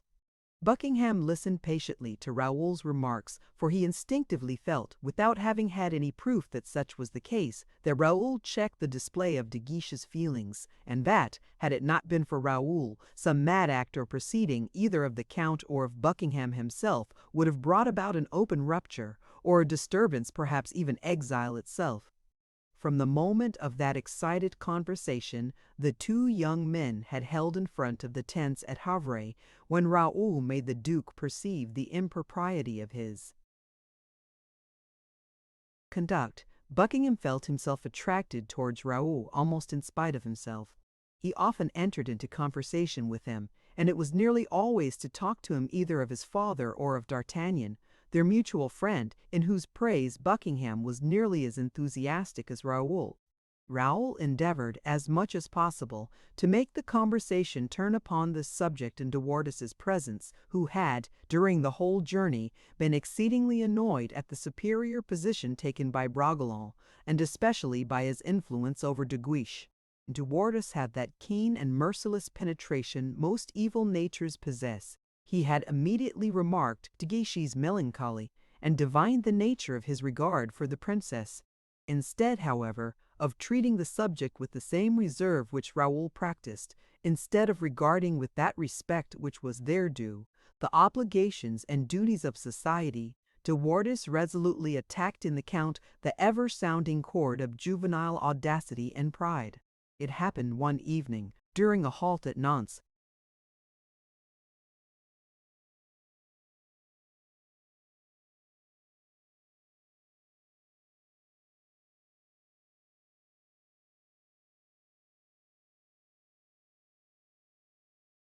that while De Guiche and De Wardes were leaning against a barrier, engaged in conversation, Buckingham and Raoul were also talking together as they walked up and down. Manicamp was engaged in devoted attendance on the princess, who already treated him without reserve, on account of his versatile fancy, his frank courtesy of manner, and conciliatory disposition. "Confess," said De Wardes, "that you are really ill, and that your pedagogue of a friend has not succeeded in curing you." "I do not understand you," said the Count. "And yet it is easy enough. You are dying of love. You are mad, De Wardes."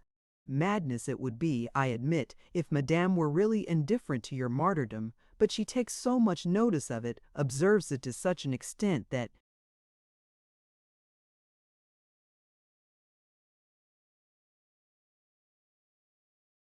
she compromises herself, and I tremble lest on our arrival at Paris M. de Bragelonne may not denounce both of you. For shame, De Wardes, again attacking de Bragelonne. Come, come, a truce to child's play, replied the Count's evil genius in an undertone. You know as well as I do what I mean. Besides, you must have observed how the princess's glance softens as she looks at you.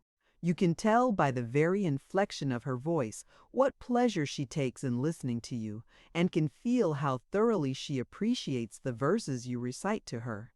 You cannot deny, too, that every morning she tells you how indifferently she slept the previous night. True, De Wardes, quite true. But what good is there in your telling me all that?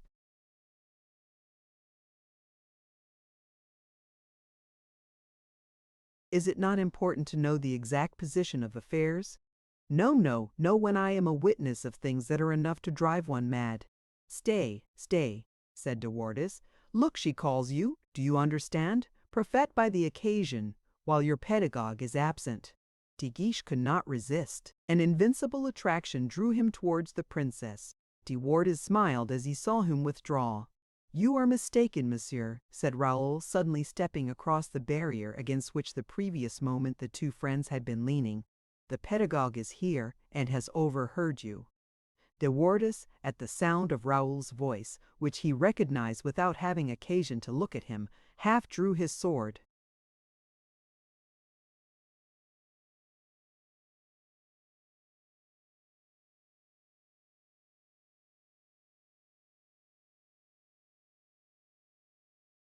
Put up your sword, said Raoul. You know perfectly well that, until our journey is at an end, every demonstration of that nature is useless.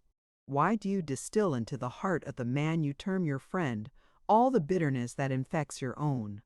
As regards myself, you wish to arouse a feeling of deep dislike against a man of honor, my father's friend and my own, and as for the Count, you wish him to love one who is destined for your master. Really, monsieur, I should regard you as a coward and a traitor too, if I did not, with greater justice, regard you as a madman. Monsieur, exclaimed De Wardes, exasperated, I was deceived, I find, in terming you a pedagogue. The tone you assume, and the style which is peculiarly your own, is that of a Jesuit, and not of a gentleman. Discontinue, I beg. Whenever I am present, this style I complain of, and the tone also. I hate M. d'Artagnan because he was guilty of a cowardly act towards my father.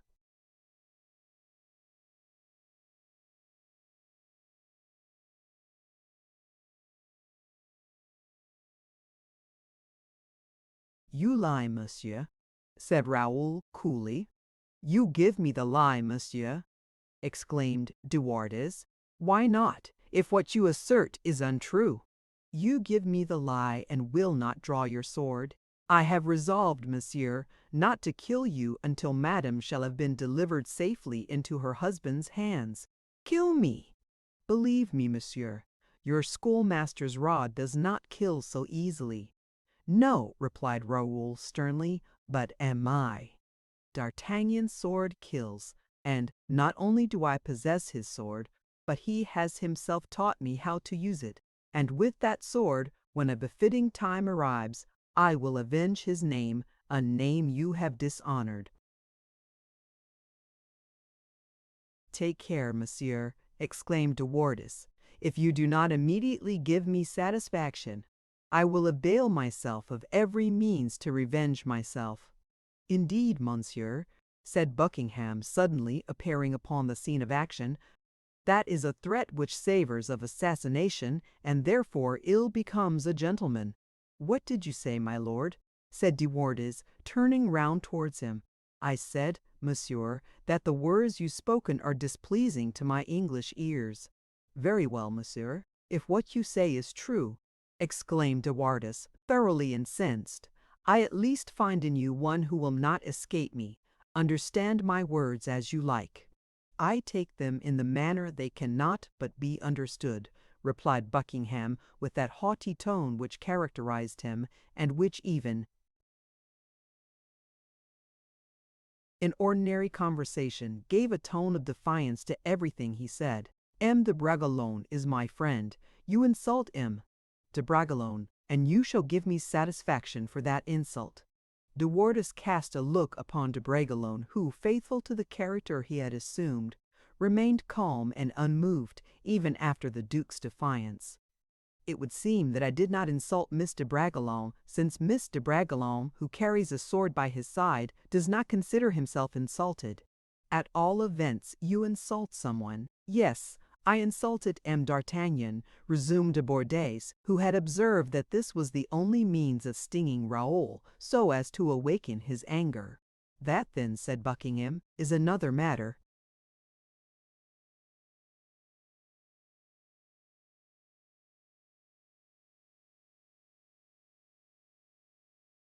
"Precisely so," said De Wardes. "It is the province of M. d'Artagnan's friends to defend him." "I am entirely of your opinion," replied the Duke, who had regained all his indifference of manner. If Aimé de Bragelonne were offended, I could not reasonably be expected to espouse his quarrel, since he is himself here. But when you say that it is a quarrel of a missile, D'Artagnan, you will of course leave me to deal with the matter," said De Wardes. "Nay, on the contrary, for I draw my sword," said Buckingham, unsheathing it as he spoke. "For if M. d'Artagnan injured your father, he rendered, or at least did all that he could to render, a great service to mine." De Wardes was thunderstruck. "Emia d'Artagnan," continued Buckingham, "is the bravest gentleman I know. I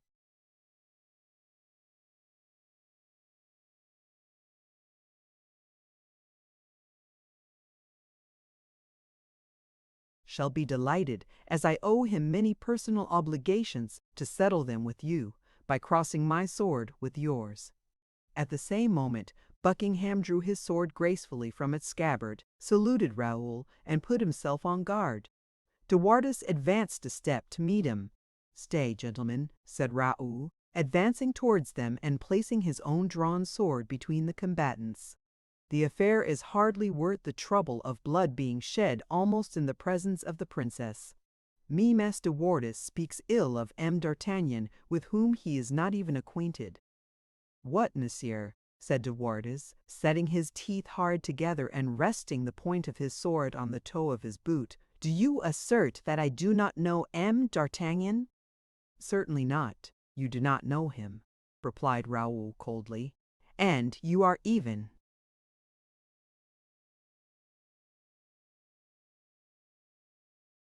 not aware where he is to be found."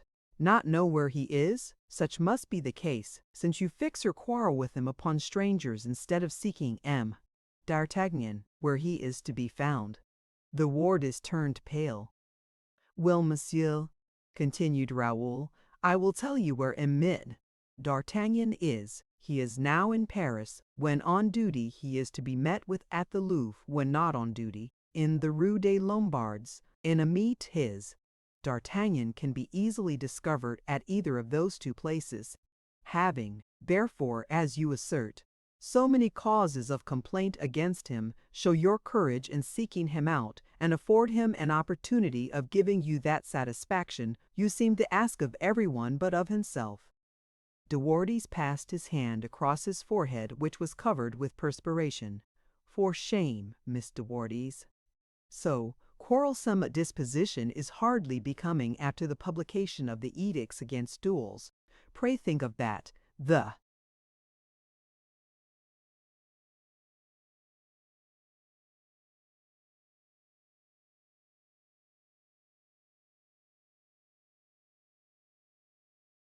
king will be incensed at our disobedience, particularly at such a time, and his majesty will be in the right."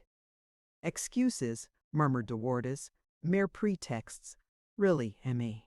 "De Wardes," resumed Raoul, "such remarks are the idlest bluster. You know very well that the Duke of Buckingham is a man of undoubted courage, who has already fought 10 duels, and will probably fight 11. His name alone is significant enough. As far as I am concerned, you are well aware that I can fight also. I fought at Sens, at Blenheim, at the dunes in front of the artillery, 100 paces in front of the line, while you, I say this parenthetically, were 100 paces behind it. true it is that on that occasion there was far too great a concourse of persons present for your courage to be observed, and on that account perhaps you did not reveal it, while here it would be a display, and would excite remark. You wish that others should talk about you. In what manner?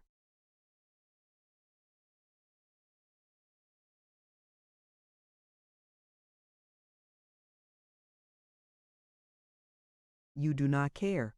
Do not depend upon me, Mr. Voorhees, to assist you in your designs, for I shall certainly not afford you that pleasure.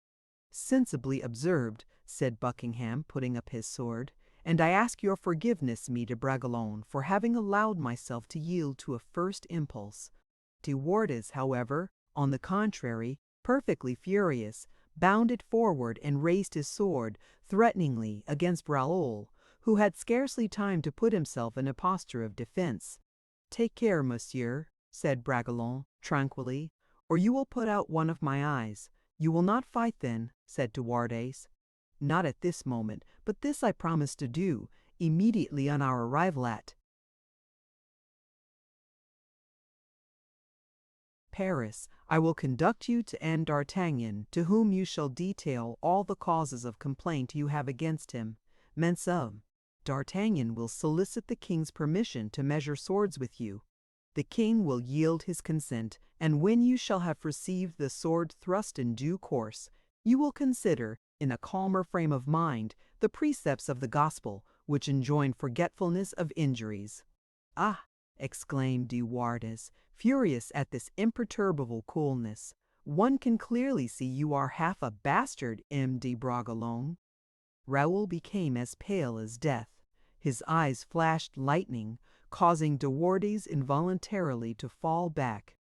Buckingham also, who had perceived their expression, threw himself between the two adversaries whom he had expected to see precipitate themselves on each other.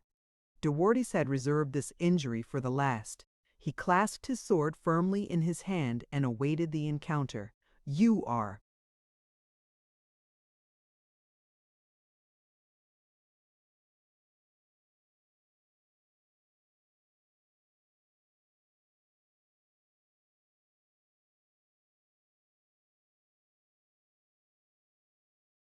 right, monsieur," said Raoul, mastering his emotion. "I am only acquainted with my father's name, but I know too well that the Comte de la Fère is too upright and honorable a man to allow me to fear for a single moment that there is, as you insinuate, any stain upon my birth. My ignorance, therefore, of my mother's name is a misfortune for me, and not a reproach.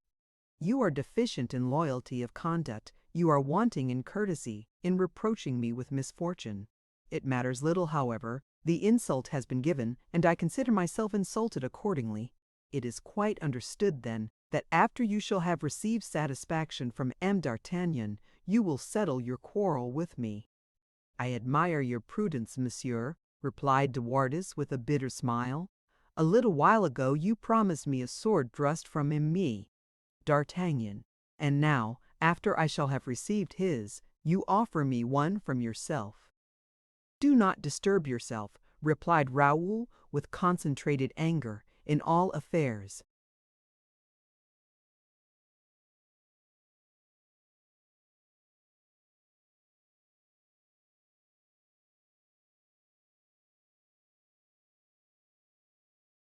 Of that nature, myth, cult. D'Artagnan is exceedingly skilful, and I will beg him as a favor to treat you as he did your father. In other words, to spare your life at least, so as to leave me the pleasure, after your recovery, of killing you outright, for you have the heart of a viper, M. De Wardes, and in very truth, too many precautions cannot be taken against you." "I shall take my precautions against you," said De Wardes, "be assured of it." "Allow me, monsieur," said Buckingham, "to translate your remark by a piece of advice I am about to give Miss de Bragelonne. Miss de Bragelonne, wear a cuirass." De Wardes clenched his hands. "Ah," said he, "you two gentlemen intend to wait until you have taken that precaution before you measure your swords against mine." "Very well, monsieur," said Raoul, "since you positively will have it so, let us."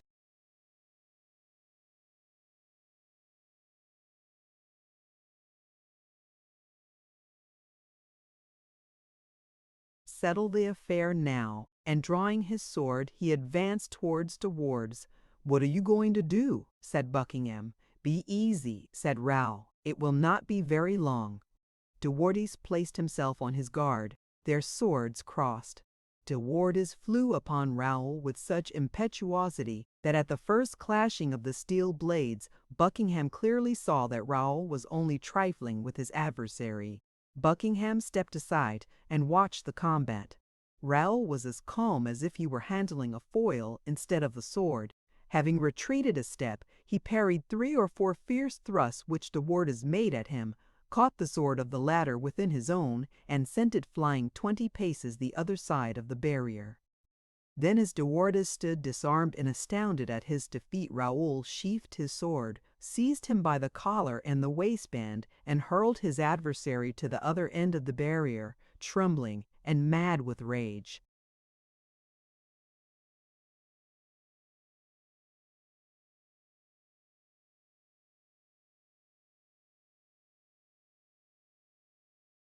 "We shall meet again," murmured De Wardes, rising from the ground and picking up his sword. "I have done nothing for the last hour," said Raoul, "but say the same thing." Then, turning towards the Duke, he said, "I entreat you to be silent about this affair. I am ashamed to have gone so far, but my anger carried me away, and I ask your forgiveness for it. Forget it too." "Dear Viscount," said the Duke, pressing within his own the vigorous and valiant hand of his companion, "allow me, on the contrary, to remember it, and to look after your safety. That man is dangerous. He will kill you." "My father," replied Raoul, "lived for 20 years under the menace of a much more formidable enemy, and he still lives. Your father had good friends, Viscount."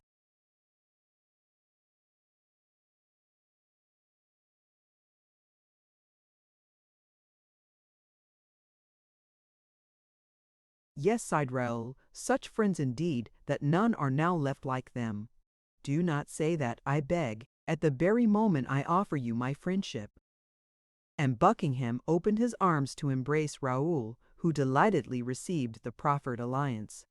"In my family," added Buckingham, "you are aware, M. de Bragelonne, we died to save our friends." "I know it well, Duke," replied Raoul.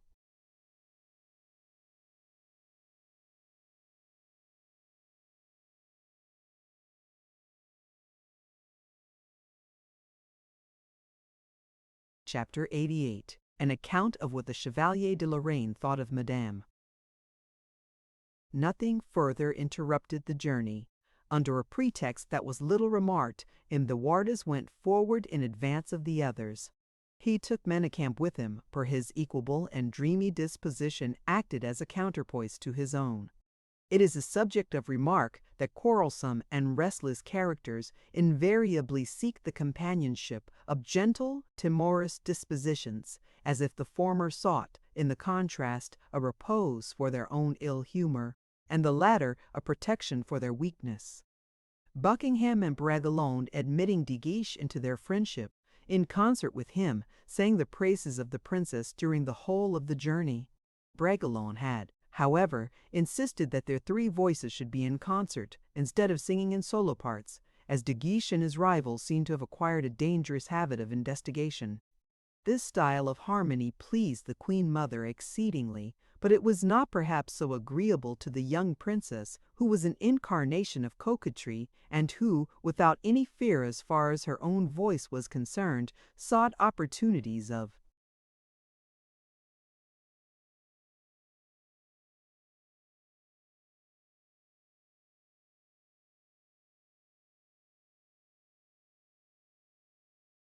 so perilously distinguishing herself. She possessed one of those fearless and incautious dispositions that find gratification in an excess of sensitiveness of feeling, and for whom also danger has a certain fascination. And so her glances, her smiles, her toiletté, an inexhaustible armory of weapons of offense, were showered on the 3 young men with overwhelming force. And, from her well-stored arsenal issued glances, kindly recognitions, and 1,000 other little charming attentions which were intended to strike at long range the gentlemen who formed the escort. the townspeople, the officers of the different cities she passed through, pages, populace, and servants. It was wholesale Ulostans, Ensauer, Ijgenbo. By the time Madame arrived at Paris, she had reduced to slavery about 100,000 lovers and brought in her train to Paris half a dozen men who were almost mad about her, and two who were, indeed, literally out of their minds. Raoul was the only person who divined the power of this woman's attraction, and as his heart was already engaged, he arrived in the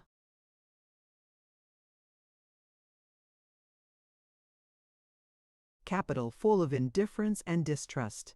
Occasionally during the journey he conversed with the Queen of England respecting the power of fascination which Madame possessed, and the mother, whom so many misfortunes and deceptions had taught experience, replied, "Henrietta was sure to be illustrious in one way or another, whether born in a palace or born in obscurity. For she is a woman of great imagination, capricious and self-willed." De Wardes and Manicamp, in their self-assumed character of courtiers, had announced the princess's arrival. The procession was met at Nanterre by a brilliant escort of cavaliers and carriages. It was Monsieur himself, followed by the Chevalier de Lorraine and by his favorites, the latter being themselves followed by a portion of the king's military household, who had arrived to meet his affianced bride. At Saint-Germain, the princess and her mother had changed their heavy traveling carriage, somewhat impaired by the journey, for a light, richly decorated chariot drawn by 6 horses with white and gold harness. Seated in this open carriage, as though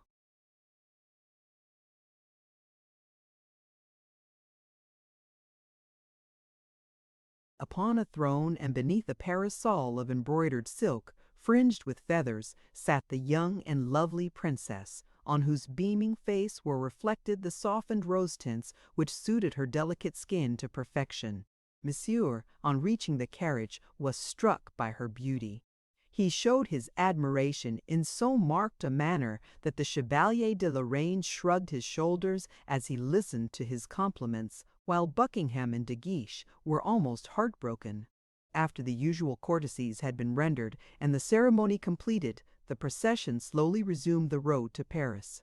The presentations had been carelessly made, and Buckingham, with the rest of the English gentlemen, had been introduced to Monsieur, from whom they had received but very indifferent attention. But, during their progress, as he observed that the Duke devoted himself with his accustomed earnestness to the carriage door, he asked the Chevalier de Lorraine, his inseparable companion, "Who is that cavalier?"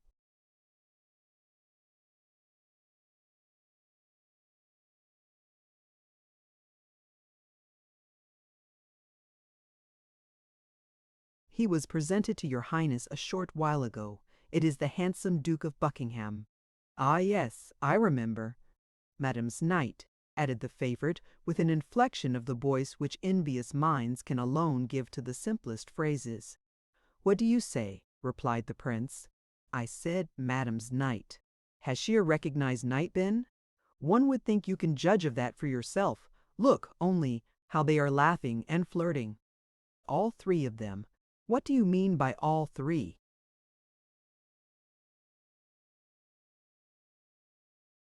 Do you not see that de Guiche is one of the party?" "Yes, I see. But what does that prove?" "That Madame has 2 admirers instead of 1. Thou poison the simplest thing." "I poison nothing." "Ah, your Royal Highness's mind is perverted. The honors of the Kingdom of France are being paid to your wife, and you are not satisfied."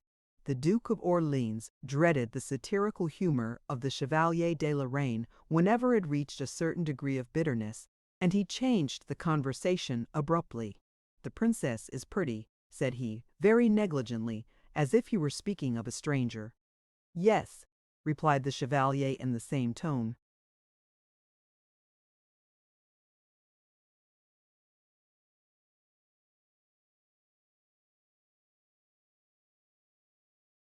"You say yes like a no. She has very beautiful black eyes." "Yes, but small." "That is so, but they are brilliant. She is tall and of a good figure." "I fancy she stoops a little, my lord."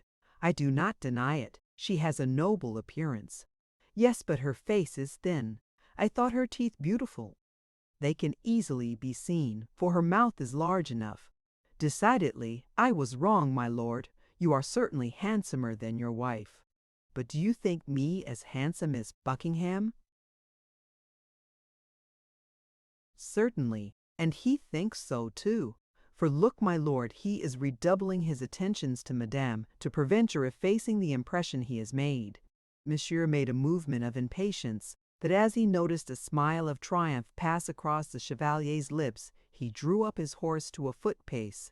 "Why," said he, "should I occupy myself any longer about my cousin? Do I not already know her? Were we not brought up together? Did I not see her at the Louvre when she was quite a child? A great change has taken place in her since then, Prince.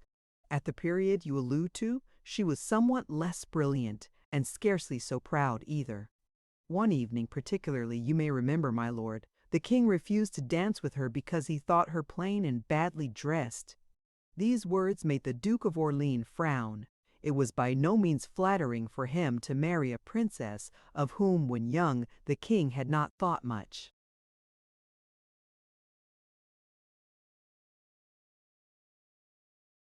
He would probably have retorted, but at this moment De Guiche quitted the carriage to join the prince. He had remarked the prince and the chevalier together, and full of anxious attention he seemed to try and guess the nature of the remarks which they had just exchanged. The chevalier, whether he had some treacherous object in view or from imprudence, did not take the trouble to dissimulate. "Count," he said, "you're a man of excellent taste." "Thank you for the compliment," replied De Guiche, "but why do you say that?" "Well, I appeal to his highness." "No doubt of it," said Monsieur, "and Guiche knows perfectly well that I regard him as a most finished cavalier. Well, since that is decided, I resume. You have been in the princess's society."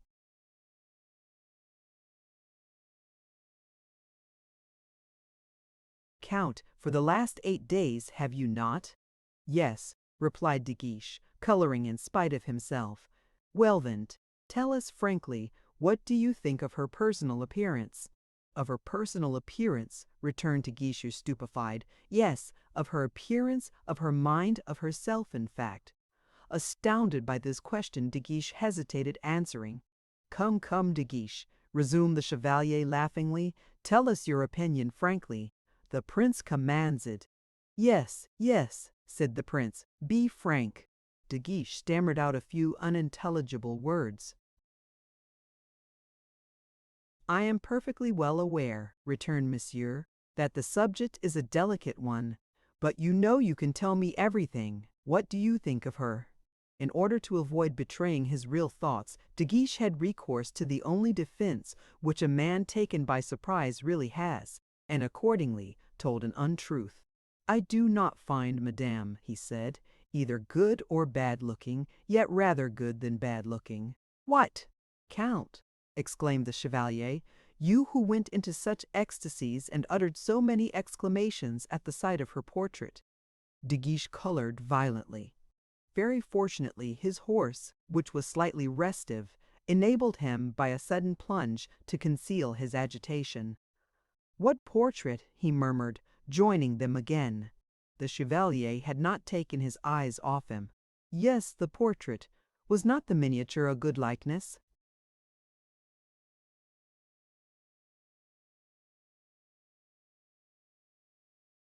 "I do not remember. I had forgotten the portrait. It quite escaped my recollection. And yet it made a very marked impression upon you," said the chevalier. "That is not unlikely. Is she witty, at all events?" inquired the duke. "I believe so, my lord." "Is M. de Buckingham witty too?" said the chevalier. "I do not know."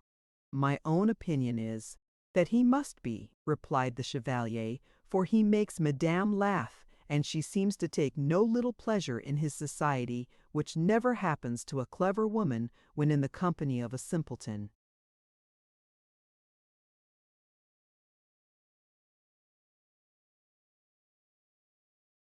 "Of course, then, he must be clever," said De Guiche simply. At this moment, Raoul opportunely arrived, seeing how De Guiche was pressed by his dangerous questioner, to whom he addressed a remark, and in that way changed the conversation. The entree was brilliant and joyous. The king, in honor of his brother, had directed that the festivities should be on a scale of the greatest possible magnificence. Madame and her mother alighted at the Louvre, where, during their exile, they had so gloomily submitted to obscurity, misery, and privations of every description. That palace, which had been so inhospitable a residence for the unhappy daughter of Henry IV, the naked walls, the uneven floorings, the ceilings matted with cobwebs, the vast dilapidated chimney places, the cold hearths on which the charity extended to them by Parliament hardly permitted a fire to glow, was completely altered in appearance. The richest hangings and the thickest carpets, glistening flagstones,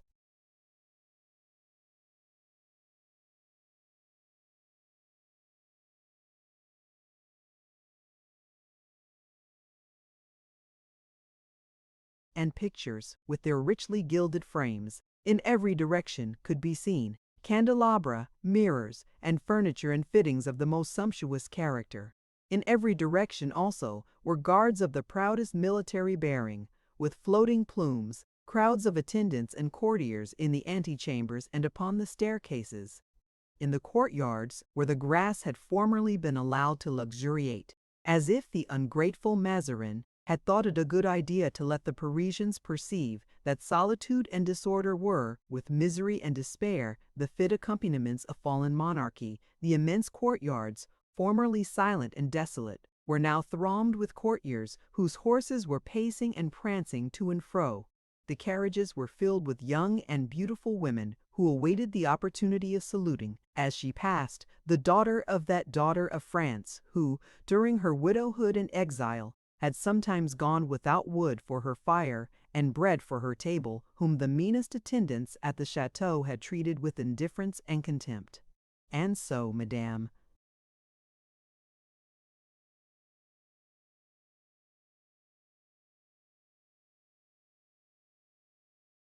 Henrietta once more returned to the Louvre, with her heart more swollen with bitter recollections than her daughter's, whose disposition was fickle and forgetful, with triumph and delight. She knew but too well this brilliant reception was paid to the happy mother of a king restored to his throne, a throne second to none in Europe, while the worse than indifferent reception she had before met with was paid to her, the daughter of Henry IV, as a punishment for having been unfortunate. After the princesses had been installed in their apartments and had rested, the gentlemen who had formed their escort, having, in like manner, recovered from their fatigue, they resumed their accustomed habits and occupations. Raoul began by setting off to see his father, who had left for Blois. He then tried to see Emilie. D'Artagnan, who, however, being engaged in the organization of a military household for the king, could not be found anywhere. Bragelonne next sought out De Guiche, but the count was occupied in a long conference with his tailors and with Manicamp, which consumed his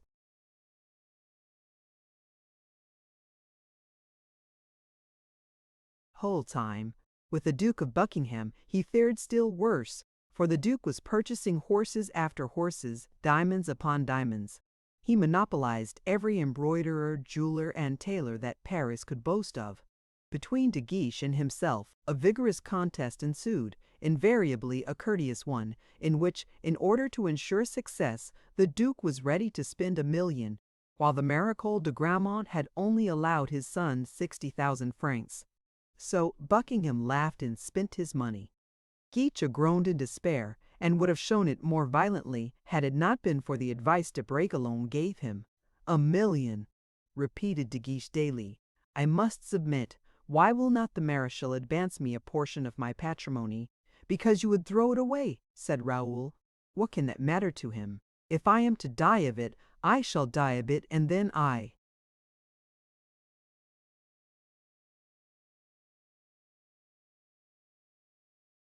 shall need nothing further. But what need is there to die? Said Raoul. I do not wish to be conquered in elegance by an Englishman.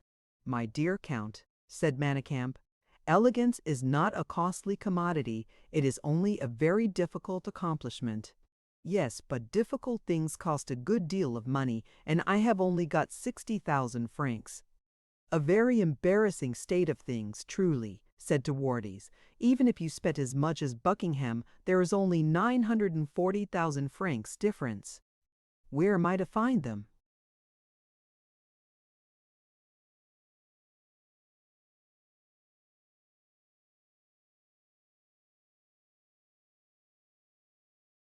Get into debt. I am in debt already.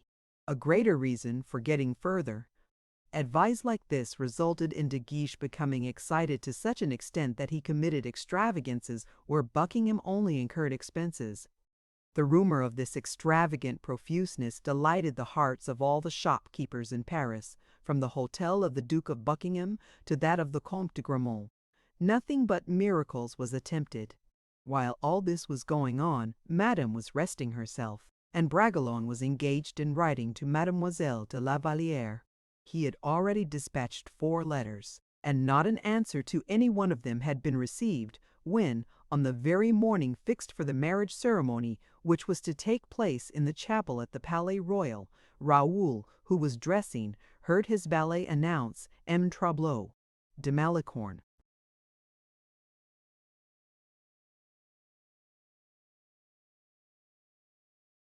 What can this Malicorne want with me? Thought Raoul, and then said to his valet, "Let him wait." "It is a gentleman from Blois," said the valet. "Admit him at once," said Raoul eagerly. Malicorne entered as brilliant as a star, and wearing a superb sword at his side. After having saluted Raoul most gracefully, he said, "Messed de Bragelonne, I am the bearer of 1,000 compliments from a lady to you." Raoul colored. "From a lady," said he.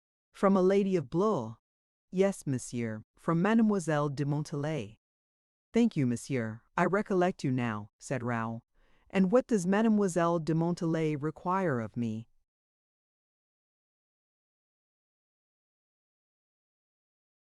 Malicorne drew 4 letters from his pocket, which he offered to Raoul.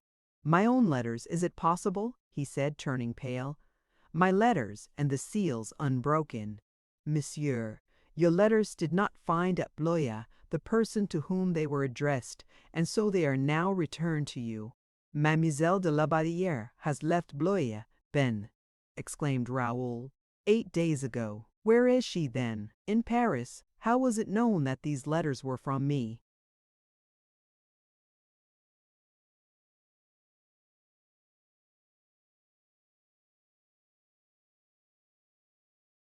"Mademoiselle de Montalais recognized your handwriting and your seal," said Malicorne. Raoul colored and smiled. "Mademoiselle de Montalais is exceedingly amiable," he said. "She is always kind and charming." "Always, monsieur. Surely she could give me some precise information about Mademoiselle de la Vallière. I never could find her in this immense city." Malicorne drew another packet from his pocket. "You may possibly find in this letter what you are anxious to learn." Raoul hurriedly broke the seal. The writing was that of Mademoiselle Aure, and enclosed were these words: "Paris, Palais Royal. The day of the nuptial blessing."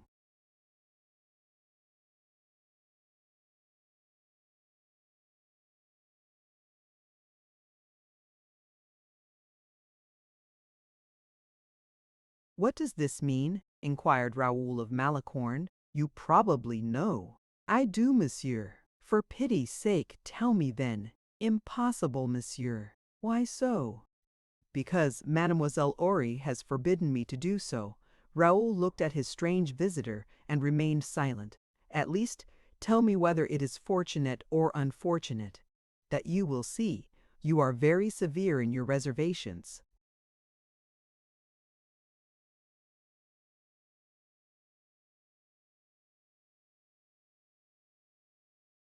"Will you grant me a favor, monsieur?" said Malicorne. "In exchange for that you refuse me." "Precisely." "What is it?" "I have the greatest desire to see the ceremony, and I have no ticket to admit me, in spite of all the steps I have taken to secure one." "Could you get me admitted?" "Certainly." Do me this kindness then, I entreat. Most willingly, monsieur. Come with me. I am exceedingly indebted to you, monsieur, said Malicorne.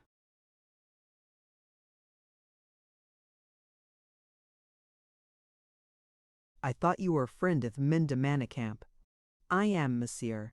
But this morning I was with him as he was dressing, and I let a bottle of blacking fall over his new dress, and he flew at me sword in hand, so that I was obliged to make my escape. That is the reason I could not ask him for a ticket. He wanted to kill me. I can well believe it, laughed Raoul. I know Manicamp is capable of killing a man who has been unfortunate enough to commit the crime you have to reproach yourself with, but I will repair the mischief as far as you are concerned. I will but fasten my cloak, and shall then be ready to serve you, not only as a guide, but as your introducer too.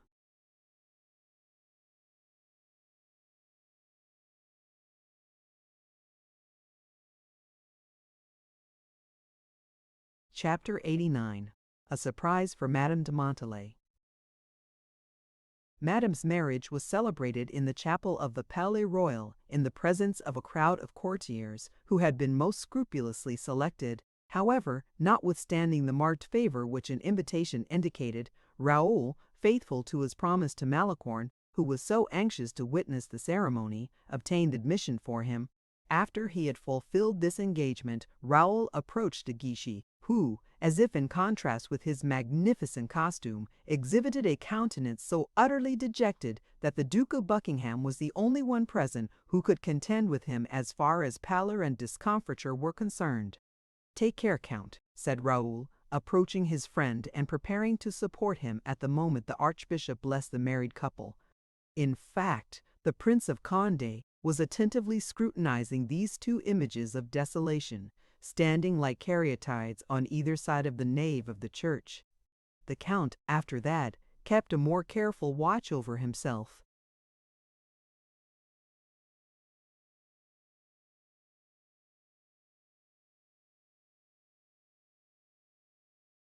At the termination of the ceremony, the King and Queen passed onward towards the grand reception room, where Madame and her suite were to be presented to them. It was remarked that the King, who had seemed more than surprised at his sister-in-law's appearance, was most flattering in his compliments to her. Again, it was remarked that the Queen Mother, fixing a long and thoughtful gaze upon Buckingham, leaned towards Madame de Motteville as though to ask her, "Do you not see how much he resembles his father?" And finally, it was remarked that Monsieur watched everybody and seemed quite discontented.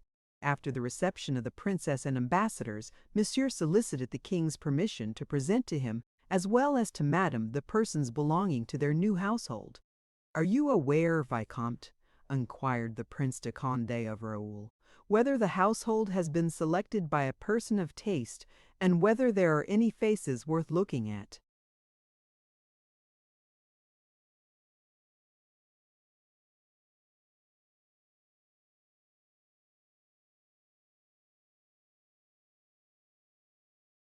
"I have not the slightest idea, monseigneur," replied Raoul. "You affect ignorance, surely. In what way, monseigneur?" "You are a friend of de Guiche, who was one of the friends of the prince."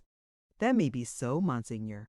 But the matter having no interest whatever for me, I never questioned de Guiche on the subject, and de Guiche on his part, never having been questioned, did not communicate any particulars to me. But Manicamp? It is true I saw Manicamp at Havre and during the journey here, but I was no more inquisitive with him than I had been towards de Guiche. Besides, is it likely that Manicamp should know anything of such matters? For he is a person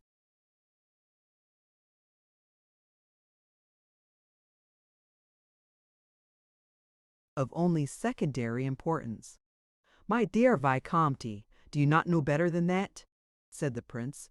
"Why, it is these persons of secondary importance who, on such occasions, have all the influence. And the truth is, that nearly everything has been done through Manicamp's presentations to Goucher, and through de Goucher to Monsieur." "I assure you, monseigneur, I was ignorant of that," said Raoul, "and what your highness does me the honor to impart is perfectly new to me. I will most readily believe you, although it seems incredible. Besides, we shall not have long to wait."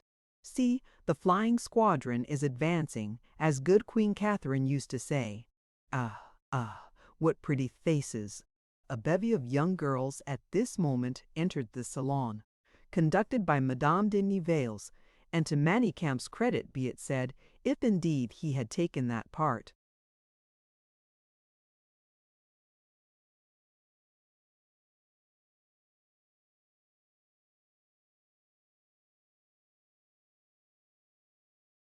In their selection which the Prince de Condé assigned him, it was a display calculated to dazzle those who, like the Prince, could appreciate every character and style of beauty.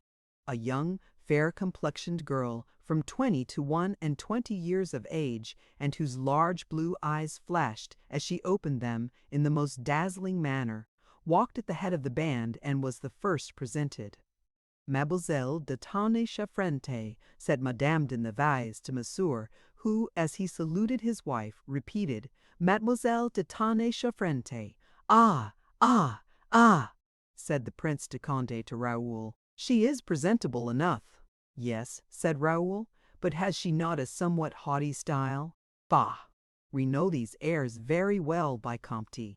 3 months hence she will be tame enough. But look there, indeed, is a pretty face.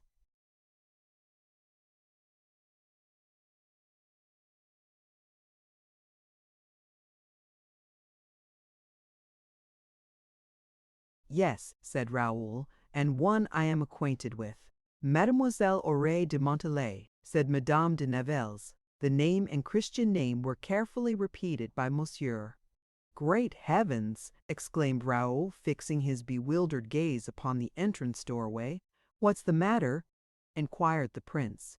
Was it Mademoiselle Aurore de Montalais who made you utter such a great heavens? No, monseigneur, no, replied Raoul, pale and trembling. Well, then, if it be not Mademoiselle Aurore de Montalais, it is that pretty blonde who follows her. What beautiful eyes! She is rather thin, but has fascinations without number.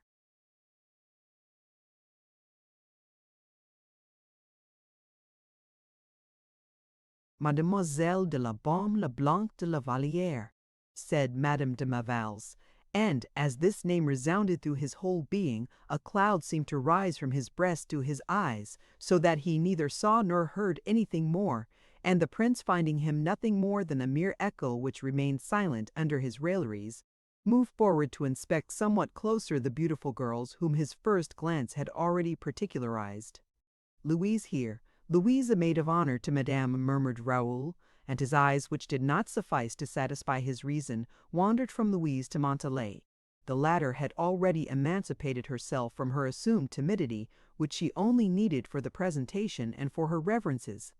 Mademoiselle de Montalais, from the corner of the room to which she had retired, was looking with no slight confidence at the different persons present, and, having discovered Raoul, she amused herself with the profound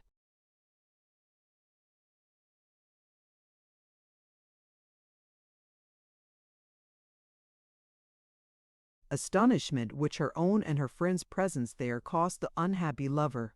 Her waggish and malicious look, which Raoul tried to avoid meeting and which yet he sought inquiringly from time to time, placed him on the rack. As for Louise, whether from natural timidity or some other reason for which Raoul could not account, she kept her eyes constantly cast down. Intimidated, dazzled, and with impeded respiration, she withdrew herself as much as possible aside, unaffected even by the nudges Montalais gave her with her elbow. The whole scene was a perfect enigma for Raoul, the key to which he would have given anything to obtain. But no one was there who could assist him, not even Malicorne, who, a little uneasy at finding himself in the presence of so many persons of good birth, and not a little discouraged by Montalais's bantering glances, had described a circle, and by degrees succeeded in getting a few paces from the prince, behind the group of maids of honor, and nearly within reach of Mademoiselle Auré's voice, she being the planet around which he, as her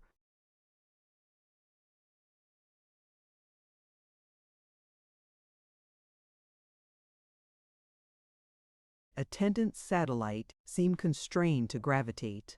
As he recovered his self-possession, Raoul fancied he recognized voices on his right hand that were familiar to him, and he perceived De Wardes, De Guiche, and the Chevalier de Lorraine conversing together. It is true they were talking in tones so low that the sound of their words could hardly be heard in the vast apartment. To speak in that manner from any particular place without bending down, or turning round, or looking at the person with whom one may be engaged in conversation, is a talent that cannot be immediately acquired by newcomers. Long study is needed for such conversations which, without a look, gesture, or movement of the head, seem like the conversation of a group of statues. In fact, in the king's and queen's grand assemblies, while their majesties were speaking, and while everyone present seemed to be listening in the midst of the most profound silence, some of these noiseless conversations took place in which adulation was not the prevailing feature, but Raoul was one among others exceedingly clever in.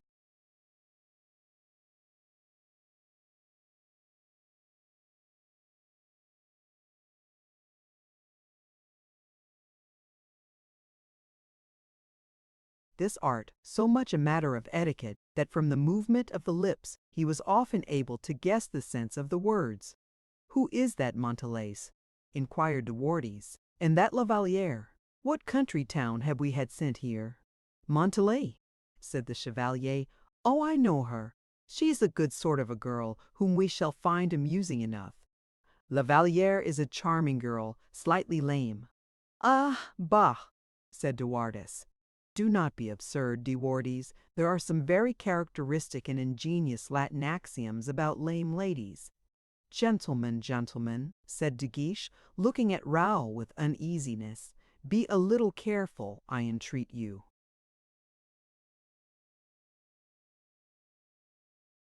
But the uneasiness of the Count, in appearance at least, was not needed. Raoul had preserved the firmest and most indifferent countenance, although he had not lost a word that passed.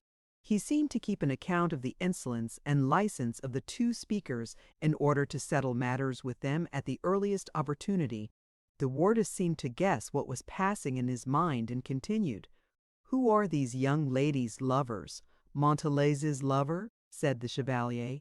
"Yes, Montalais first. You, I, or De Guiche, whoever likes, in fact." "And the other?"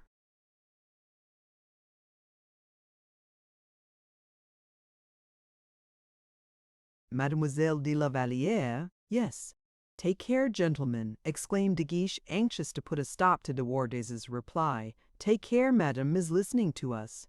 Raoul thrust his hand up to the wrist into his justo corpse in great agitation.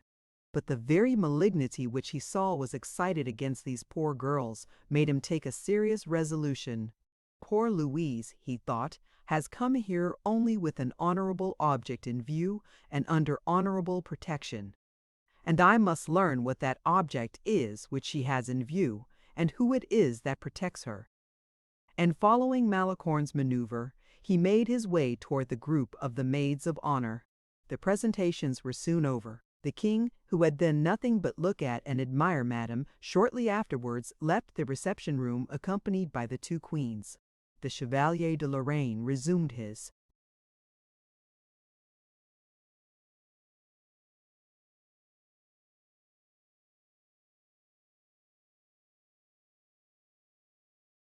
Place beside Monsieur, and, as he accompanied him, insinuated a few drops of the venom he had collected during the last hour while looking at some of the faces in the court, and suspecting that some of their hearts might be happy. A few of the persons present followed the king as he quitted the apartment, but such of the courtiers as assumed an independence of character and professed a gallantry of disposition began to approach the ladies of the court. The prince paid his compliments to Mademoiselle de Tonnay-Charente. Buckingham devoted himself to Madame Chalais and Mademoiselle de Lafayette, whom Madame already distinguished by her notice, and whom she held in high regard. As for the Comte de Guiche, who had abandoned Monsieur as soon as he could approach Madame alone, he conversed, with great animation, with Madame de Valentinois, and with Mesdemoiselles de Crequy and de Chatillon. Amid these varied political and amorous interests, Malicorne was anxious to gain Montalais's attention, but the latter preferred talking with Raoul, even if it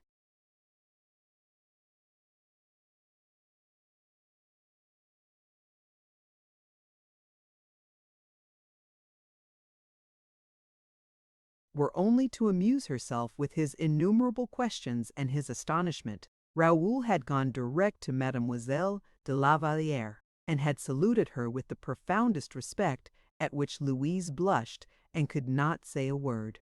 Montalais, however, hurried to her assistance. "Well, Monsieur le Vicomte, here we are, you see." "I do indeed see you," said Raoul, smiling, "and it is exactly because you are here that I wish to ask for some explanation." Malicorne approached the group with his most fascinating smile. "Go away, Malicorne. Really, you are exceedingly indiscreet." At this remark, Malicorne bit his lips and retired a few steps without making any reply. His smile, however, changed its expression, and from its former frankness became mocking in its expression.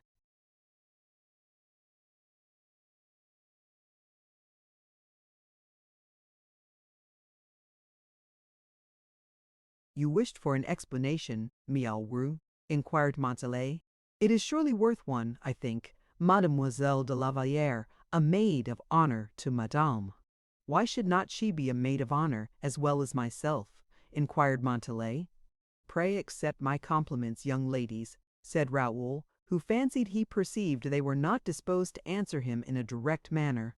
"Your remark was not made in a very complimentary manner, Vicomte." "Mine?" "Certainly.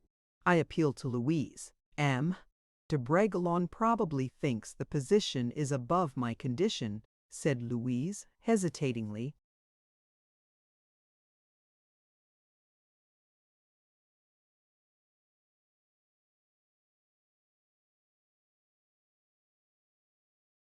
"Assuredly not," replied Raoul eagerly.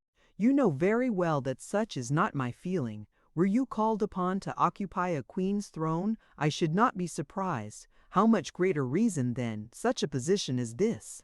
The only circumstance that amazes me is that I should have learned it only today, and that by the merest accident." "That is true," replied Montalais with her usual giddiness. "You know nothing about it, and there is no reason you should. M.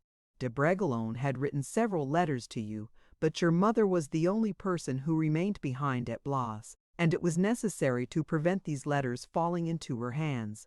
I intercepted them and returned them to M.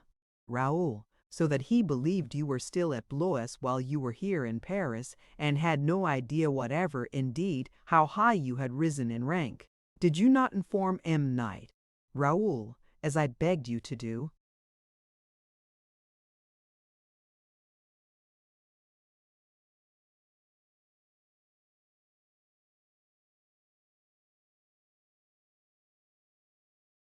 "Why should I?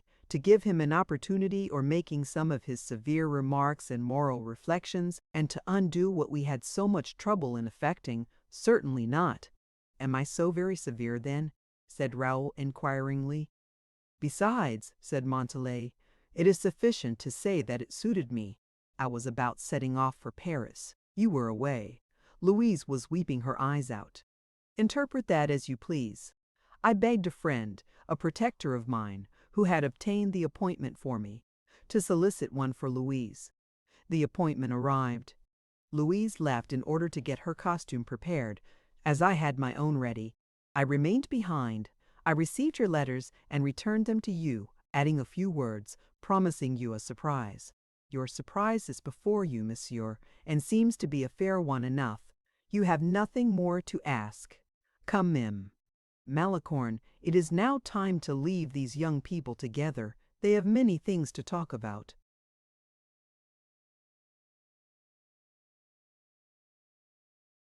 "Give me your hand. I trust that you appreciate the honor conferred upon you, Malicorne." "Forgive me," said Raoul, arresting the giddy girl, and giving to his voice an intonation, the gravity of which contrasted with that of Montalais. "Forgive me, but may I inquire the name of the protector you speak of? For if protection be extended towards you, Mademoiselle Montalais, for which, indeed, so many reasons exist," added Raoul, bowing, I do not see that the same reasons exist, added Raoul, bowing. I do not see that the same reasons are cared for. But, Raoul, said Louise innocently, there is no difference in the matter, and I do not see why I should not tell it you myself. It was Mim Malicorne who obtained it for me. Raoul remained for a moment almost stupefied, asking himself if they were trifling with him. He then turned round to interrogate Malicorne, but he had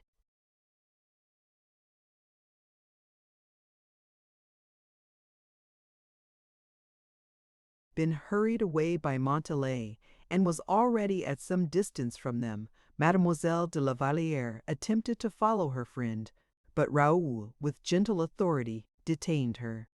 Louise, one word, I beg. But, and Raoul, said Louise, blushing, we are alone. Everyone has left. They will become anxious and will be looking for us.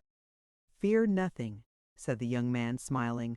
We are neither of us of sufficient importance for our absence to be remarked, but I have my duty to perform. Raoul, do not be alarmed. I am acquainted with these usages of the court. You will not be on duty until tomorrow.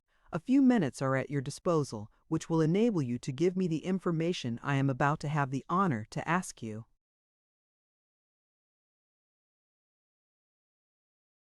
4. How serious you are, Miss Aurore, said Louise, because the circumstances are serious. Are you listening? I am listening.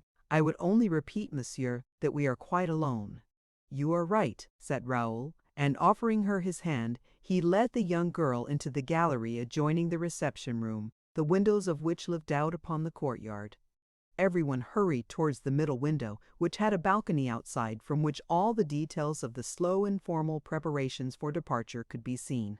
Raoul opened one of the side windows, and then being alone with Louise, said to her, You know, Louise, that from my childhood I have regarded you as my sister, as one who has been the confidant of all my troubles, to whom I have entrusted all my hopes,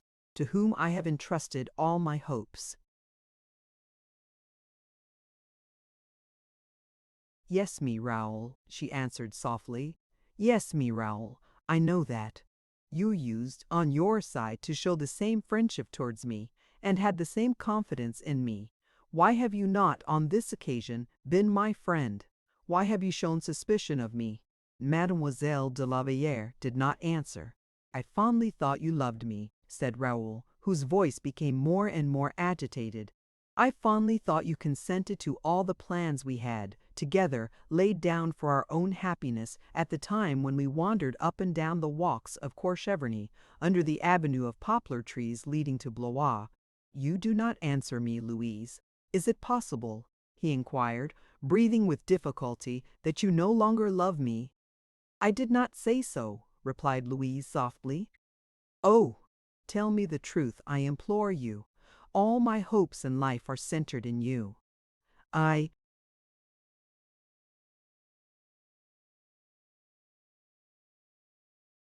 chose you for your gentle and simple tastes.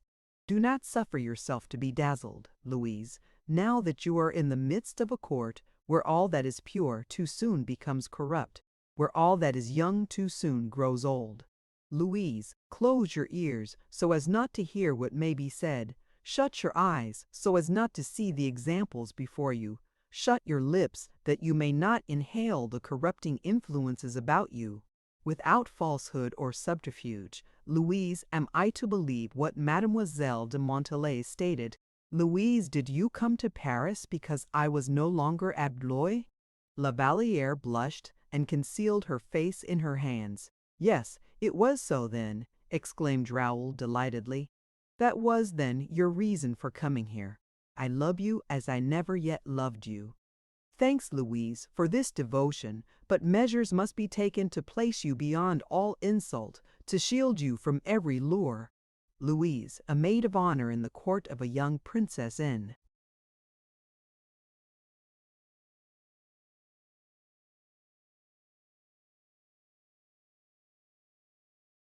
these days of free manners and inconstant affections, a maid of honor is placed as an object of attack without having any means of defense afforded her.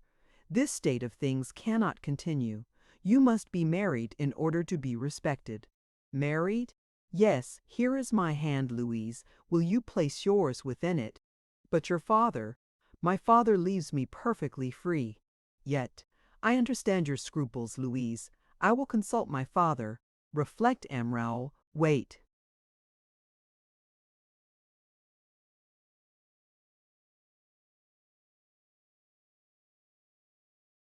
Wait, it is impossible. Reflect, Louise. When you are concerned, it would be insulting. Give me your hand, dear Louise. I am my own master. My father will consent. I know. Give me your hand. Do not keep me waiting thus. One word in answer. One word only. If not, I shall begin to think that in order to change you forever, nothing more was needed than a single step in the palace, a single breath of favor, a smile from the queen, a look from the king. Raoul had no sooner pronounced this latter word than La Valliere became as pale as death, no doubt from fear at seeing the young man excite himself. With a movement as rapid as thought, she placed both her hands in those of Raoul, and then fled without adding a syllable, disappearing without casting a look behind her. Raoul felt his whole frame tremble at the contact of her hand.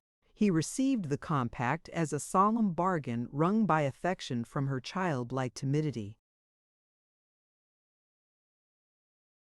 Chapter 90. The Consent of Athos. Raoul quitted the Palais Royal full of ideas that admitted no delay in execution. He mounted his horse in the courtyard and followed the road to Blois, while the marriage festivities of Monsieur and the Princess of England were being celebrated with exceeding animation by the courtiers. But to the despair of De Guiche and Buckingham, Raoul lost no time on the road, and in 16 hours he arrived at Blois. As he traveled along, he marshaled his arguments in the most becoming manner. Fever also is an argument that cannot be answered, and Raoul had an attack. Athos was in his study, making additions to his memoirs, when Raoul entered, accompanied by Grimaud. Keen-sighted and penetrating, a mere glance at his son told him that something extraordinary had befallen him. "You seem to come on a matter of importance," said he to Raoul, after he had embraced him, pointing to a seat.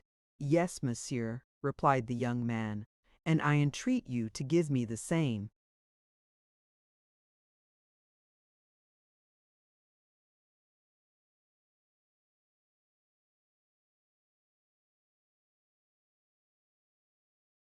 Kind attention that has never yet failed me. Speak, Raoul.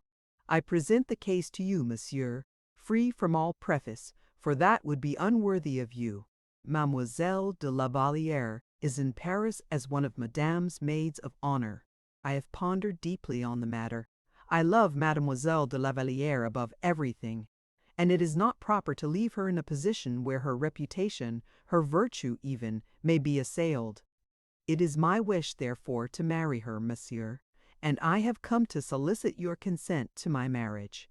While this communication was being made to him, Athos maintained the profoundest silence and reserve. Raoul, who had begun his address with an assumption of self-possession, finished it by allowing a manifest emotion to escape him at every word. Athos fixed upon Bragelonne a searching look, overshadowed indeed by a slight sadness.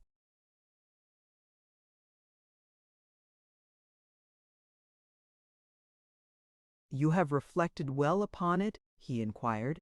"Yes, monsieur. I believe you are already acquainted with my views respecting this alliance." "Yes, monsieur," replied Raoul in a low tone of voice, "but you added that if I persisted you do persist, then—" Bragelonne stammered out an almost unintelligible assent.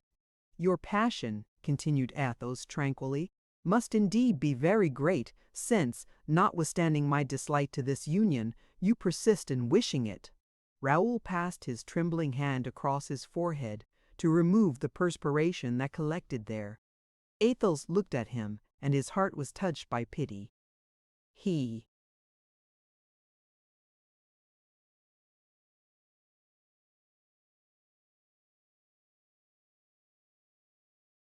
Rosen said, "It is no matter. My own personal feelings are not to be taken into consideration since yours are concerned. You need my assistance. I am ready to give it." Tell me what you want. Your kind indulgence first of all, monsieur, said Raoul, taking hold of his hand. You have mistaken my feelings, Raoul.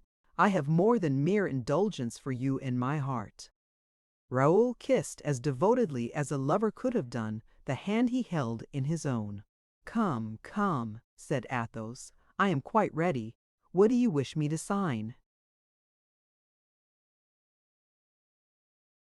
Nothing whatever, monsieur, only it would be very kind if you would take the trouble to write to the king, to whom I belong, and solicit his majesty's permission for me to marry Mademoiselle de la Vallière. Well thought, Raoul. After, or rather before myself, you have a master to consult, that master being the king. It is loyal in you to submit yourself voluntarily to this double proof. I will grant your request without delay, Raoul. The count approached the window, and leaning out, called to Grimaud, who showed his head from an arbor covered with jasmine, which he was occupied in trimming. My horses, Grimaud, continued the count. Why this order, monsieur? Inquired Raoul. We shall set off in a few hours.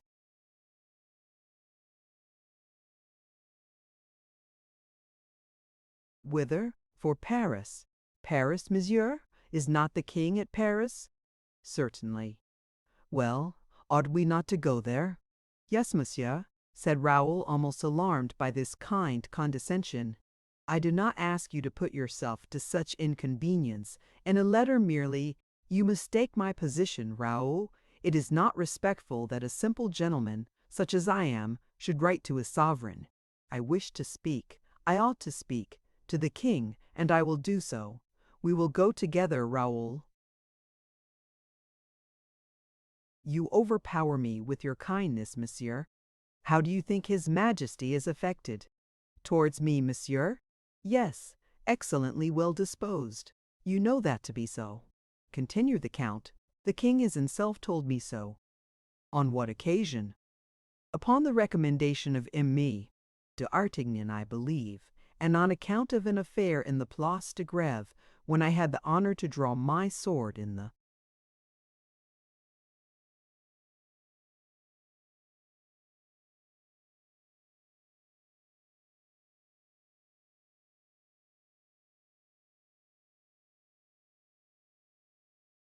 king's service. I have reason to believe that, vanity apart, I stand well with His Majesty. So much the better. But I entreat you, monsieur, pursued Raoul, not to maintain towards me your present grave and serious manner. Do not make me bitterly regret having listened to a feeling stronger than anything else. That is the second time you have said so, Raoul. It was quite unnecessary. You require my formal consent, and you have it. We need talk no more on the subject, therefore. Come and see my new plantations, Raoul. The young man knew very well that, after the expression of his father's wish, no opportunity of discussion was left him. He bowed his head and followed his father into the garden. Athos slowly pointed out to him the grapes, the cuttings.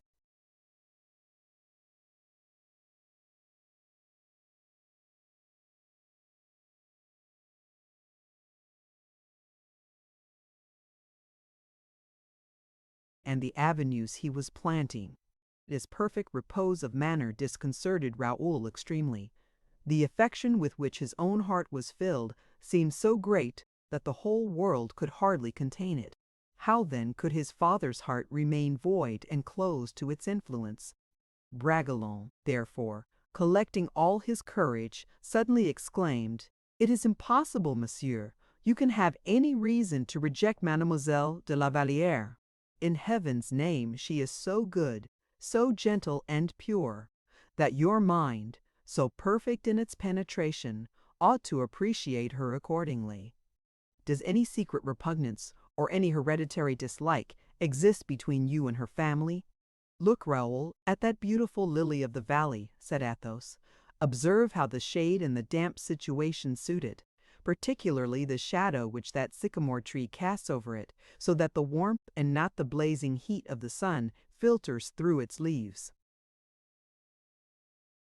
Raoul stopped, bit his lips, and then, with the blood mantling in his face, he said, courageously, One word of explanation, I beg, monsieur. You cannot forget that your son is a man. In that case, replied Athos, drawing himself up with sternness, prove to me that you are a man, for you do not show yourself a son. I begged you to wait the opportunity of forming an illustrious alliance. I would have obtained a wife for you from the first ranks of the rich nobility. I wish you to be distinguished by the splendor which glory and fortune confer, for nobility of descent you have already. Monsieur, exclaimed Raoul, carried away by a first impulse, I was reproached the other day for not knowing who my mother was. Athos turned pale.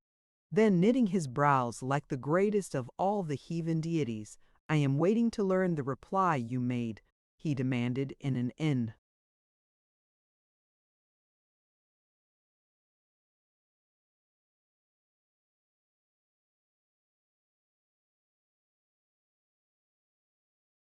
imperious manner. Forgive me, oh, forgive me, murmured the young man, sinking at once from the lofty tone he had assumed. What was your reply, monsieur? Inquired the count, stamping his feet upon the ground. Monsieur, my sword was in my hand immediately. My adversary placed himself on guard. I struck his sword over the palisade and threw him after it. Why did you suffer him to live? The king has prohibited dueling, and, at that moment, I was an ambassador of the king. Very well, said Athos, but all the greater reason I should see his majesty.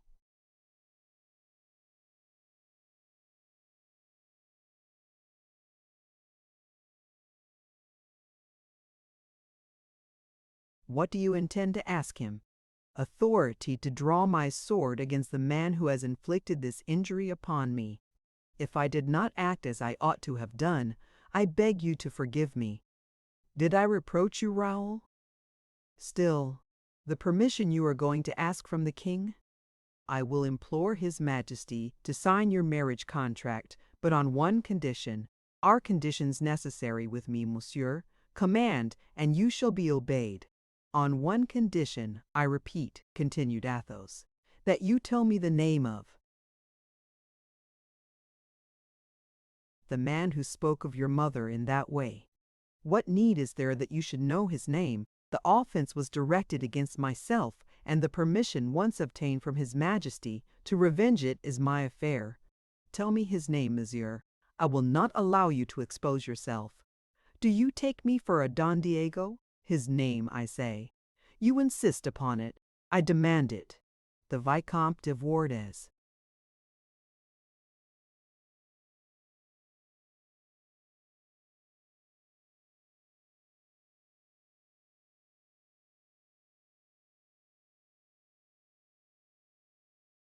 Very well, said Athos tranquilly. I know him. But our horses are ready, I see, and instead of delaying our departure for a couple of hours, we will set off at once. Come, monsieur.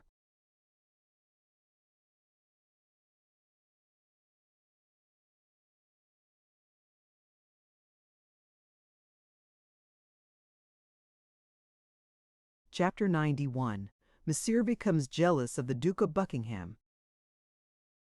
While the Comte de la Fère was proceeding on his way to Paris, accompanied by Raoul, the Palais Royal, the theatre wherein a scene of what Molière would have called excellent comedy, was being performed. 4 days had elapsed since his marriage, and Monsieur, having breakfasted very hurriedly, passed into his antechamber, frowning and out of temper. The repast had not been over agreeable. Madame had had breakfast served in her own apartment, and Monsieur had breakfasted almost alone. The Chevalier de Lorraine and Manicamp were the only persons present at the meal, which lasted 3/4 of an hour without a single syllable having been uttered. Manicamp, who was less intimate with His Royal Highness than the Chevalier de Lorraine, vainly endeavored to detect, from the expression of the prince's face, what had made him so ill-humored. The Chevalier de Lorraine, who had no occasion to speculate about anything, inasmuch as he knew all, ate his breakfast with that extraordinary appetite which the troubles of one's friends but stimulates, and,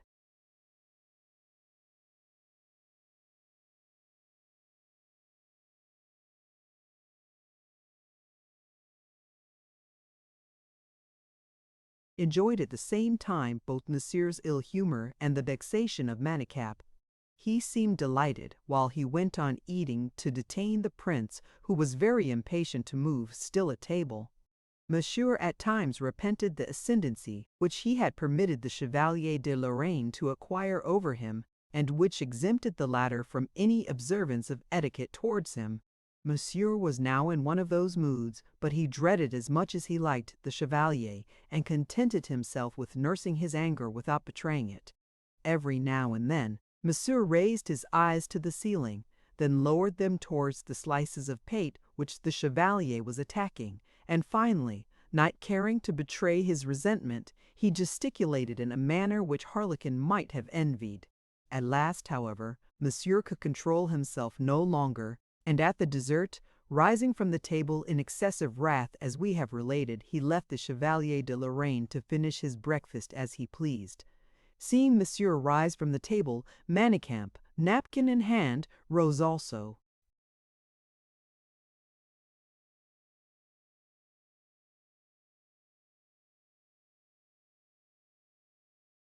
Monsieur ran rather than walked towards the antechamber, where, noticing an usher in attendance, he gave him some directions in a low tone of voice. Then turning back again, but avoiding passing through the breakfast apartment, he crossed several rooms with the intention of seeking the Queen Mother in her oratory, where she usually remained. It was about 10 o'clock in the morning. Anne of Austria was engaged in writing as Monsieur entered. The Queen Mother was extremely attached to her son, for he was handsome in person and amiable in disposition. He was, in fact, more affectionate and, it might be, more effeminate than the king. He pleased his mother by those trifling, sympathizing attentions all women are glad to receive. Anne of Austria, who would have been rejoiced to have had a daughter, almost found in this, her favorite son, the attentions, solicitude, and playful manners of a child of 12 years of age. All the time he passed with his mother he employed in admiring her arms, in giving his opinion upon her cosmetics, and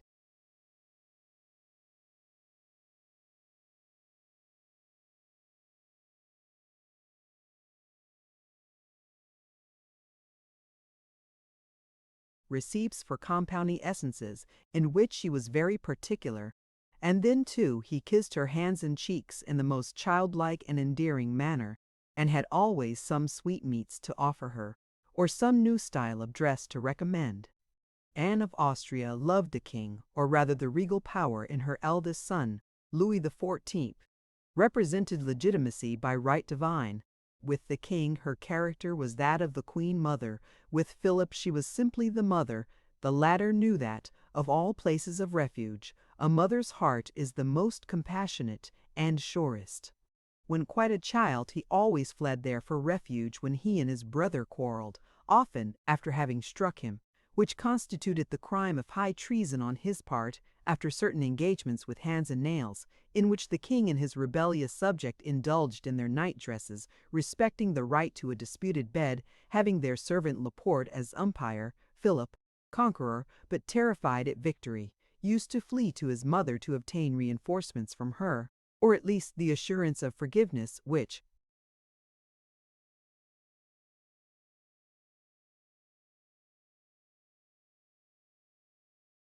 Louis XIV granted with difficulty, and after an interval. Anne, from this habit of peaceable intervention, succeeded in arranging the disputes of her sons, and in sharing, at the same time, all their secrets.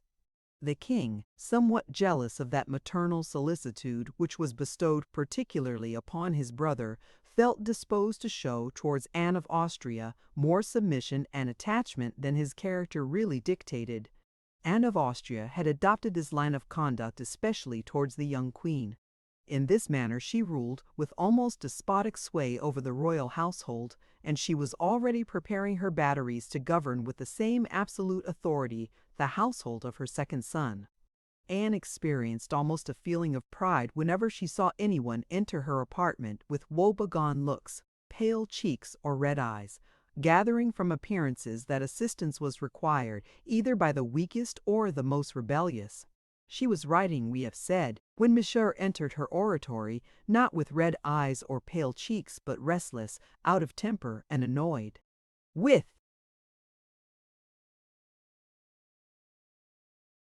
an absent air, he kissed his mother's hands and sat himself down before receiving her permission to do so. Considering the strict rules of etiquette established at the court of Anne of Austria, this forgetfulness of customary civilities was a sign of preoccupation, especially on Philip's part, who, of his own accord, observed a respect towards her of a somewhat exaggerated character. If, therefore, he so notoriously failed in this regard, there must be a serious cause for it. "What is the matter, Philip?" inquired Anne of Austria, turning towards her son. "A good many things," murmured the prince in a doleful tone of voice. "You look like a man who has a great deal to do," said the queen, laying down her pen. Philip frowned, but did not reply. "Among the various subjects which occupy your mind," said Anne of Austria, "there must surely be one that absorbs it more than others."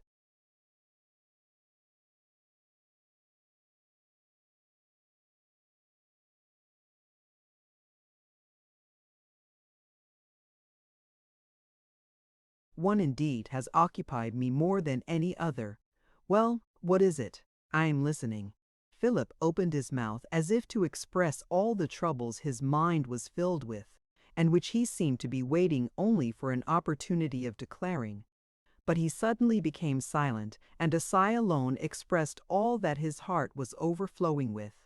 "Come, Philip, show a little firmness," said the Queen Mother. "When one has to complain of anything, it is generally an individual who is the cause of it. Am I not right?" "I do not say no, madame. Whom do you wish to speak about? Come, take courage."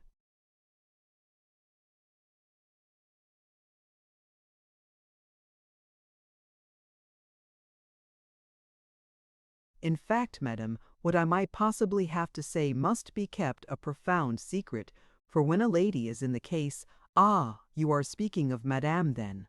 inquired the Queen Mother, with a feeling of the liveliest curiosity. "Yes. Well, then, if you wish to speak of madame, do not hesitate to do so. I am your mother, and she is no more than a stranger to me. Yet, as she is my daughter-in-law, rest assured I shall be interested, even were it for your own sake alone, in hearing all you may have to say about her. Pray tell me, madame, in your turn, whether you have not remarked something." "Something, Philip? Your words almost frighten me from their want of."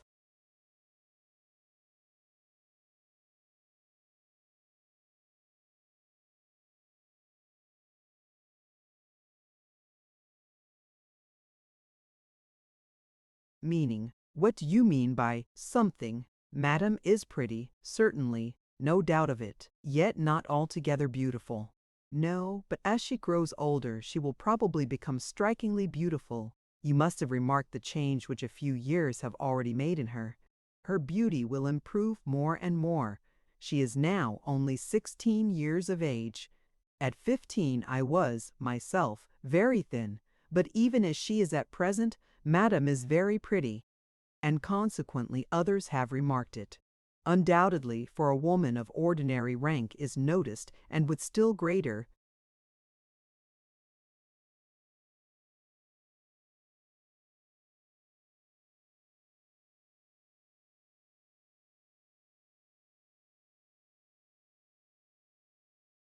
reason a princess. She has been well brought up, I suppose? Madame Henrietta, her mother, is a woman somewhat cold in manner, slightly pretentious, but full of noble thoughts. The princess's education may have been neglected, but her principles, I believe, are good. Such, at least, was the opinion I formed of her when she resided in France. But she afterwards returned to England, and I am ignorant what may have occurred there." "What do you mean?" "Simply that there are some heads naturally giddy, which are easily turned by prosperity." "That is the very word, madame. I think the princess rather giddy."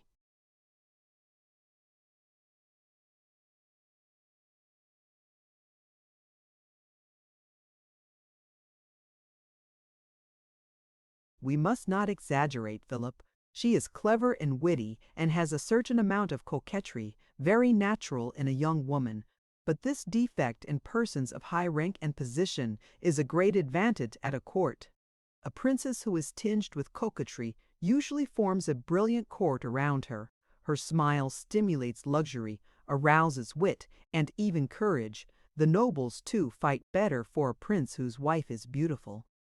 "Thank you extremely, madame," said Philip with some temper. "You really have drawn some very alarming pictures for me." "In what respect?"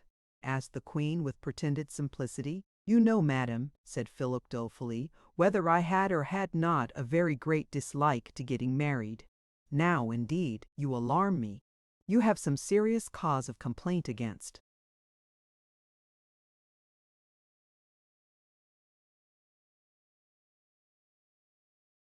"Madam, I do not precisely say it is serious. In that case, then, throw aside your doleful looks. If you show yourself to others in your present state, people will take you for a very unhappy husband." "The fact is," replied Philip, "I am not altogether satisfied as a husband, and I shall not be sorry if others know it. For shame, Philip." "Well then, madame, I will tell you frankly that I do not understand the life I am required to lead. Explain yourself. My wife does not seem to belong to me. She is always leaving me for some reason or another. In the mornings there are visits, correspondences, and toilettes, and the evenings, balls and concerts." "You are jealous, Philip." Heaven forbid! Let others act the part of a jealous husband, not I. But I am annoyed. All these things you reproach your wife with are perfectly innocent, and so long as you have nothing of greater importance. Yet, listen, without being very blamable, a woman can excite a good deal of uneasiness. Certain visitors may be received, certain preferences shown, which expose young women to remark, and which are enough to drive out of their senses even those husbands who are least disposed to be jealous. Ah, now we are coming to the real point at last, and not without some difficulty. You speak of frequent visits and certain preferences very good. For the last hour we have been beating about the bush, and at last you have broached the true question. This is more serious than I thought. It is possible, then, that Madame can have given you grounds for these complaints against her? Precisely so. What, your wife, married only 4 days ago, prefers some other person to yourself? Take care, Philip. You exaggerate your grievances. In wishing to prove everything, you prove nothing. The prince, bewildered by his mother's serious manner, wished to reply, but he could only stammer out some unintelligible words. "You draw back, then?" said Anne of Austria. "I prefer that, as it is an acknowledgment of your mistake." "No," exclaimed Philip, "I do not draw back, and I will prove all I asserted. I spoke of preference and of visits, did I not? Well, listen." Anne of Austria prepared herself to listen, with that love of gossip which the best woman living and the best mother, were she a queen even, always finds in being mixed up with the petty squabbles of a household. "Well," said Philip, "tell me one thing." "What is that?" "Why does my wife retain an English court about her?" said Philip, as he crossed his arms and looked his mother steadily in the face, as if he were convinced that she could not answer the question. "For a very simple reason," returned Anne of Austria, "because the English are her countrymen, because they have expended large sums in order to accompany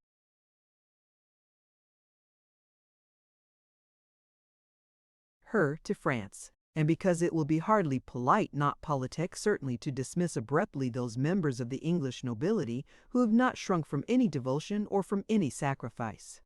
"A wonderful sacrifice indeed," returned Philip, "to desert a wretched country to come to a beautiful one, where a greater effect can be produced for a crown than can be procured elsewhere for 4. Extraordinary devotion, really, to travel 100 leagues in company with a woman one is in love with." "In love, Philip? Think what you are saying. Who is in love with Madame?" "The Duke of Buckingham. Perhaps you will defend him, too." Anne of Austria blushed and smiled at the same time. The name of the Duke of Buckingham recalled certain recollections of a very tender and melancholy nature. "The Duke of Buckingham?" she murmured. Yes, one of those armchair soldiers. The Buckinghams are loyal and brave, said Anne of Austria, courageously. This is too bad. My own mother takes the part of my wife's lover against me, exclaimed Philip, incensed to such an extent that his weak organization was affected almost to tears. Philip, my son, exclaimed Anne of Austria, such an expression is unworthy of you. Your wife has no lover, and, had she one, it would not be the Duke of Buckingham. The members of that family, I repeat, are loyal and discreet, and the rights of hospitality are sure to be respected by them. The Duke of Buckingham is an Englishman, madam, said Philip. And may I ask if the English so very religiously respect what belongs to princes of France? Anne blushed a second time, and turned aside under the pretext of taking her.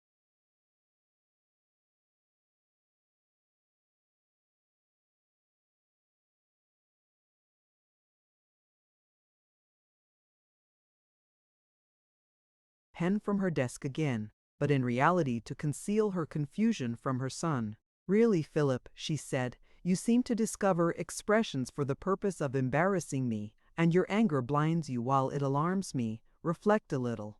There is no need for reflection, madame. I can see with my own eyes. Well, and what do you see? That Buckingham never quits my wife. He presumes to make presents to her, and she ventures to accept them. Yesterday she was talking about sachets, à la violette. Well, our French perfumers, you know very well, madame, for you have over and over again asked for it without success. Our French perfumers, I say, have never been able to procure the scent. The Duke, however, wore about him a sachet, à la violette, and I am sure that the one my wife has came from him. Indeed, monsieur, said Anne of Austria, you build your pyramids on needle.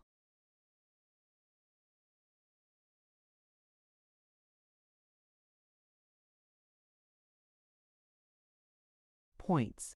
Be careful. What harm, I ask you, can there be in a man giving to his countrywoman a receipt for a new essence? These strange ideas, I protest, painfully recall your father to me, he who so frequently and so unjustly made me suffer. The Duke of Buckingham's father was probably more reserved and more respectful than his son, said Philip thoughtlessly, not perceiving how deeply he had wounded his mother's feelings. The Queen turned pale and pressed her clenched hands upon her bosom. But, recovering herself immediately, she said, "You came here with some intention or another, I suppose." "Certainly. What was it?" "I came, madame, intending to complain energetically and to inform you that I will not submit to such behavior from the Duke of Buckingham." "What do you intend to do, then?" "I shall complain to the king." "And what do you expect the king to reply?" "Very well, then," said Monsieur with an expression of stern determination on his countenance, which offered a singular contrast to its usual gentleness. "Very well. I will write myself." "What do you call writing yourself?" inquired Anne of Austria, in alarm. "I will have the Duke of Buckingham quit the princess. I will have him quit France, and I will see that my wishes are intimated to him." "You will intimate nothing of the kind, Philip," said the Queen, "for if you act in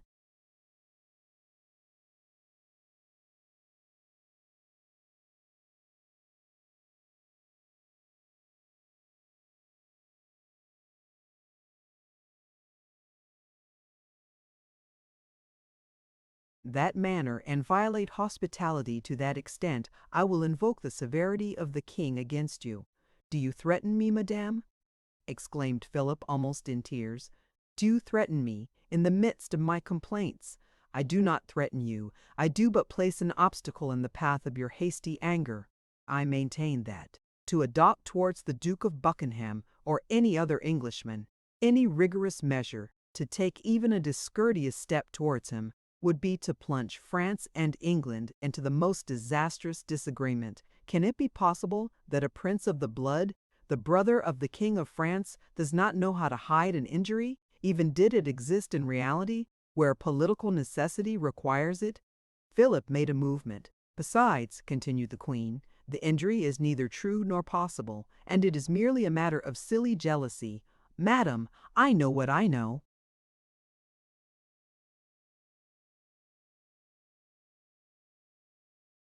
Whatever you may know, I can only advise you to be patient." "I am not patient by disposition, madam." The queen rose, full of severity, and with an icy, ceremonious manner. "Explain what you really require, monsieur," she said. "I do not require anything, madame. I simply express what I desire.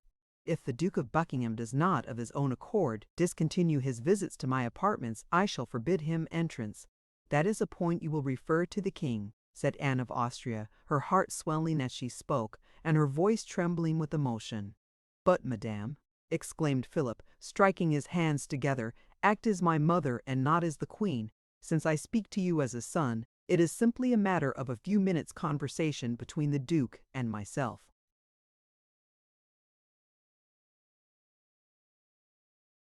"It is that very conversation I forbid," said the queen, resuming her authority, "because it is unworthy of you.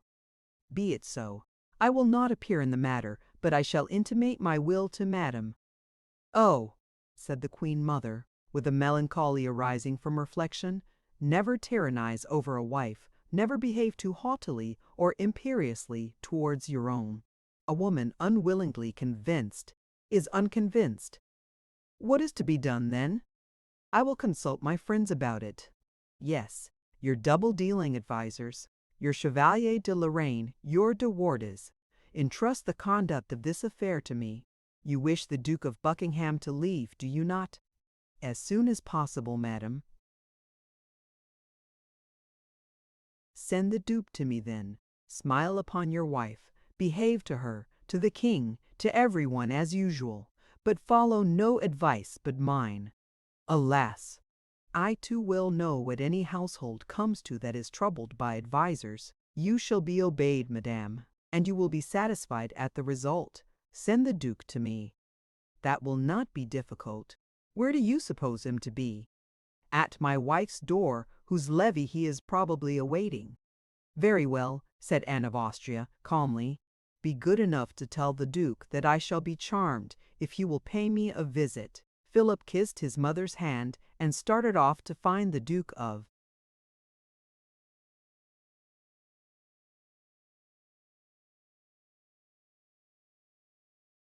Buckingham. Chapter 92. Forever.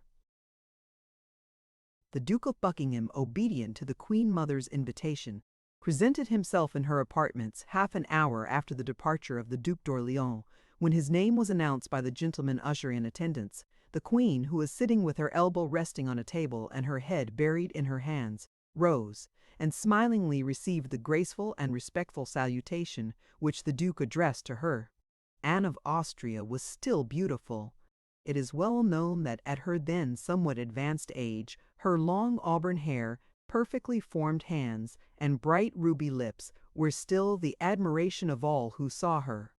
On the present occasion, abandoned entirely to a remembrance which evoked all the past in her heart, she looked almost as beautiful as in the days of her youth, when her palace was open to the visits of the Duke of Buckingham's father, then a young and impassioned man, as well as an unfortunate prince who lived for her alone and died with her name upon his lips. Anne of Austria fixed upon Buckingham a look so tender in its expression that it denoted not alone the indulgence of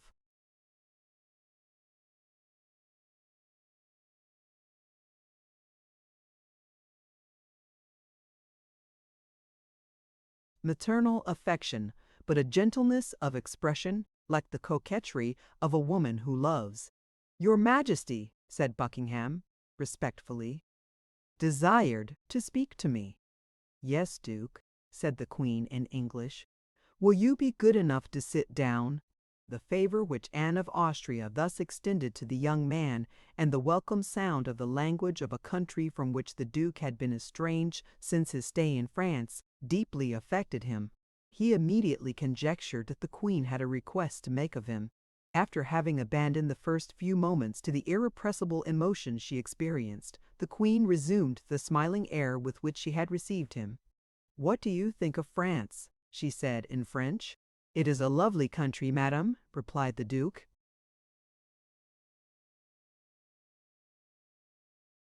"Had you ever seen it before?" Once only, madame. But, like all true Englishmen, you prefer England?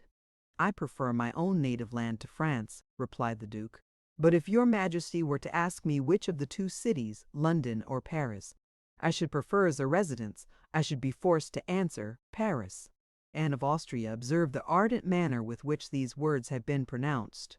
I am told, my lord, you have rich possessions in your own country, and that you live in a splendid and time-honored palace. It was my father's residence, replied Buckingham, casting down his eyes. Those are indeed great advantages and souvenirs, replied the Queen, alluding,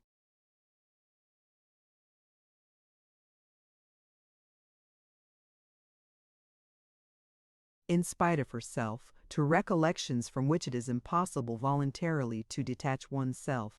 In fact, said the Duke, yielding to the melancholy influence of this opening conversation, sensitive persons live as much in the past or the future as in the present.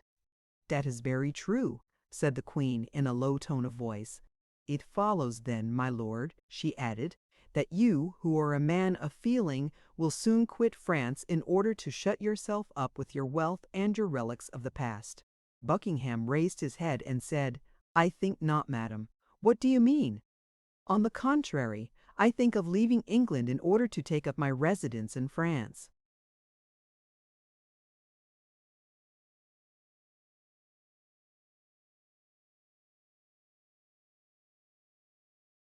It was now Anne of Austria's turn to exhibit surprise. Why? She said. Are you not in favor with the new king? Perfectly so, madame, for his Majesty's kindness to me is unbounded. It cannot, said the Queen, be because your fortune has diminished, for it is said to be enormous. My income, madame, has never been so large. There is some secret cause, then? No, madam, said Buckingham eagerly. There is nothing secret in my reason for this determination. I prefer residence in France. I like a court so distinguished by its refinement and courtesy. I like the amusements, somewhat serious in their nature, which are not the amusements of my own country, and which are met with in France.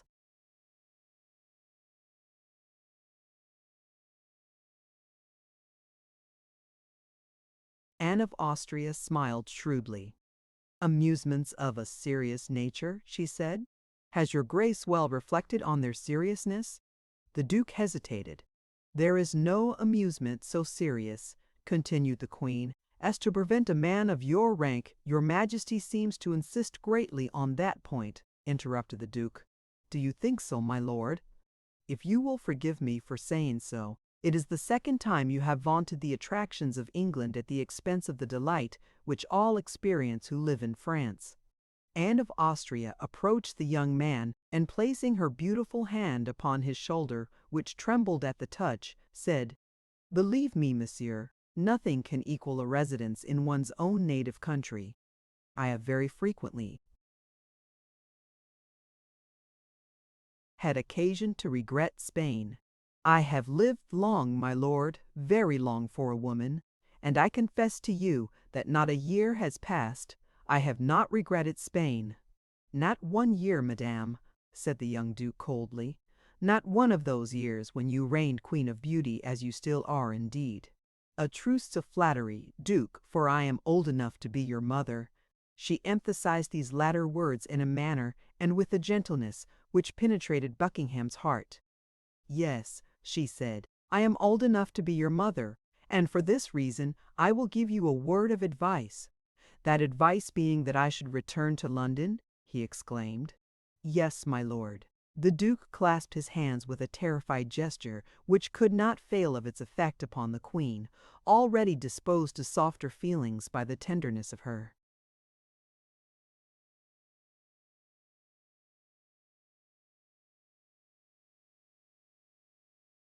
own recollections. It must be so, added the Queen. What? He again exclaimed. Am I seriously told that I must leave, that I must exile myself, that I am to flee at once? Exile yourself, did you say? One would fancy France was your native country. Madam, the country of those who love is the country of those whom they love. Not another word, my lord. You forget whom you are addressing. Buckingham threw himself on his knees. Madam, you are the source of intelligence, of goodness, and of compassion. You are the first person in this kingdom, not only by your rank, but the first person in the world on account of your angelic attributes. I have said nothing, madame. Have I indeed said anything you should answer with such a cruel remark? What have I betrayed?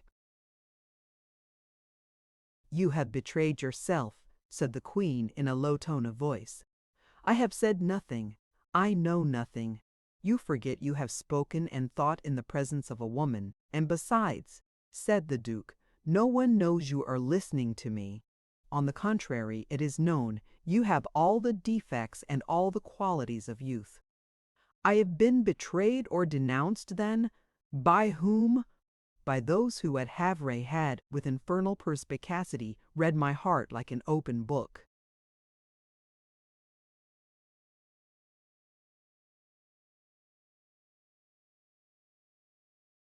I do not know whom you mean.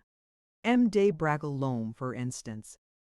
I know the name without being acquainted with the person to whom it belongs. M. de Bragelonne has said nothing.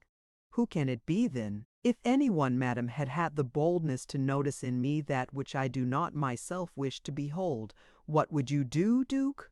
There are secrets which kill those who discover them. He, then, who has discovered your secret, madman, that you are, still lives, and, what is more, you will not slay him, for he is armed on all sides. He is a husband, a jealous man. He is the second gentleman in France. He is my son, the Duc.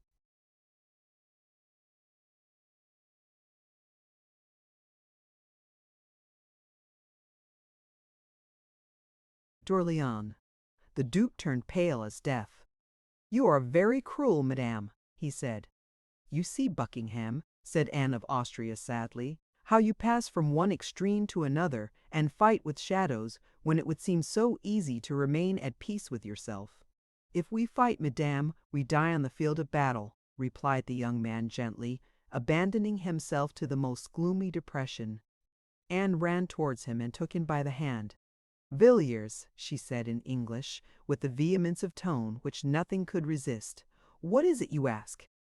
Do you ask a mother to sacrifice her son, a queen to consent to the dishonor of her house? Child that you are, do not dream of it. What? In order to spare your tears, am I to commit these crimes, Villiers? You speak of the dead at least.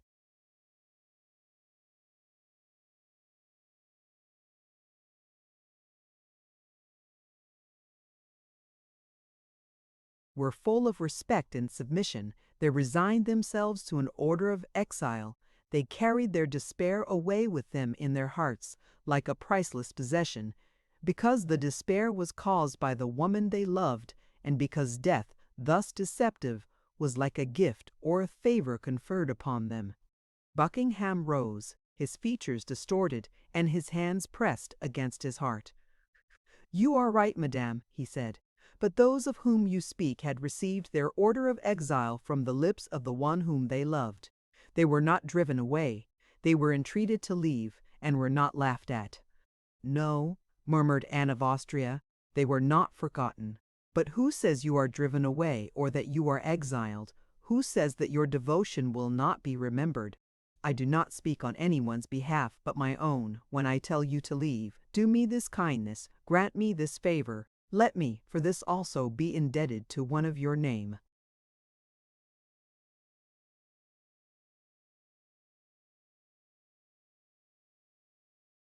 It is for your sake, then, madame? For mine alone. No one whom I shall leave behind me will venture to mock, no prince even who shall say, I required it. Listen to me, Duke. And hereupon the dignified features of the queen assumed a solemn expression. I swear to you that no one commands in this matter but myself. I swear to you that not only shall no one either laugh or boast in any way, but no one even shall fail in the respect due to your rank. Rely upon me, Duke, as I rely upon you. You do not explain yourself, madame. My heart is full of bitterness, and I am in utter despair. No consolation, however gentle and affectionate, can afford me relief.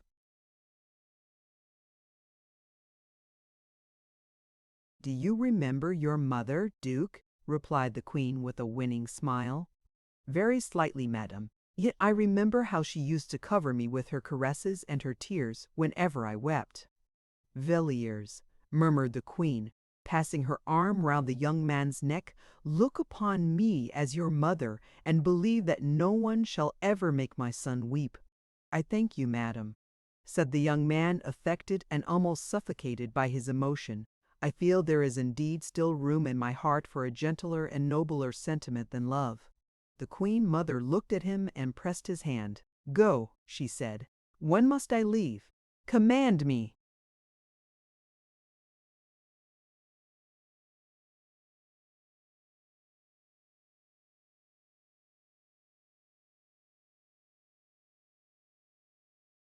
At any time that may suit you, my lord, resumed the Queen. You will choose your own day of departure. Instead, however, of setting off today, as you would doubtless wish to do, or tomorrow, as others may have expected, leave the day after tomorrow in the evening, but announce today that it is your wish to leave. My wish? Murmured the young Duke. Yes, Duke. And shall I never return to France?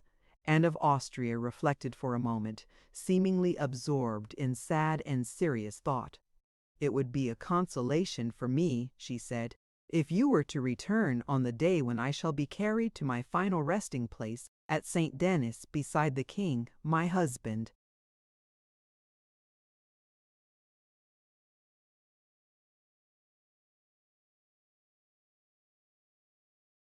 Madam, you are goodness itself. The tide of prosperity is setting in on you. Your cup brims over with happiness, and many long years are yet before you. In that case you will not come for some time. Then, said the Queen, endeavoring to smile. I shall not return, said Buckingham, young as I am.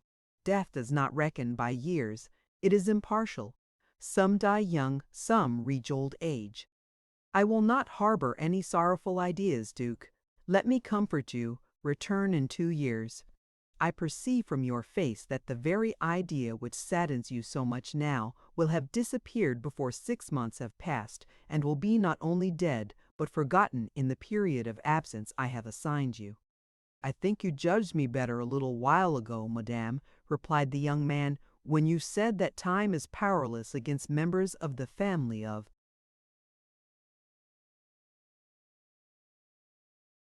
Buckingham. Silence, said the Queen, kissing the Duke upon the forehead with an affection she could not restrain. Go, go, spare me and forget yourself no longer. I am the Queen. You are the subject of the King of England. King Charles awaits your return. Adieu, Villiers, farewell, forever, replied the young man, and he fled, endeavoring to master his emotion.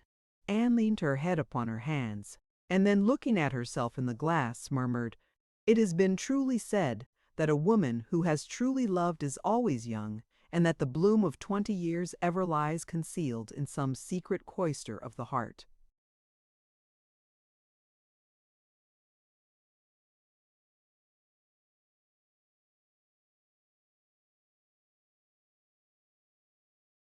Chapter 93. King Louis XIV. Does not think Mademoiselle de la Vallière either rich enough or pretty enough for a gentleman of the rank of the Vicomte de Bragelonne.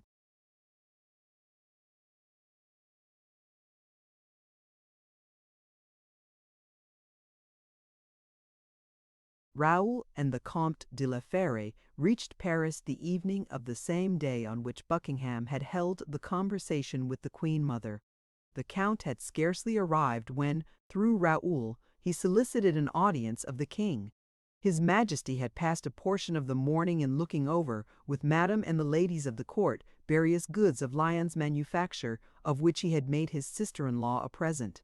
A court dinner had succeeded, then cards, and afterwards, according to his usual custom, the king, leaving the card tables at 8 o'clock, passed into his cabinet in order to work with Imnen, Colbert, and M. Beaussus and Tissèche.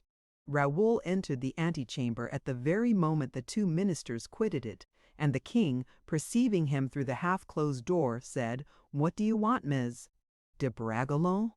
The young man approached. "An audience, sire," he replied, "for the Comte de la Fère, who has just arrived from Blois, and is most anxious to have an interview with your Majesty."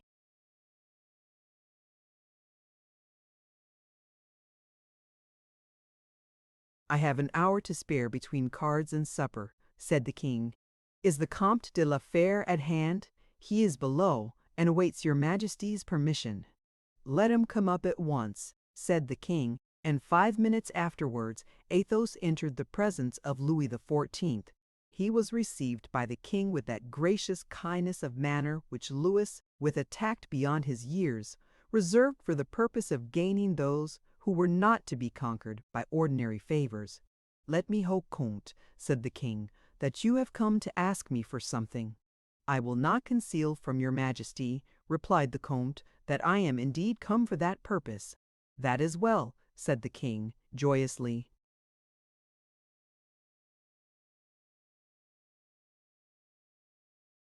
"It is not for myself, sire. So much the worse. But at least I will do for your protégé what you refuse to permit me to do for you. Your Majesty encourages me. I have come to speak on behalf of the Vicomte de Bragelonne. It is the same as if you spoke on your own behalf, Comte." "Not altogether so, sire. I am desirous of obtaining from your Majesty that which I cannot ask for myself. The Vicomte thinks of marrying. He is still very young, but that does not matter. He is an eminently distinguished man. I will choose a wife for him." "He has already chosen one, sire, and only awaits your consent."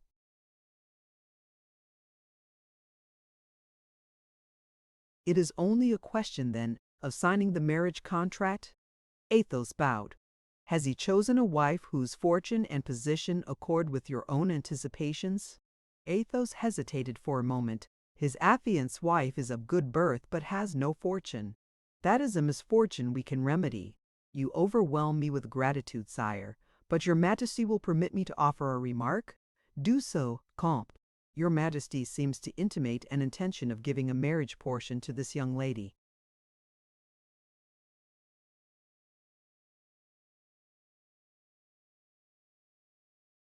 "Certainly. I should regret, sire, if the step I have taken towards your Majesty should be attended by this result." "No false delicacy, Comte. What is the bride's name?" "Mademoiselle de la Baume le Blanc de la Vallière," said Athos coldly. "I seem to know that name," said the king, as if reflecting. "There was a Marquis de la Vallière." "Yes, sire, it is his daughter." "But he died, and his widow married again, M. de Saint Remy, I think, steward of the wager Madame's former household." "Your Majesty is correctly informed." "More than that, the young lady has lately become one of the princess's maids of honor. Your Majesty is better acquainted with her history than I am." The king again reflected, and glancing at the Comte's anxious countenance, said, "The young lady does not seem to me to be very pretty, Comte." "I am not quite sure," replied Athos. "I have seen her, but she hardly struck me as being so. She seems to be a good and modest girl, but has little beauty, sire." "Beautiful fair hair, however." "I think so." "And her blue eyes are tolerably good." "Yes, sire." "With regard to beauty, then, the match is but an ordinary one. Now for the money side of the question. 15 to 20,000 francs dowry at the very outside, sire. The lovers are disinterested enough. For myself, I care little for money." "For superfluity, you mean. But a needful amount is of importance. With 15,000 francs without landed property, a woman cannot live at court. We will make up the deficiency. I will do it for de Bragelonne." The king again remarked the coldness with which Athos received the remark. "Let us pass from the question of money to that of rank," said Louis XIV. "The daughter of the Marquis de la Vallière, that is well enough, but there is that."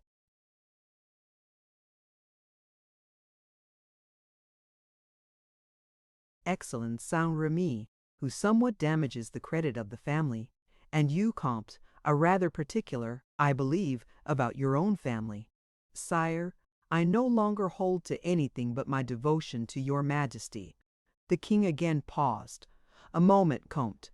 You have surprised me in no little degree from the beginning of your conversation. You came to ask me to authorize a marriage, and you seem greatly disturbed in having to make the request. Nay, pardon me, Comte, but I am rarely deceived, young as I am, for while with some persons I place my friendship at the disposal of my understanding, with others I call my distrust to my aid, by which my discernment is increased. I repeat that you do not prefer your request as though you wished it success. Well, sire, that is true. I do not understand you then. Refuse."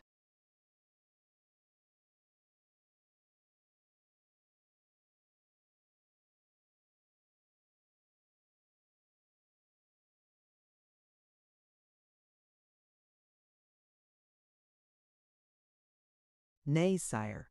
I love de Bragelonne with my whole heart. He is smitten with Mademoiselle de la Vallière. He weaves dreams of bliss for the future. I am not one who is willing to destroy the illusions of youth. This marriage is objectionable to me, but I implore your Majesty to consent to it forthwith and thus make Raoul happy." "Tell me, Comte, is she in love with him? If your Majesty requires me to speak candidly, I do not believe in Mademoiselle de la Valliere's affection.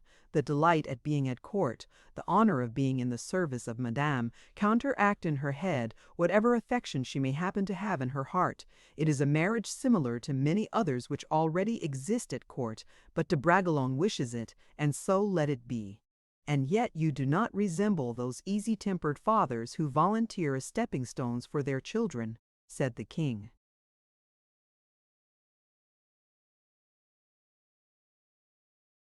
"I am determined enough against the viciously disposed, but not so against men of upright character. Raoul is suffering. He is in great distress of mind. His disposition, naturally light and cheerful, has become gloomy and melancholy. I do not wish to deprive your Majesty of the services he may be able to render." "I understand you," said the king, "and what is more, I understand your heart too, Comte." "There is no occasion, therefore," replied the Comte, "to tell your Majesty that my object is to make these children, or rather Raoul, happy. And I too, as much as yourself, Comte, wish to secure me, de Bragelonne's happiness. I only await your Majesty's signature. Raoul will have the honor of presenting himself before your Majesty to receive your consent." "You are mistaken, Comte," said the king firmly.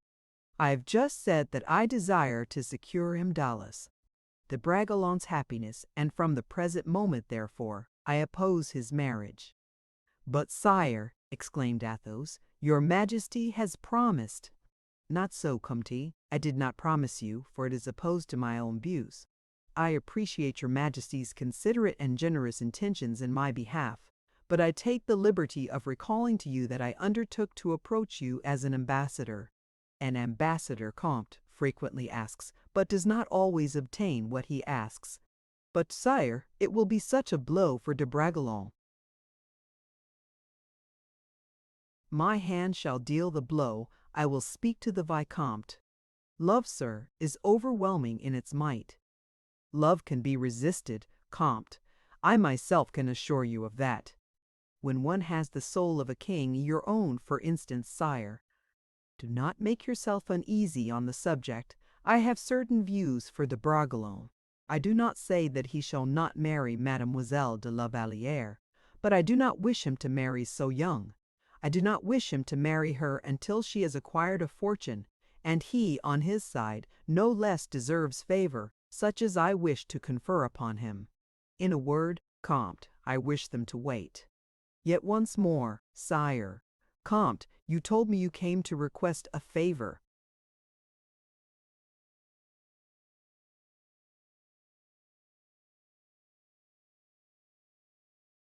"Assuredly, sire. Grant me one then instead. Let us speak no longer upon this matter. It is probable that, before long, war may be declared. I require men about me who are unfettered. I should hesitate to send under fire a married man or a father of a family. I should hesitate also, on de Bragelonne's account, to endow with a fortune, without some sound reason for it, a young girl, a perfect stranger. Such an act would sow jealousy amongst my nobility." Athos bowed and remained silent. "Is that all you wish to ask me?" added Louis XIV. "Absolutely all, sire, and I take my leave of your Majesty. Is it, however, necessary that I should inform Raoul?" "Spare yourself the trouble and annoyance. Tell the Vicomte that at my levee, too."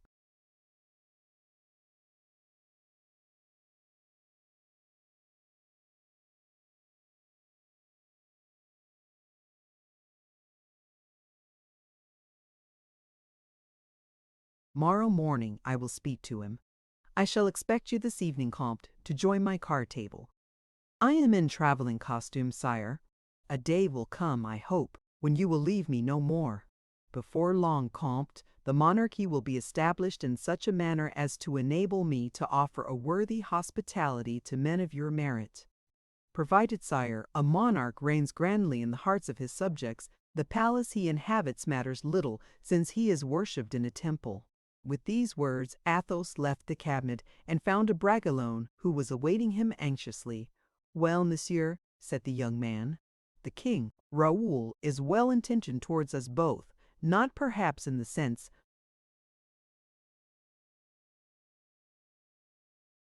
you suppose, but he is kind, and generously disposed to our house."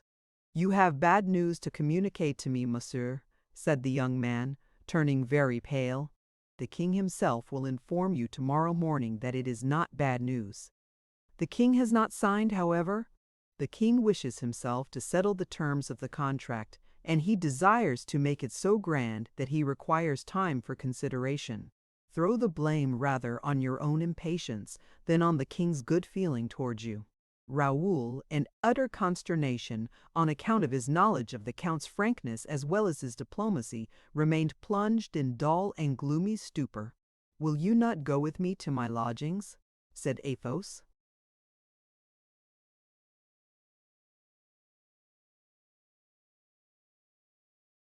"I beg your pardon, monsieur. I will follow you," he stammered out, following Athos down the staircase. "Since I am here," said Athos suddenly, "cannot I see M. d'Artagnan?" "Shall I show you his apartments?" said de Bragelonne. "Do so. They are on the opposite staircase." They altered their course, but on reaching the landing of the grand staircase, Raoul perceived a servant in the Comte de Guiche's livery, who ran towards him as soon as he heard his voice. "What is it?" said Raoul. "This note, monsieur. My master heard of your return and wrote to you. Without delay. I have been looking for you for the last half-hour." Raoul approached Athos as he unsealed the letter, saying, "With your permission, monsieur." "Certainly." "Dear Raoul," wrote the Comte de Guiche, "I have an affair in hand which requires immediate attention. I know you have returned. Come to me as soon as possible." Hardly had he finished reading it, when a servant in the livery of the Duke of Buckingham, turning out of the gallery, recognized Raoul, and approached him respectfully, saying, "From his Grace, monsieur?" "Well, Raoul, as I see you are already as busy as a general of an army, I shall leave you, and will find M. d'Artagnan myself."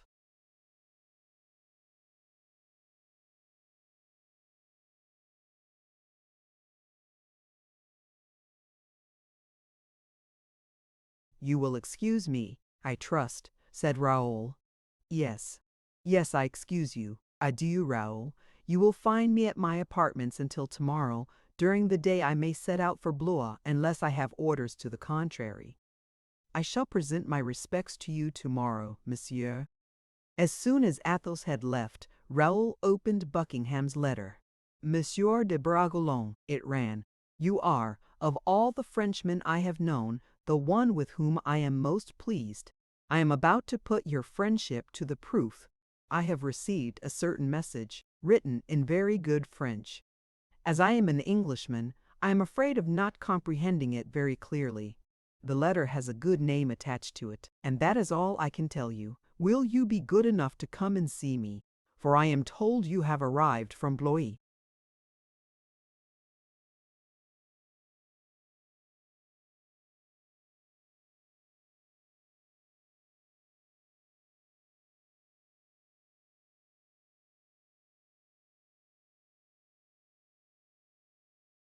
Your devoted Villiers, Duke of Buckingham.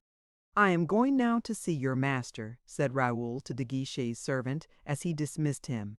And I shall be with the Duke of Buckingham in an hour, he added, dismissing with these words the Duke's messenger.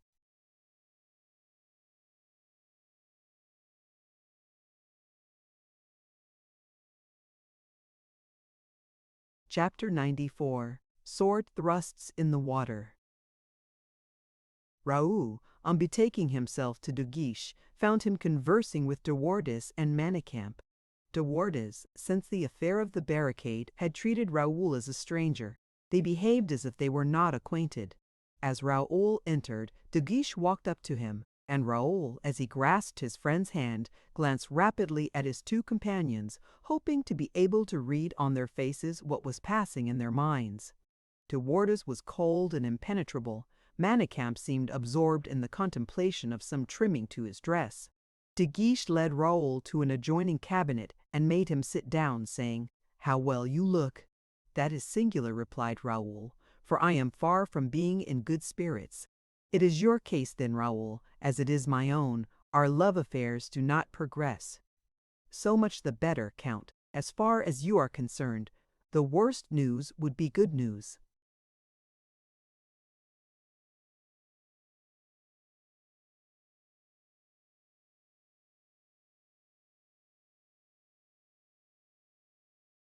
"In that case do not distress yourself, for not only am I very unhappy, but what is more, I see others about me who are happy." "Really, I do not understand you," replied Raoul. "Explain yourself. You will soon learn. I have tried, but in vain, to overcome the feeling you saw dawn in me, increase and take entire possession of me. I have summoned all your advice and my own strength to my aid. I have well weighed the unfortunate affair in which I have embarked. I have sounded its depths. That it is an abyss, I am aware, but it matters little, for I shall pursue my own course." "This is madness, De Guiche. You cannot advance another step without risking your own ruin today, perhaps your life tomorrow." "Whatever may happen, I have done with reflections. Listen, and you hope to succeed. You believe that Madame will love you."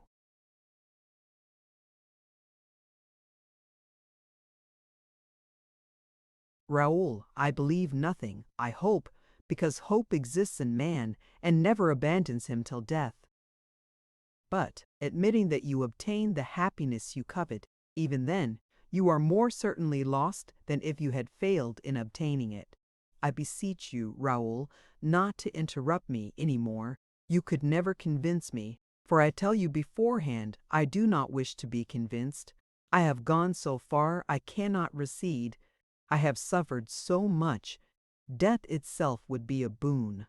I no longer love to madness, Raoul. I am being engulfed by a whirlpool of jealousy." Raoul struck his hands together with an expression resembling anger. "Well?" said he. "Well or ill matters little. This is what I claim from you, my friend, my almost brother. During the last 3 days, Madame has been living in a perfect intoxication of gaiety. On the first day, I dared not look at her. I hated her for not being as unhappy as myself. The next day, I could not bear her out of my sight. And she, Raoul at least. I thought I remarked it. She looked at me, if not with pity, at least with gentleness. But between her looks and mine, a shadow intervened. Another smile invited hers. Beside her horse, another's always gallops, which is not mine. In her ear, another's caressing voice, not mine, unceasingly vibrates. Raoul, for 3 days past my brain has been on fire. Flame, not blood, courses through my veins. That shadow must be driven away. That smile must be quenched. That voice must be silenced." "You wish Monsieur's death," exclaimed Raoul. "No, no, I am not jealous of the husband. I am jealous of the lover." "Of the lover?" said Raoul.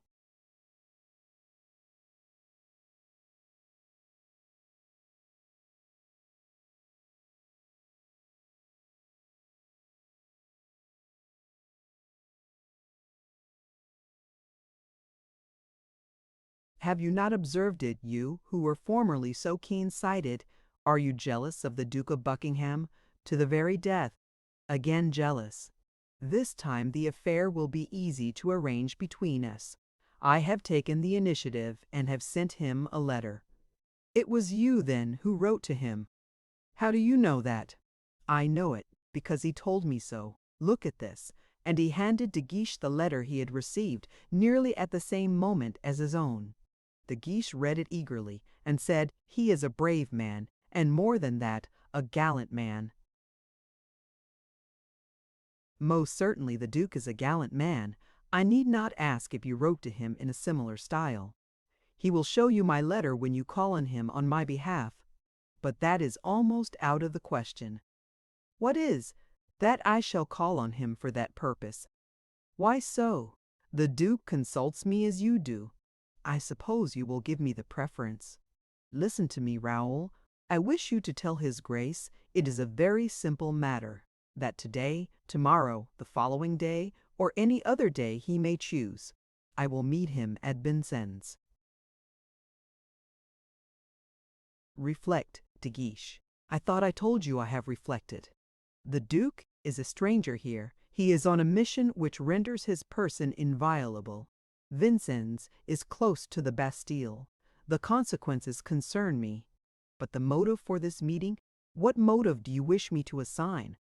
Be perfectly easy on that score. He will not ask any. The Duke must be as sick of me as I am of him. I implore you, therefore, seek the Duke, and if it is necessary to entreat him to accept my offer, I will do so. That is useless. The Duke has already informed me that he wishes to speak to me. The Duke is now playing cards with the King. Let us both go there. I will."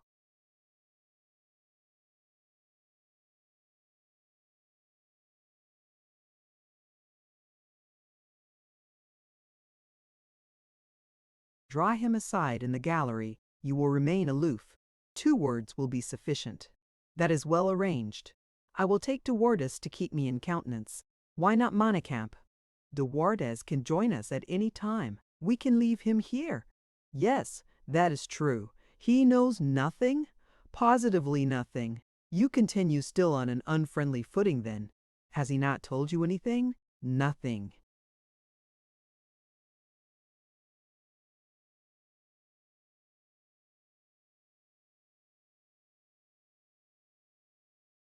"I do not like the man, and, as I never liked him, the result is that I am on no worse terms with him today than I was yesterday."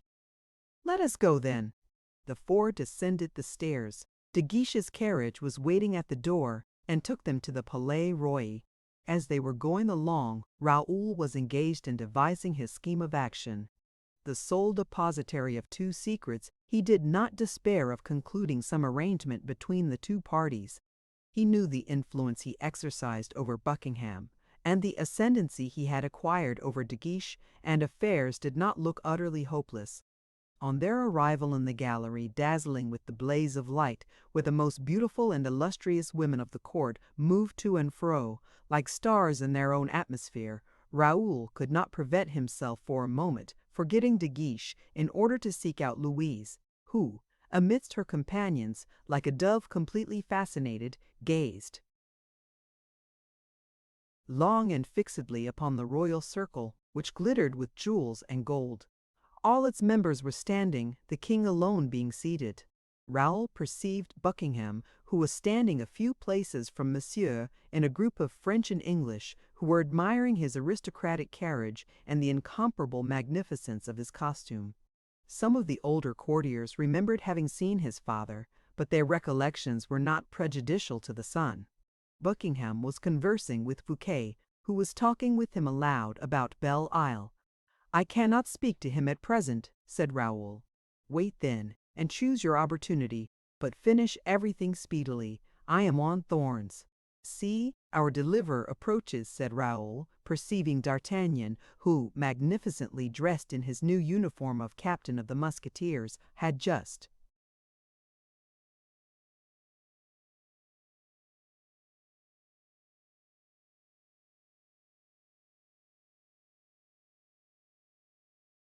made his entry in the gallery, and he advanced towards D'Artagnan.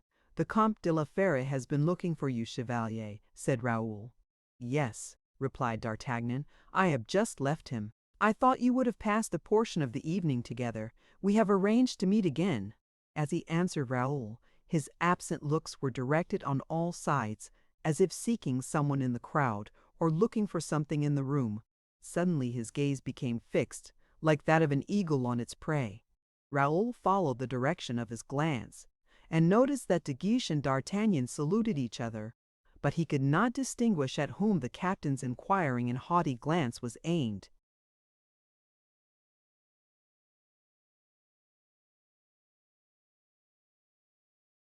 "Chevalier," said Raoul, "there is no one here but yourself who can render me a service. What is it, my dear Vicomte?" "It is simply to go and interrupt the Duke of Buckingham, to whom I wish to say 2 words, and, as the Duke is conversing with men, Fouquet, you understand that it would not do for me to throw myself into the middle of the conversation." Is Fouquet there?" inquired D'Artagnan. "Do you not see him?" "Yes, now I do." "But do you think I have a greater right than you have? You are a more important personage." "Yes, you're right. I am captain of the Musketeers.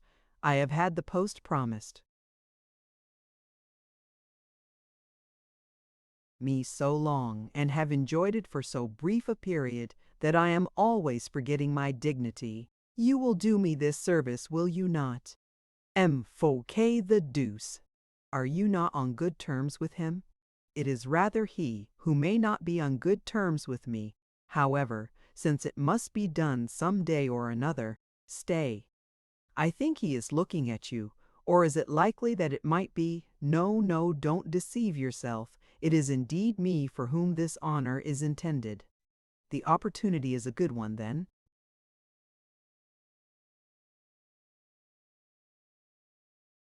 Do you think so? Pray go. Well, I will. De Guiche had not removed his eyes from Raoul, who made a sign to him that all was arranged. D'Artagnan walked straight up to the group, and civilly saluted Moreau Fouquet, as well as the others. "Good evening, Moreau." "D'Artagnan, we were speaking of Belle-Isle," said Fouquet, with that usage of society, and that perfect knowledge of the language of looks which require half a lifetime thoroughly to acquire, and which some persons, notwithstanding all their study, never attain. "Of Belle-Isle and Mer." "Ah," said D'Artagnan. "It belongs to you, I believe, Aimé Fouquet."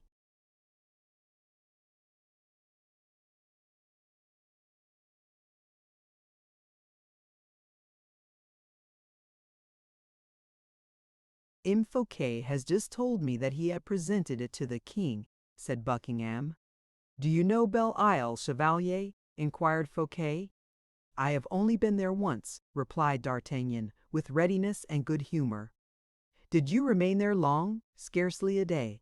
"Did you see much of it while you were there?" "All that could be seen in a day. A great deal can be seen with observation as keen as yours," said Fouquet, at which D'Artagnan bowed.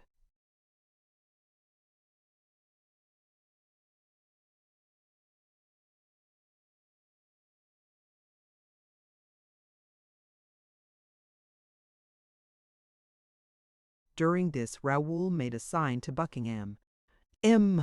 Fouquet," said Buckingham, "I leave the captain with you. He is more learned than I am in bastions, scarps, and counterscarps, and I will join one of my friends who has just beckoned me." Saying this, Buckingham disengaged himself from the group and advanced towards Raoul, stopping for a moment at the table where the Queen Mother, the young Queen, and the King were playing together. "Now, Raoul," said De Guiche, "there he is, be firm and quick."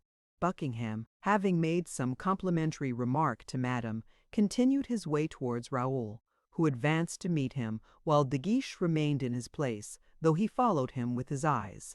The maneuver was so arranged that the young men met in an open space which was left vacant between the group of players and the gallery, where they walked, stopping now and then for the purpose of saying a few words to some of the graver courtiers who were walking there. At the moment when the two lines were about to unite, they were broken by a third. It was Monsieur who advanced toward the Duke of Buckingham. Monsieur had his most engaging smile on his red and perfumed lips. "My dear Duke," said he, with the most affectionate politeness, "is it really true what I have just been told?" Buckingham turned round. He had not noticed Monsieur approach, but had merely heard his voice. He started in spite of his command over himself, and a slight pallor overspread his face. "Monseigneur," he asked, "what has been told you that surprises you so much? That which throws me into despair, and will, in truth, be a real cause of mourning for the whole court."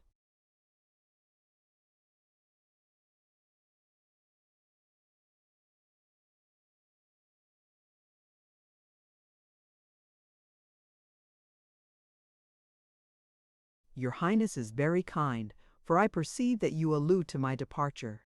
"Precisely." Guiche had overheard the conversation from where he was standing, and started in his turn. "His departure," he murmured. "What does he say?" Philip continued with the same gracious air. "I can easily conceive, monsieur, why the King of Great Britain recalls you. We all know that King Charles II, who appreciates true gentlemen, cannot dispense with you. But it cannot be supposed we can let you go without great regret, and I beg you to receive the expression of my own." "Believe me, Monseigneur," said the Duke, "that if I quit the court of France because you are recalled, but if you suppose the expression of my own wish on the subject might possibly have any influence with the king, I will gladly."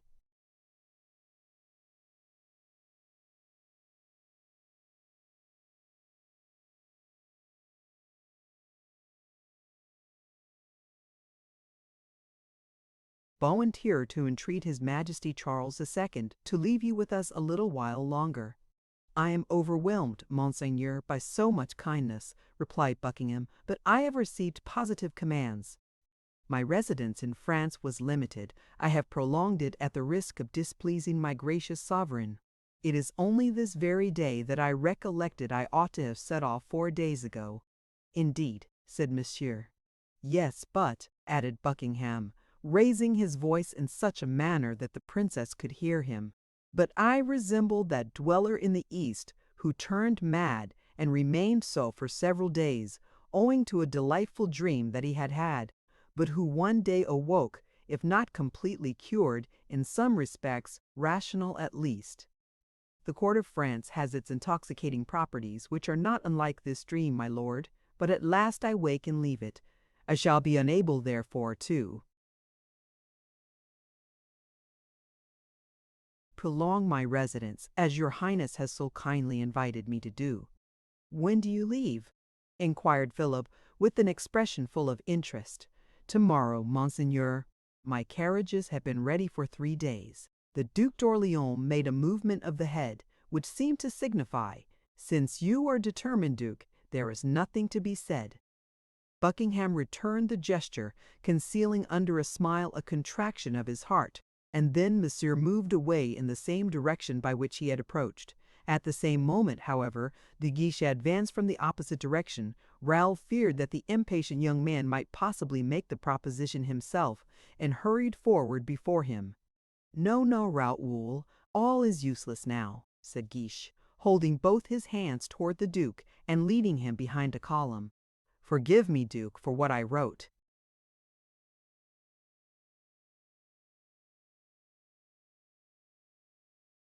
To you I was mad. Give me back my letter." "It is true," said the Duke. "You cannot owe me a grudge any longer now." "Forgive me, Duke. My friendship, my lasting friendship, is yours. There is certainly no reason why you should bear me any ill will from the moment I leave her never to see her again."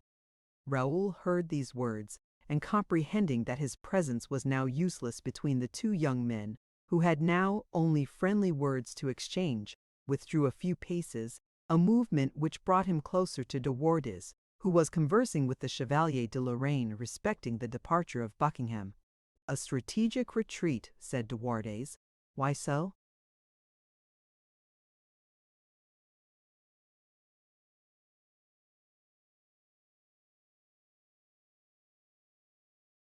"Because the dear Duke saves a sword thrust by it."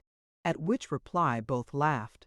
Raoul, indignant, turned round frowningly, flushed with anger and his lip curling with disdain. The Chevalier de Lorraine turned on his heel, but De Wardes remained and waited. "You will not break yourself of the habit," said Raoul to De Wardes, "of insulting the absent. Yesterday it was M. d'Artagnan, today it is the Duke of Buckingham." "You know very well, monsieur," returned De Wardes, "that I sometimes insult those who are present." De Wardes was close to Raoul. Their shoulders met, their faces approached, as if to mutually inflame each other by the fire of their looks and of their anger. It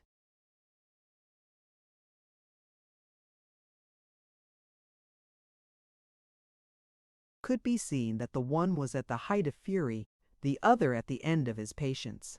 Suddenly a voice was heard behind them full of grace and courtesy, saying, "I believe I heard my name pronounced." They turned round and saw D'Artagnan, who, with a smiling eye and a cheerful face, had just placed his hand on De Wardes's shoulder. Raoul stepped back to make room for the musketeer. De Wardes trembled from head to foot, turned pale, but did not move. D'Artagnan, still with the same smile, took the place which Raoul abandoned to him. "Thank you, my dear Raoul," he said. "Jimena." "De Wardes, I wish to talk with you. Do not leave us, Raoul. Everyone can hear what I have to say to him." De Wardes. His smile immediately faded away, and his glance became cold and sharp as a sword. "I am at your orders, monsieur," said De Wardes.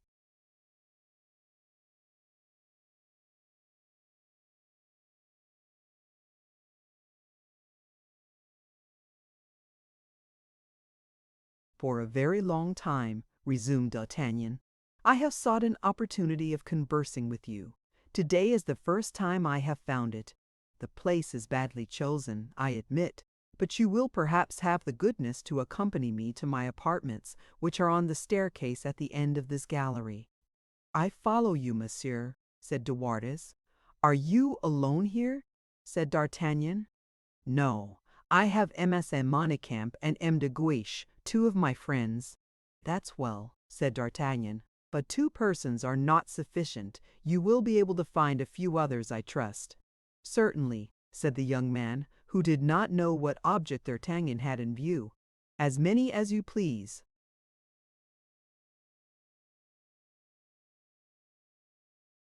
"Are they friends?" "Yes, monsieur." "Real friends? No doubt of it. Very well, get a good supply then. Do you come too, Raoul. Bring M. de Guiche and the Duke of Buckingham." "What a disturbance!" replied De Wardes, attempting to smile. The captain slightly signed to him with his hand, as though to recommend him to be patient, and then led the way to his apartments.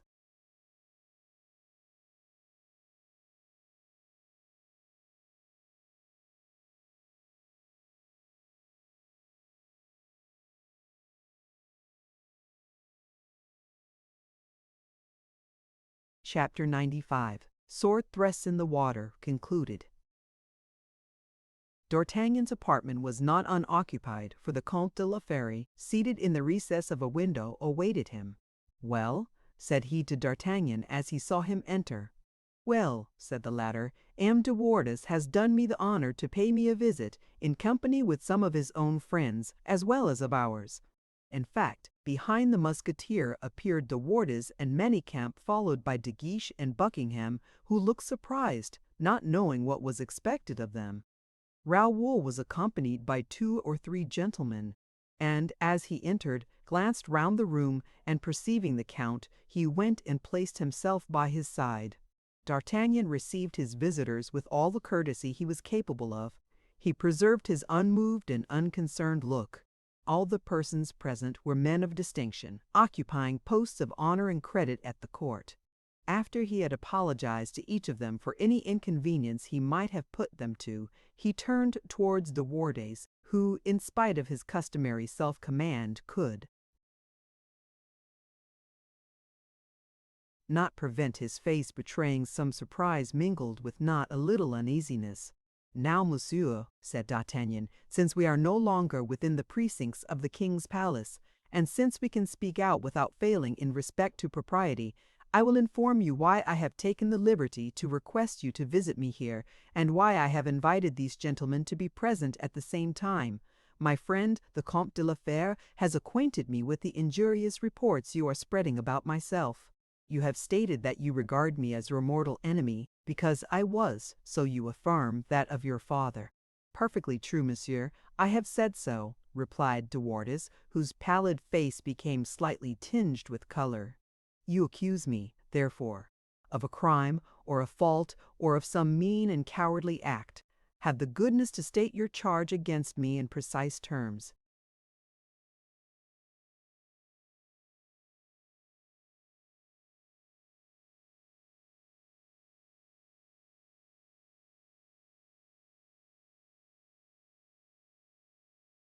"In the presence of witnesses?" "Most certainly in the presence of witnesses, and you see I have selected them as being experienced in affairs of honor. You do not appreciate my delicacy, monsieur. I have accused you, it is true, but I have kept the nature of the accusation a perfect secret. I entered into no details, but have rested satisfied by expressing my hatred in the presence of those on whom a duty was almost imposed to acquaint you with it. You have not taken the discreetness I have shown into consideration, although you were interested in remaining silent. I can hardly recognize your habitual prudence in that, Miss D'Artagnan."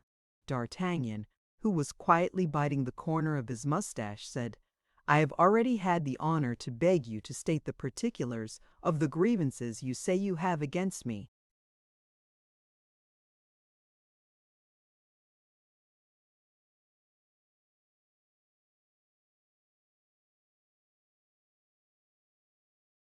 Aloud.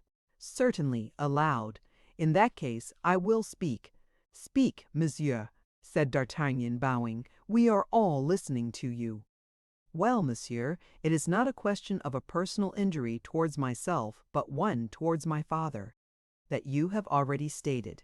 "Yes, but there are certain subjects which are only approached with hesitation. If that hesitation in your case really does exist, I entreat you to overcome it, even if it refer to a disgraceful action." "Yes, in every and any case. Those who were present at this scene had, at first, looked at each other with a good deal of uneasiness. They were reassured, however, when they saw that D'Artagnan manifested no emotion whatever. De Wardes still maintained the same unbroken silence. "Speak, monsieur," said the Musketeer. "You see you are keeping us waiting. Listen, then. My father loved a lady of noble birth, and this lady loved my father." D'Artagnan and Athos exchanged looks. De Wardes continued, "M. D'Artagnan found some letters which indicated a rendezvous, substituted himself, under disguise, for the person who was expected, and took advantage of the darkness." "That is perfectly true," said D'Artagnan. A slight murmur was heard from those present. "Yes, I was guilty of that dishonorable action. You should have added, monsieur, since you are so impartial, that at the period when the circumstance which you have just related happened, I was not 21 years of age.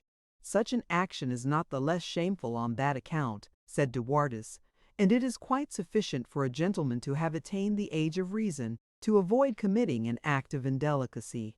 A renewed murmur was heard, but this time of astonishment and almost of doubt. "It was a most shameful deception, I admit," said D'Artagnan, "and I have not waited for Immerse, De Wardes's reproaches to reproach myself for it, and very bitterly too. H has, however, made me more reasonable, and above all, more upright, and this injury has been atoned for by a long and lasting regret. But I appeal to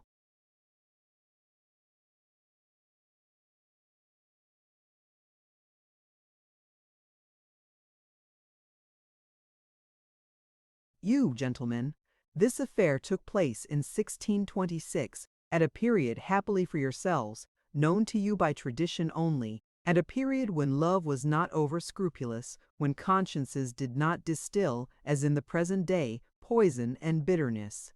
We were young soldiers, always fighting or being attacked, our swords always in our hands, or at least ready to be drawn from their sheaths. Death then always stared us in the face, war hardened us, and the cardinal pressed us sorely. I have repented of it, and more than that, I still repent it of mere de Wardes. I can well understand that, monsieur, for the action itself needed repentance, but you were not the less the cause of that lady's disgrace. She of whom you have been speaking, covered with shame, borne down by the affront you brought upon her, fled, quitted France, and no one ever knew what became of her. Stay, said the Comte de la Fère, stretching his hand towards De Wardes with a peculiar smile upon his face. You are mistaken. She was seen, and there are.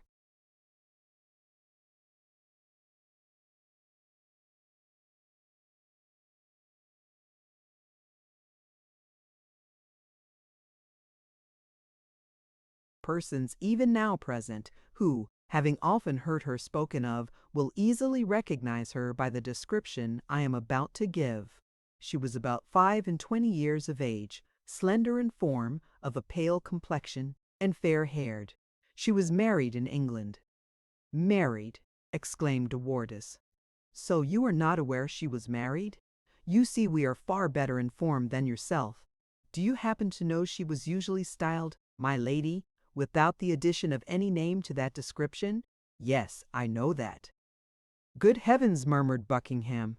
Very well, monsieur. That woman who came from England returned to England after having thrice attempted M. d'Artagnan's life. That was but just.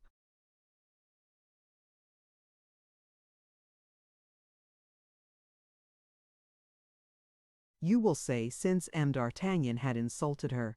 But that which was not just was, that, when in England, this woman, by her seductions, completely enslaved a young man in the service of Lord de Winter, by name Felton. You change color, my lord, said Athos, turning to the Duke of Buckingham, and your eyes kindle with anger and sorrow. Let your grace finish the recital, then, and tell Emimond, de Wardes, who this woman was, who placed the knife in the hand of your father's murderer. A cry escaped from the lips of all present. The young duke passed his handkerchief across his forehead, which was covered with perspiration. A dead silence ensued among the spectators. You see, Miss De Wardes, said D'Artagnan, whom this recital had impressed more and more, as his own recollection revived as Athos spoke, you see that my crime did not cause the destruction of any one's soul, and that the soul in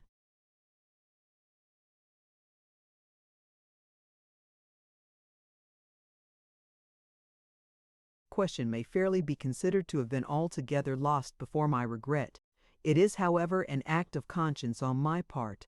Now this matter is settled. Therefore it remains for me to ask with the greatest humility your forgiveness for this shameless action, as most certainly I should have asked it of your father, if he were still alive, and if I had met him after my return to France, subsequent to the death of King Charles I. That is too much, M. de d'Artagnan, exclaimed many voices with animation. No, gentlemen, said the captain, and now, M. Giz. De Wardes, I hope all is finished between us, and that you will have no further occasion to speak ill of me again. Do you consider it completely settled? De Wardes bowed, and muttered to himself inarticulately. I trust also, said D'Artagnan, approaching the young man closely, that you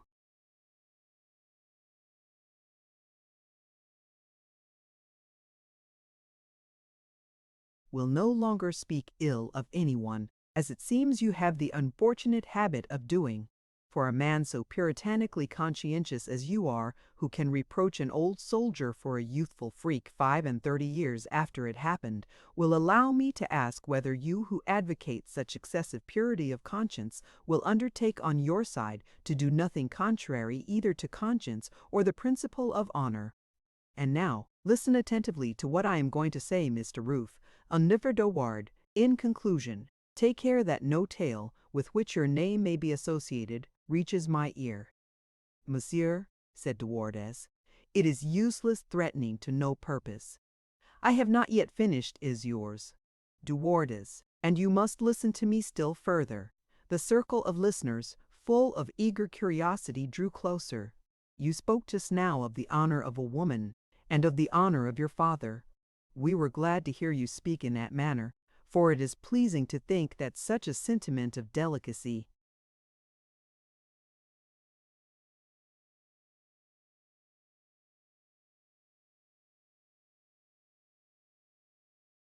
and rectitude, and which did not exist, it seems, in our minds, lives in our children. And it is delightful, too, to see a young man, at an age when men from habit become the destroyers of the honor of women, respect and defend it.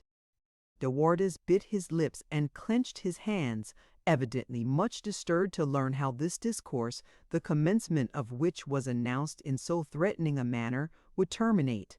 How did it happen, then, that you allowed yourself to say to M. de Bragelonne that he did not know who his mother was? Raoul's eye flashed, as, darting forward, he exclaimed, "Chevalier, this is a personal affair of my own." At which exclamation a smile, full of malice, passed across de Wardes's face. D'Artagnan put Raoul aside, saying, "Do not interrupt me, young man." And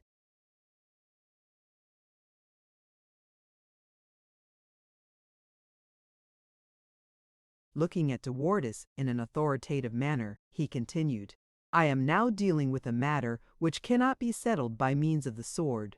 I discuss it before men of honor, all of whom have more than once had their swords in their hands in affairs of honor. I selected them expressly. These gentlemen well know that every secret for which men fight ceases to be a secret. I again put my question to M. de Wardes. What was the subject of conversation when you offended this young man, and offending his father and mother at the same time?" "It seems to me," returned de Wardes, "that liberty of speech is allowed when it is supported by every means which a man of courage has at his disposal."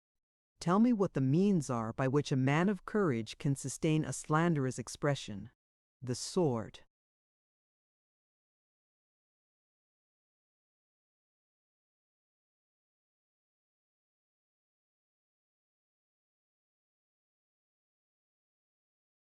You fail, not only in logic, in your argument, but in religion and honor.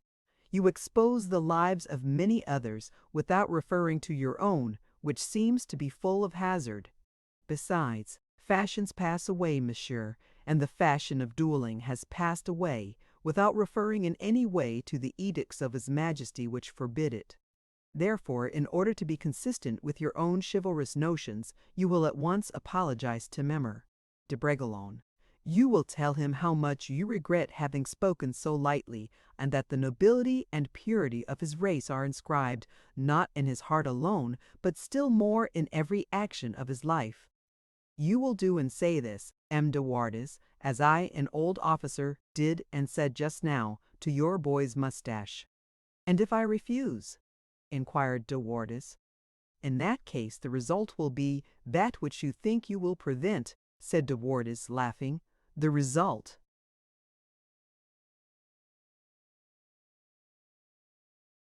will be that your conciliatory address will end in a violation of the king's prohibition." "Not so," said the captain. "You are quite mistaken. What will be the result, then?"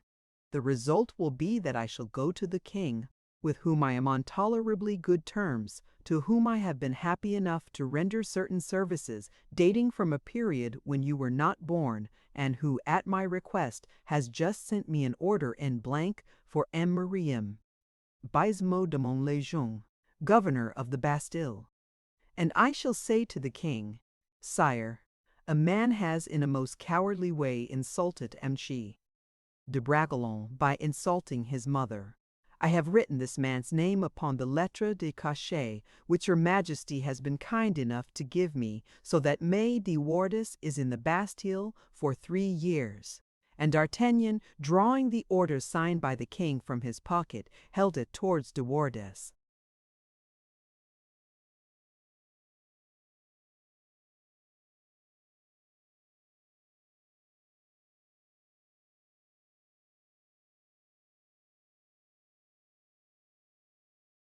Remarking that the young man was not quite convinced and received the warning as an idle threat, he shrugged his shoulders and walked leisurely towards the table upon which lay a writing case and a pen, the length of which would have terrified the topographical Porthos.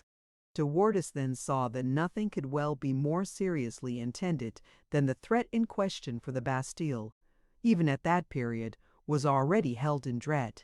He advanced a step towards Raoul, and, in an almost unintelligible voice, said, "I offer my apologies in the terms which Immerse D'Artagnan just now dictated, and which I am forced to make to you." "One moment, monsieur," said the Musketeer with the greatest tranquillity. "You mistake the terms of the apology. I did not say, and which I am forced to make. I said, and which my conscience induces me to make. This latter expression, believe me, is better than the former, and it will be far preferable, since it will be the most truthful expression of your own sentiments."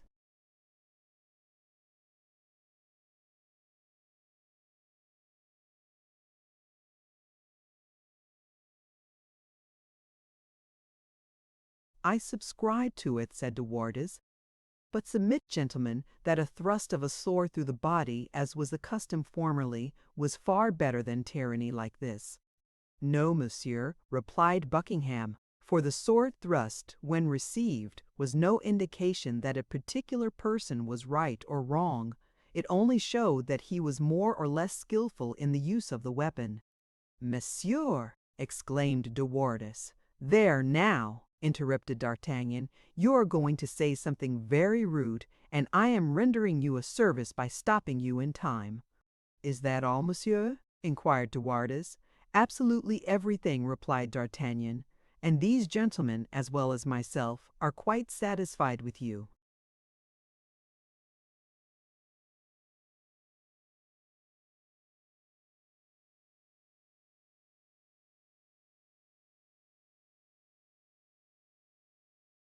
"Believe me, monsieur, that your reconciliations are not successful." "In what way?" "Because, as we are now about to separate, I would wager that Immerse, de Bragelonne, and myself are greater enemies than ever." "You are deceived, monsieur, as far as I am concerned," returned Raoul, "for I do not retain the slightest animosity in my heart against you." This last blow overwhelmed De Wardes. He cast his eyes around him like a man bewildered. D'Artagnan saluted most courteously the gentlemen who had been present at the explanation, and every one, on leaving the room, shook hands with him, but not one hand was held out towards De Wardes. "Oh!"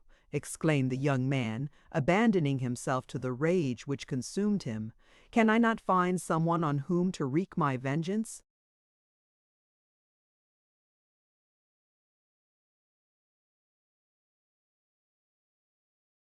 "You can, monsieur, for I am here," whispered a voice full of menace in his ear. De Wardes turned round and saw the Duke of Buckingham, who, having probably remained behind with that intention, had just approached him. "You, monsieur!" exclaimed De Wardes. "Yes, I. I am no subject of the King of France. I am not going to remain on the territory, since I am about setting off for England. I have accumulated in my heart such a mass of despair and rage that I, too, like yourself, need to revenge myself upon someone. I approve Miss Braille, D'Artagnan's principles profoundly, but I am not bound to apply them to you. I am an Englishman, and, in my turn, I propose to you what you propose to others to no purpose. Since you, therefore, are so terribly incensed, take me as a remedy. In 34 hours' time I shall be at Calais. Come with me. The journey will appear shorter if together than if alone. We will fight, when we get there, upon the sands which are covered by the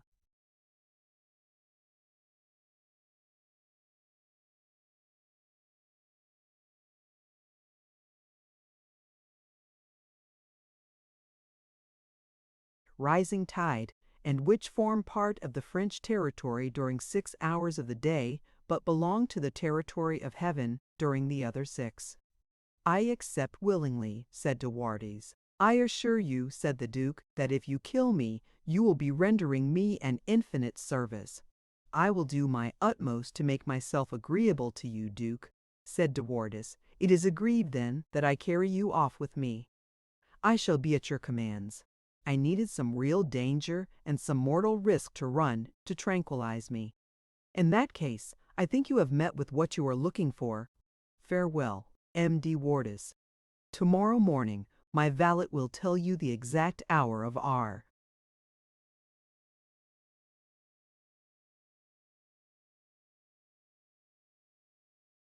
departure. We can travel together like two excellent friends. I generally travel as fast as I can. Adieu.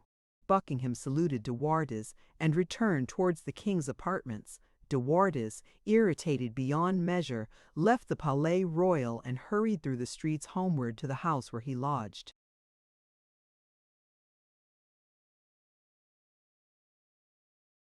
Chapter 96. Baisemeaux de Montlezun. After the austere lesson administered to de Wardes, Athos and D'Artagnan together descended the staircase which led to the courtyard of the Palais Royal. You perceive, said Athos to D'Artagnan, that Raoul cannot, sooner or later, avoid a duel with de Wardes, for de Wardes is as brave as he is vicious and wicked. I know such fellows well, replied D'Artagnan. I had an affair with the father. I assure you that, although at that time I had good muscles and a sort of brute courage, I assure you that the father did me some mischief. But you should have seen how I fought it out with him. Ah, Athos, such encounters never take place in these times. I had a hand which could never remain at rest, a hand like quicksilver. You knew its quality, for you have seen me at work. My sword was no longer a piece of steel. It was a serpent that assumed every form and every length, seeking where it might thrust its head, in other words, where it might fix its bite. I advanced 6 paces, then 3, and then, body to body, I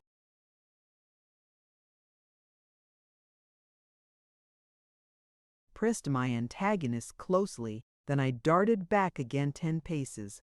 No human power could resist that ferocious ardor.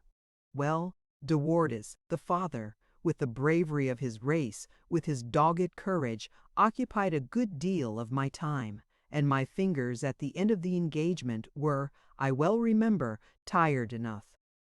It is then as I said, resumed Athos, the sun will always be looking out for Raoul, and will end by meeting him, and Raoul can easily be found when he is sought for. Agreed. But Raoul calculates well. He bears no grudge against de Wardes. He has said so. He will wait until he is provoked, and in that case his position is a good one. The king will not be able to get out of temper about the matter. Besides, we shall know how to pacify his majesty. But why so full of these fears and anxieties? You don't easily get alarmed.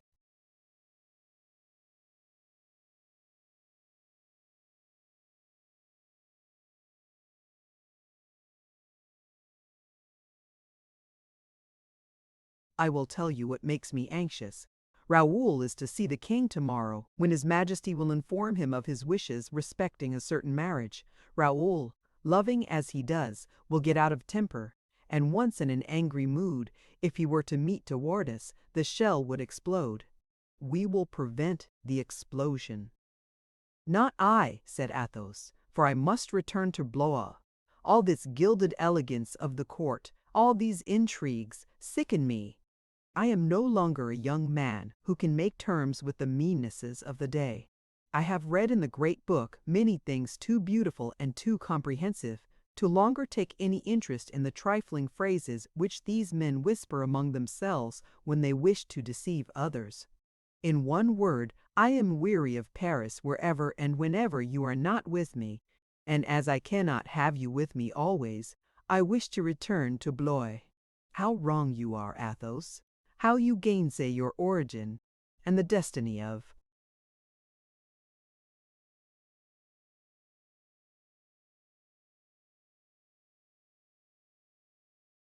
your noble nature. Men of your stamp are created to continue, to the very last moment, in full possession of their great faculties. Look at my sword, a Spanish blade, the one I wore at Rochelle. It served me for 30 years without fail. One day in the winter it fell upon the marble floor on the Louvre and was broken. I had a hunting knife made of it which will last 100 years yet. You, Athos, with your loyalty, your frankness, your cool courage, and your sound information, are the very man kings need to warn and direct them. Remain here. Monsieur Fouquet will not last as long as my Spanish blade.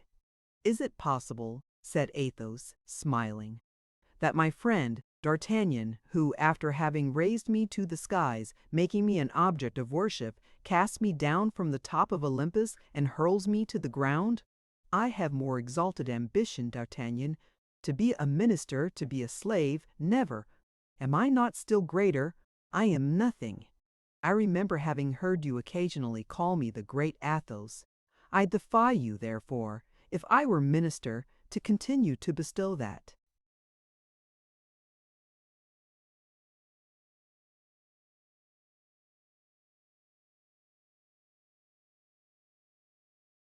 Title upon me. No, no, I do not yield myself in this manner. We will not speak of it any more then. Renounce everything, even the brotherly feeling which unites us. It is almost cruel what you say. D'Artagnan pressed Athos's hand warmly. No, no, renounce everything without fear. Raoul can get on without you. I am at Paris. In that case, I shall return to Blois. We will take leave of each other tonight. Tomorrow at daybreak, I shall be on my horse again. You cannot return to your hotel alone. Why did you not bring Grimaud with you? Grimaud takes his rest now. He goes to bed early, for my poor old servant gets.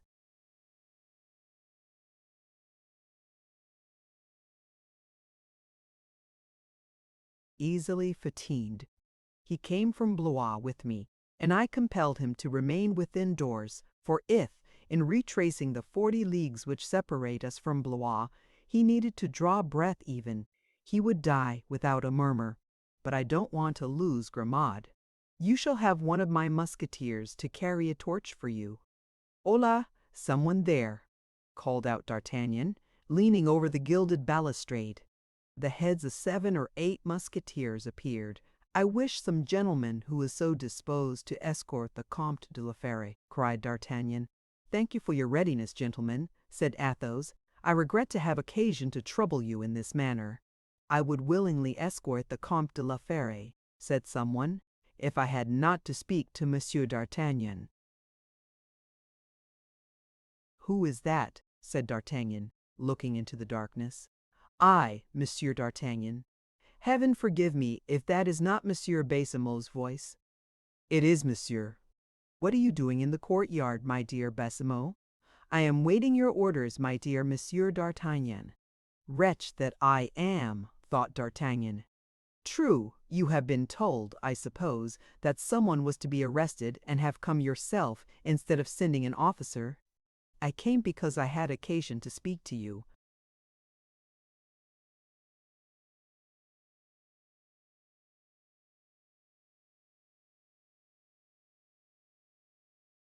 You did not send to me.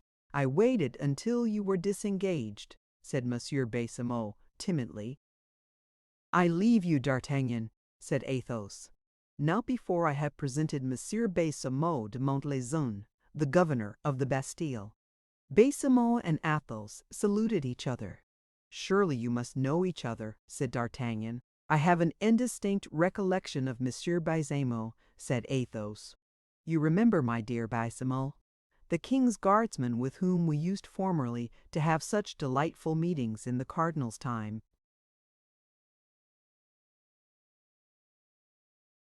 Perfectly, said Athos, taking leave of him with affability. Monsieur le Comte de la Fère, whose nom de guerre was Athos, whispered D'Artagnan to Baisemeaux. Yes, yes, a brave man, one of the celebrated 4. Precisely so. But, my dear Baisemeaux, shall we talk now? If you please. In the first place, as for the orders, there are none. The king does not intend to arrest the person in question." "So much the worse," said Baisemeaux with a sigh. "What do you mean by so much the worse?" exclaimed D'Artagnan, laughing.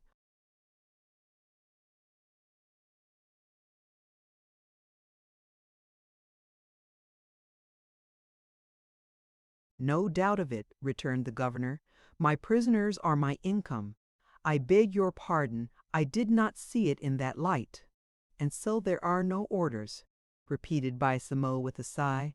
"What an admirable situation yours is, Captain," he continued after a pause, "Captain Lieutenant of the Musketeers." "Oh, it is good enough, but I don't see why you should envy me. You, Governor of the Bastille, the first castle in France." "I am well aware of that," said Baisemeaux, in a sorrowful tone of voice. "You say that like a man confessing his sins. I would willingly exchange my profits for yours. Don't speak of profits to me if you wish to save me the bitterest anguish of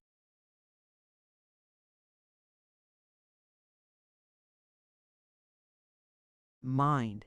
Why do you look first on one side and then on the other? As if you were afraid of being arrested yourself, you whose business it is to arrest others." "I was looking to see whether anyone could see or listen to us.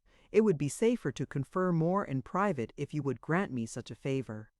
"Baisemeaux, you seem to forget we are acquaintances of 35 years' standing. Don't assume such sanctified airs. Make yourself quite comfortable. I don't eat governors of the Bastille raw. Heaven be praised. Come into the courtyard with me. It's a beautiful moonlight night.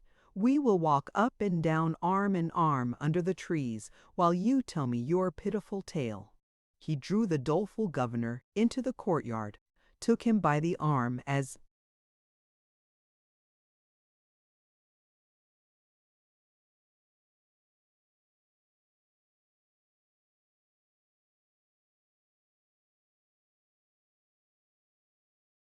he had said, and in his rough, good-humored way, cried, "Out with it! Rattle away, Baisemeaux. What have you got to say? It's a long story."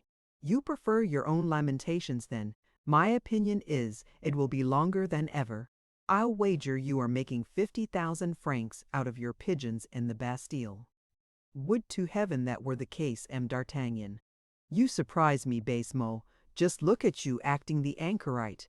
I should like to show you your face in a glass, and you would see how plump and florid looking you are, as fat and round as a cheese, with eyes like lighted coals. And if it were not for that ugly wrinkle you try to cultivate on your forehead, you would hardly look 50 years old. And you are 60, if I am not mistaken." "All quite true." "Of course I knew it was true as the 50,000 francs profit you make," at which remark Baisemeaux stamped on the ground. "Well, well," said D'Artagnan, "I will add up your accounts for you. You were captain of M.M. Mazarin's guards, and 12,000 francs a year would in 12 years amount to 140,000 francs." "12,000 francs? Are you mad?" cried Baisemeaux. "The old miser gave me no more than 6,000, and the expenses of the post amounted to 6,500 francs. Colbert, who deducted the other 6,000 francs, condescended to allow me to take 50 pistoles as a gratification, so that, if it were not for my little estate at Montmazoun, which brings me in 12,000 francs a year, I could not have met my engagements."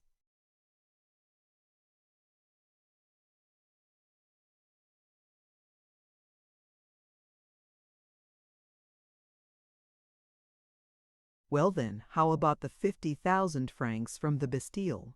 There, I trust, you are boarded and lodged, and get your 6,000 francs salary besides. Admit it. Whether the year be good or bad, there are 50 prisoners who, on an average, bring you in 1,000 francs a year each. I don't deny it. Well, there is at once an income of 50,000 francs. You have held a post 3 years, and must have received in that time 150,000 francs. You forget one circumstance, dear D'Artagnan."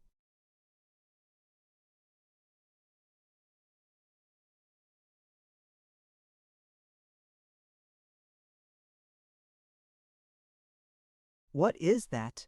that while you received your appointment as captain from the king himself, I received mine as governor from Messieurs Tremblay and Louvière. Quite right, and Tremblay was not a man to let you have the post for nothing, nor Louvière either. The result was that I gave 75,000 francs to Tremblay as his share. Very agreeable that, and to Louvière? The very same. Money down? No, that would have been impossible. The king did not wish, or rather Mazarin did not wish, to have the appearance of removing those two gentlemen.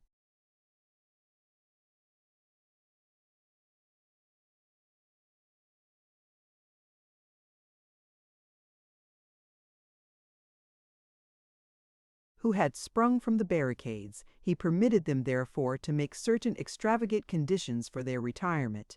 What were those conditions? Tremble, 3 years' income for the goodwill.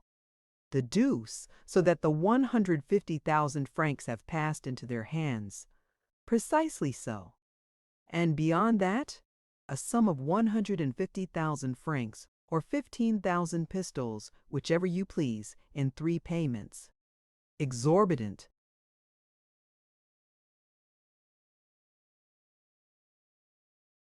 Yes, but that is not all. What besides? In default of the fulfillment by me of any one of those conditions, those gentlemen enter upon their functions again. The king has been induced to sign that. It is monstrous, incredible. Such is the fact, however. I do indeed pity you, by Samo. But why, in the name of fortune, did Mazarin grant you this pretended favor? It would have been far better to have refused you altogether. Certainly, but he was strongly persuaded to do so by my protector.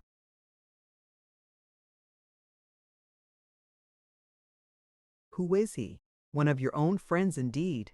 M. de Herblay. M. de Herblay. Aramis. Just so. He has been very kind towards me. Kind! To make you enter into such a bargain. Listen, I wish to leave the cardinal's service. Emir. D'Herblay spoke on my behalf to Louvière and Tremblay. They objected. I wished to have the appointment very much, for I knew what it could be made to produce. In my distress, I confided in M. D'Herblay, and he offered to become my surety for the different payments. You astound me. Aramis become your surety?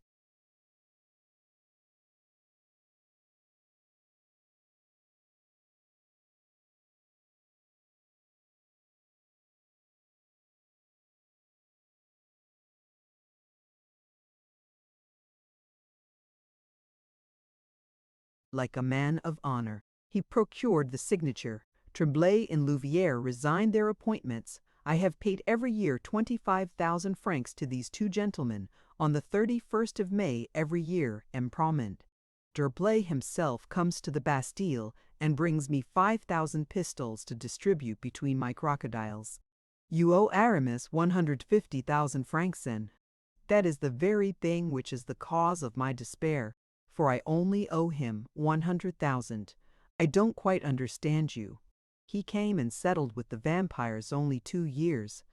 Today, however, is the 31st of May, and he has not been yet, and tomorrow at midday the payment falls due. If, therefore, I don't pay tomorrow, those gentlemen can buy. The terms of the contract break off the bargain. I shall be stripped of everything. I shall have worked for 3 years and given 250,000 francs for nothing, absolutely for nothing at all, dear Immerse. D'Artagnan. This is very strange, murmured D'Artagnan. You can now imagine that I may well have wrinkles on my forehead, can you not? Yes, indeed.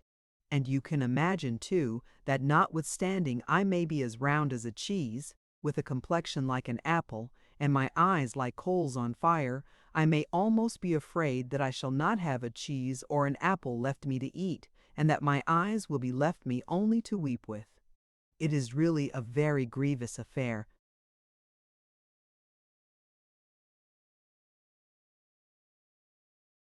I have come to you, M. D'Artagnan, for you are the only man who can get me out of my trouble.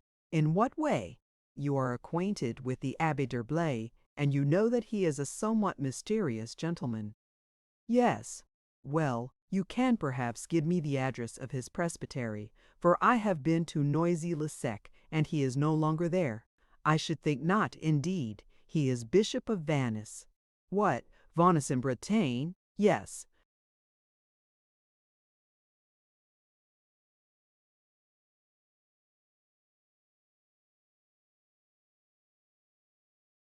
The little man began to tear his hair, saying, "How can I get to Vannes from here by midday tomorrow?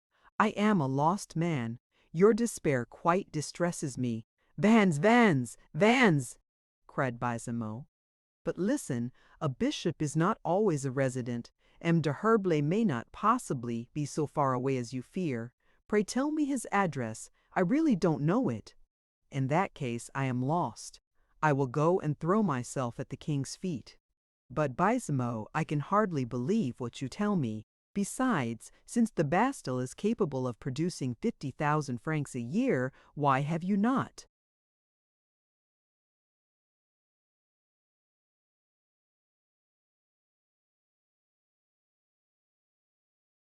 "Tried to screw 100,000 out of it? Because I am an honest man, M. d'Artagnan, and because my prisoners are fed like ambassadors. Well, you're in a fair way to get out of your difficulties. Give yourself a good attack of indigestion with your excellent living, and put yourself out of the way between this and midday tomorrow. How can you be hard-hearted enough to laugh? Nay, you really afflict me. Come, Baisemeaux, if you can pledge me your word of honor, do so, that you will not open your lips to anyone about what I am going to say to you. Never, never." "You wish to put your hand on Aramis at any cost. Well, go and see where Fouquet is. Why, what connection can there be? How stupid you are! Don't you know that Vannes is in the diocese of Belle Isle, or Belle Isle in the diocese of Vannes? Belle Isle belongs to M. Fouquet, and M. Fouquet nominated Mim Fouquet, nominated Mim Fouquet, nominated Mim. Terribly to that bishopric. I see, you restore me to life again. So much the better. Go and tell M. Fouquet very simply that you wish to speak to M. d'Herblay." Of course," exclaimed Baisemeaux delightedly.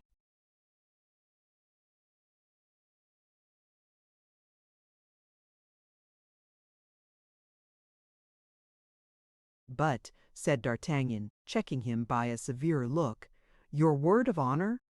"I give you my sacred word of honor," replied the little man, about to set off running. "Where are you going?" "To M. Fouquet's house." "It is useless doing that.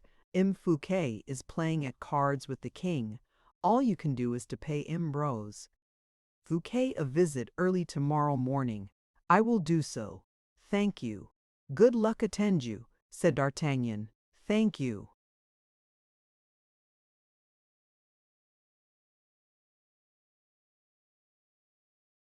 "This is a strange affair," murmured D'Artagnan as he slowly ascended the staircase after he had left Baisemeaux. "What possible interest can Aramis have in obliging Baisemeaux in this manner? Well, I suppose we shall learn some day or another."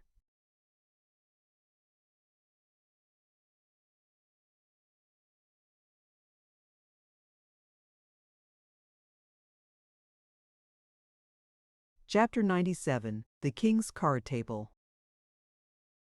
Fouquet was present, as D'Artagnan had said, at the king's card table. It seemed as if Buckingham's departure had shed a balm on the lacerated hearts of the previous evening. Monsieur, radiant with delight, made 1,000 affectionate signs to his mother. The Count de Guiche could not separate himself from Buckingham, and while playing, conversed with him upon the circumstance of his projected voyage. Buckingham, thoughtful and kind in his manner, like a man who has adopted a resolution, listened to the Count, and from time to time cast a look full of regret and hopeless affection at Madame. The princess, in the midst of her elation of spirits, divided her attention between the king, who was playing with her, Monsieur, who quietly joked her about her enormous winnings, and De Guiche, who exhibited an extravagant delight. Of Buckingham she took but little notice, For her, this fugitive, this exile, was now simply a remembrance, no longer a man.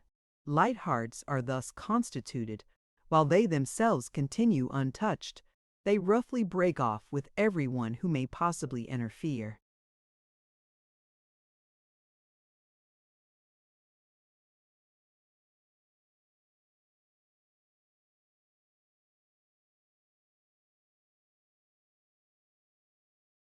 With their little calculations of selfish comfort, Madame had received Buckingham's smiles and attentions and sighs while he was present.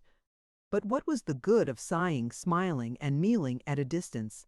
Can one tell in what direction the winds in the Channel, which toss mighty vessels to and fro, carry such sighs as these?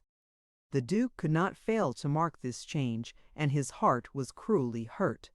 Of a sensitive character, proud and susceptible of deep attachment, he cursed the day on which such a passion had entered his heart. The looks he cast from time to time at Madame became colder by degrees at the chilling complexion of his thoughts. He could hardly yet despair, but he was strong enough to impose silence upon the tumultuous outcries of his heart. In exact proportion, however, as Madame suspected this change of feeling, she redoubled her activity to regain the ray of light she was about to lose. Her timid and indecisive mind was displayed in brilliant flashes of wit and humor. At any cost she felt that she must be remarked above everything and everyone even.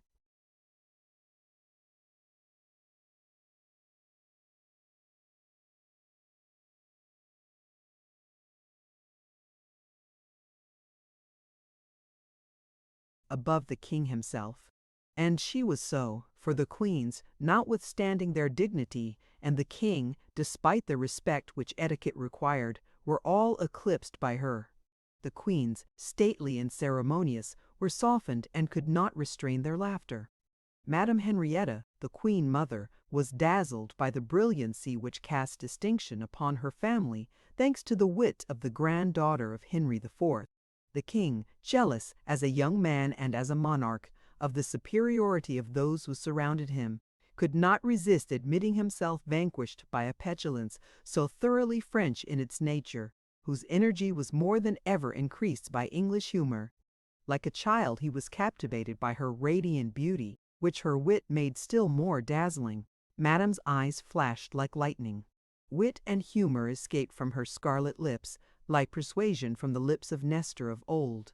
The whole court, subdued by her enchanting grace, noticed for the first time that laughter could be indulged in before the greatest monarch in the world, like people who merited their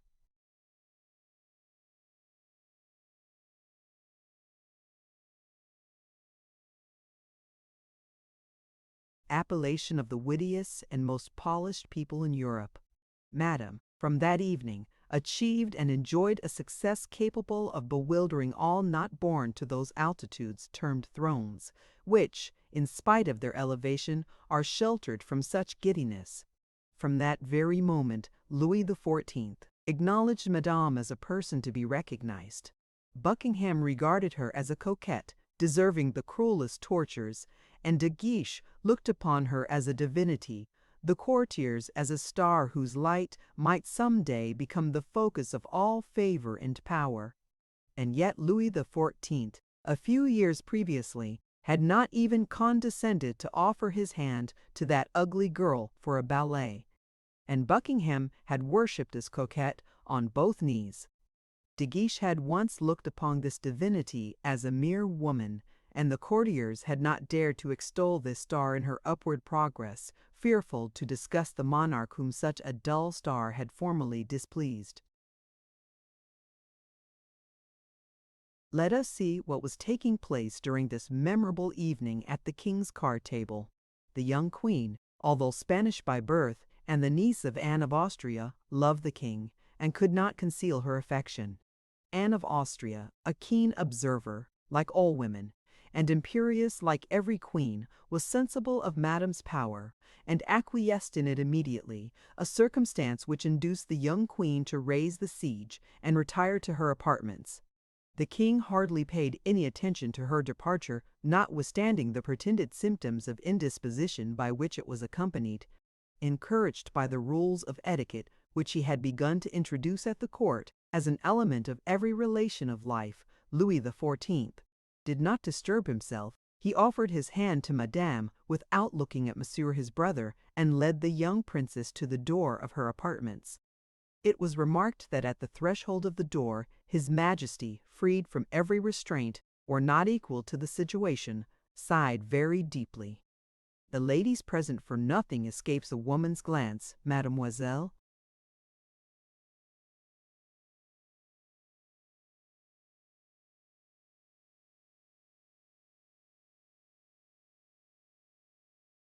Montalais, for instance, did not fail to say to each other, "The king sighed, and Madame sighed too." This had been indeed the case. Madame had sighed very noiselessly, but with an accompaniment very far more dangerous for the king's repose. Madame had sighed, first closing her beautiful black eyes, next opening them, and then, laden as they were with an indescribable mournfulness of expression, she had raised them towards the king, whose face at that moment visibly heightened in color. The consequence of these blushes, of these interchanged sighs, and of this royal agitation was that Montalais had committed an indiscretion which had certainly affected her companion, for Mademoiselle de la Vallière, less clear-sighted perhaps, turned pale when the king blushed, and her attendance being required upon Madame, she tremblingly followed the princess without thinking of the gloves, which court etiquette required her to do. True it is that this young country girl might allege as her excuse the agitation into which the king seemed to be thrown, for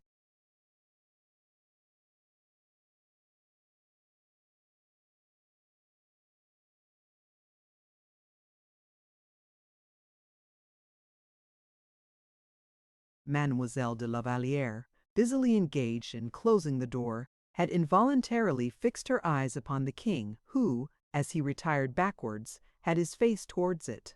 The king returned to the room where the card tables were set out. He wished to speak to the different persons there, but it was easy to see that his mind was absent.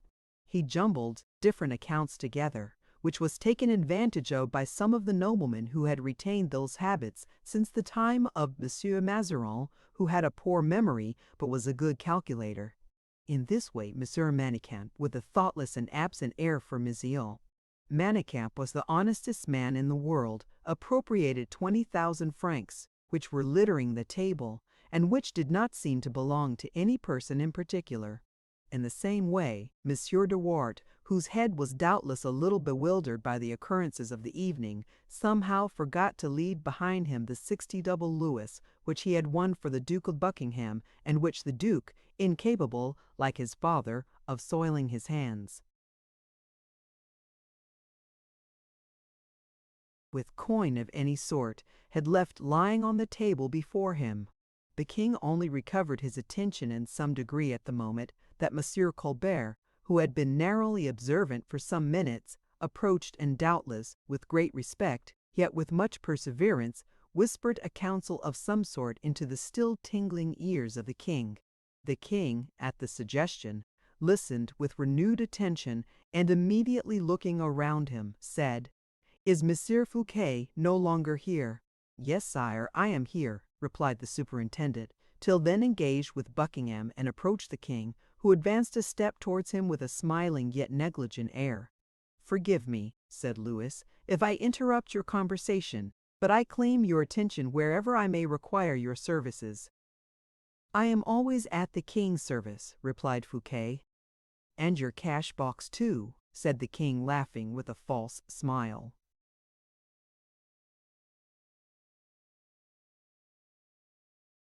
"My cash box more than anything else," said Fouquet coldly.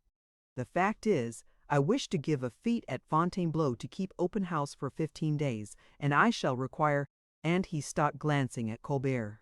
Fouquet waited without showing discomposure, and the king resumed, answering Colbert's icy smile. 4,000,000 francs. 4,000,000, repeated Fouquet, bowing profoundly, and his nails buried in his bosom were thrust into his flesh. But the tranquil expression of his face remained unaltered. "When will they be required, sire?" "Take your time. No, as soon as possible." A certain time will be necessary, sire." "Time!" exclaimed Colbert triumphantly.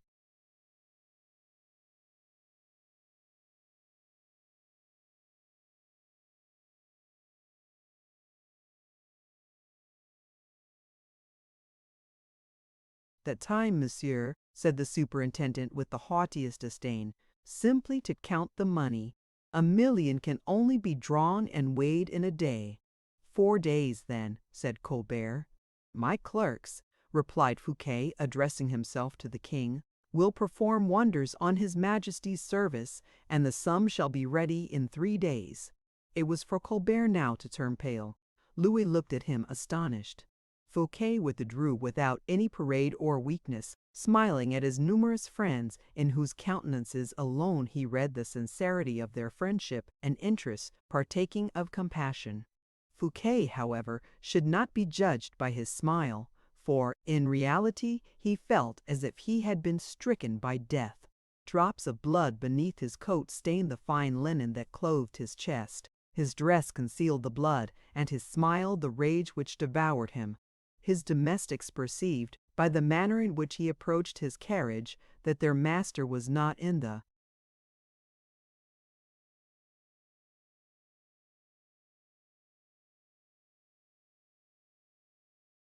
best of humors. The result of their discernment was that his orders were executed with that exactitude of maneuver which is found on board a man of war commanded during a storm by an ill-tempered captain.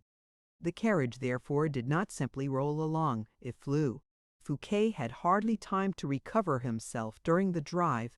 On his arrival, he went at once to Aramis, who had not yet retired for the night.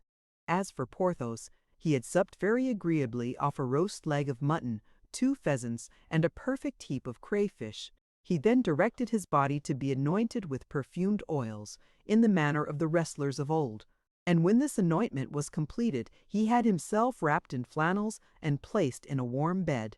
Aramis, as we have already said, had not retired. Seated at his ease in the velvet dressing gown, he wrote letter after letter in that fine and hurried handwriting, a page of which contained 1/4 of a volume. The door was thrown hurriedly open, and the superintendent appeared, pale, agitated, anxious. Aramis looked up. "Good evening," said he, and his searching look detected his host's sadness and disordered state of mind. "Was your play as good as His Majesty's?" asked Aramis by way of beginning the conversation. Fouquet threw himself upon a couch, and then pointed to the door to the servant who had followed him. When the servant had left, he said, "Excellent." Aramis, who had followed every movement with his eyes, noticed that he stretched himself upon the cushions with a sort of feverish impatience. "You have lost as usual?" inquired Aramis, his pen still in his hand. "Even more than usual," replied Fouquet. "You know how to support losses?" "Sometimes." "What, Monsieur Fouquet, a bad player?"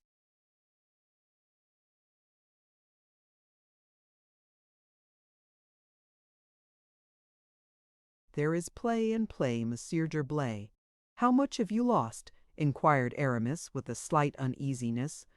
Fouquet collected himself a moment, and then, without the slightest emotion, said, "The evening has cost me 4 millions," and a bitter laugh drowned the last vibration of these words. Aramis, who did not expect such an amount, dropped his pen. "4 millions," he said. "You have lost 4 millions. Impossible!" "Monsieur Colbert held my cards for me," replied the superintendent, with a similar bitter laugh. "Ah, now I understand. So, a new application for funds?" "Yes, and from the king's own lips. It was impossible to ruin a man with a Moor." Charming smile. "What do you think of it? It is clear that your destruction is the object in view. That is your opinion. Still, besides, there is nothing in it which should astonish you, for we have foreseen it all along." "Yes, but I did not expect 4 millions. No doubt the amount is serious, but, after all, 4 millions are not quite the death of a man, especially when the man in question is Monsieur Fouquet." My dear D'Herblay, if you knew the contents of my coffers, you would be less easy. And you promised.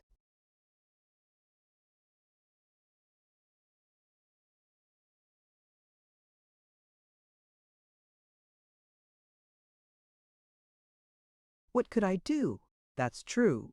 The very day I refuse, Colbert will procure the money, whence I know not, but he will procure it, and I shall be lost. There is no doubt of that. In how many days did you promise these 4 millions? In 3 days. The king seemed exceedingly pressed. In 3 days. When I think, resumed Fouquet, that just now as I passed along the streets, the people cried out, "There is the rich Monsieur Fouquet," it is enough to turn my brain.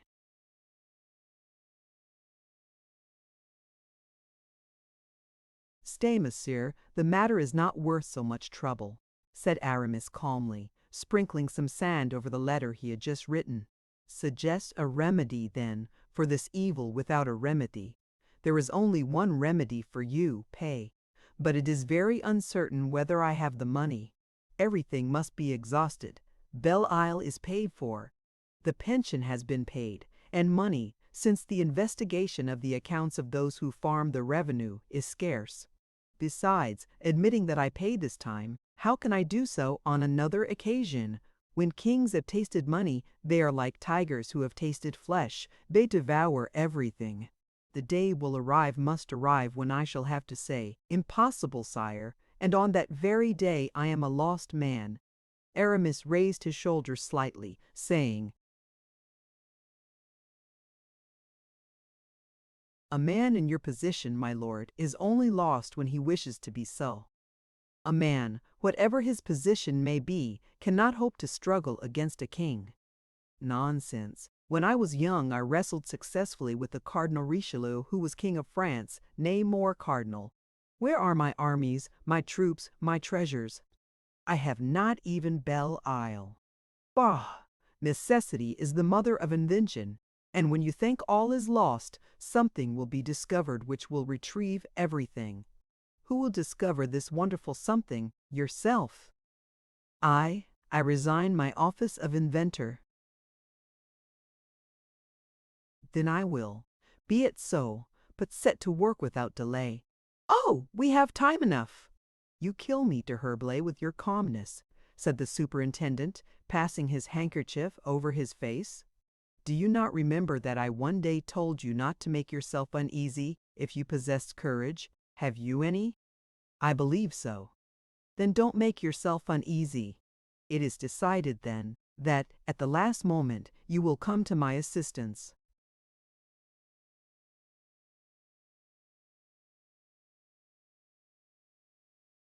It will only be the repayment of a debt I owe you. It is the vocation of financiers to anticipate the wants of men such as yourself, D'Herblay. If obligingness is the vocation of financiers, charity is the virtue of the clergy. Only on this occasion do you act, monsieur. You are not yet sufficiently reduced, and at the last moment we will see what is to be done. We shall see then in a very short time. Very well. However, permit me to tell you that, personally, I regret exceedingly that you are at present so short of money, because I was myself about to ask you for some. For yourself?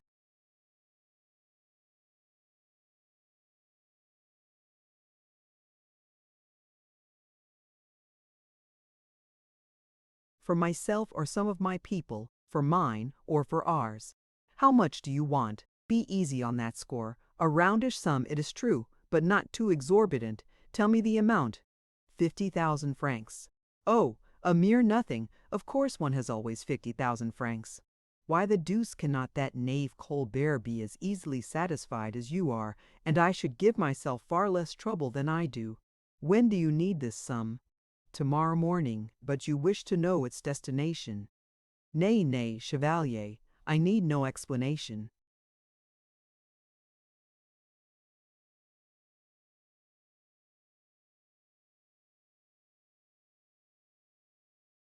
Tomorrow is the 1st of June. Well, one of our bonds becomes due. I did not know we had any bond. Certainly, tomorrow we pay our last third installment. What third? Of the 150,000 francs to Baisemeaux? Baisemeaux? Who is he? The governor of the Bastille. Yes, I remember. On what grounds am I to pay 150?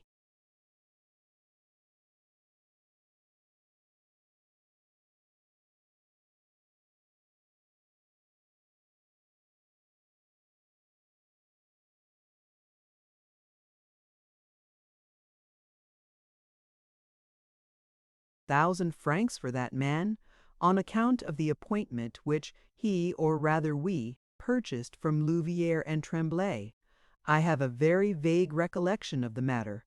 That is likely enough, for you have so many affairs to attend to. However, I do not believe you have any affair in the world of greater importance than this one. Tell me, then, why we purchased this appointment. Why? In order to render him a service in the first place, and afterwards ourselves. Ourselves? You are joking. Monseigneur, the time may come when the governor of the Bastille may prove a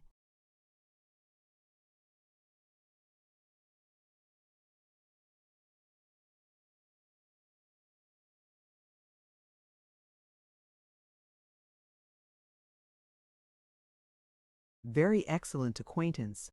I have not the good fortune to understand you, de Herblay. Monseigneur, we had our own poets, our own engineer, our own architect, our own musicians, our own printer, and our own painters. We needed our own governor of the Bastille. Do you think so? Let us not deceive ourselves, Monseigneur. We are very much opposed to paying the Bastille a visit, added the prelate, displaying, beneath his pale lips, teeth which were still the same beautiful teeth so much admired 30 years previously by Marie Michon. And you think it is not too much to pay 150,000 francs for that? I thought you generally put out money at better interest then.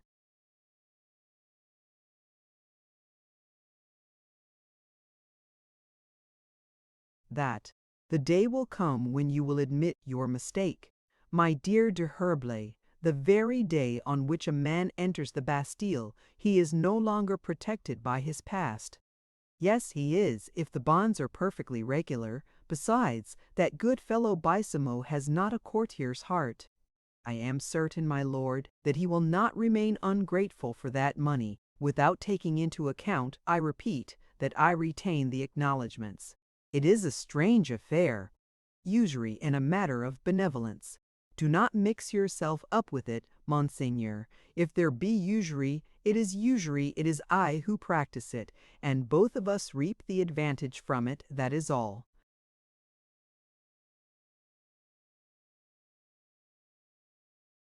Some intrigue, de Herblay. I do not deny it. And Baisemeaux an accomplice in it?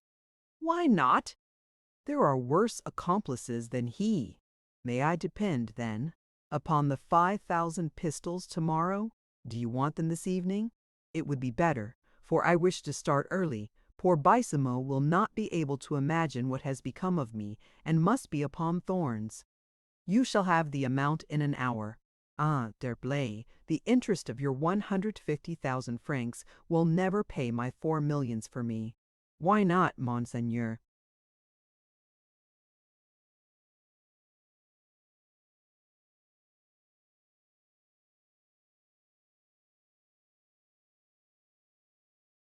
Good night. I have business to transact with my clerks before I retire. A good night's rest, Monseigneur. To Herblay, you wish things that are impossible. Shall I have my 50,000 francs this evening? Yes. Go to sleep then in perfect safety. It is I who tell you to do so. Notwithstanding this assurance, and the tone in which it was given, Fouquet left the room shaking his head and heaving a sigh.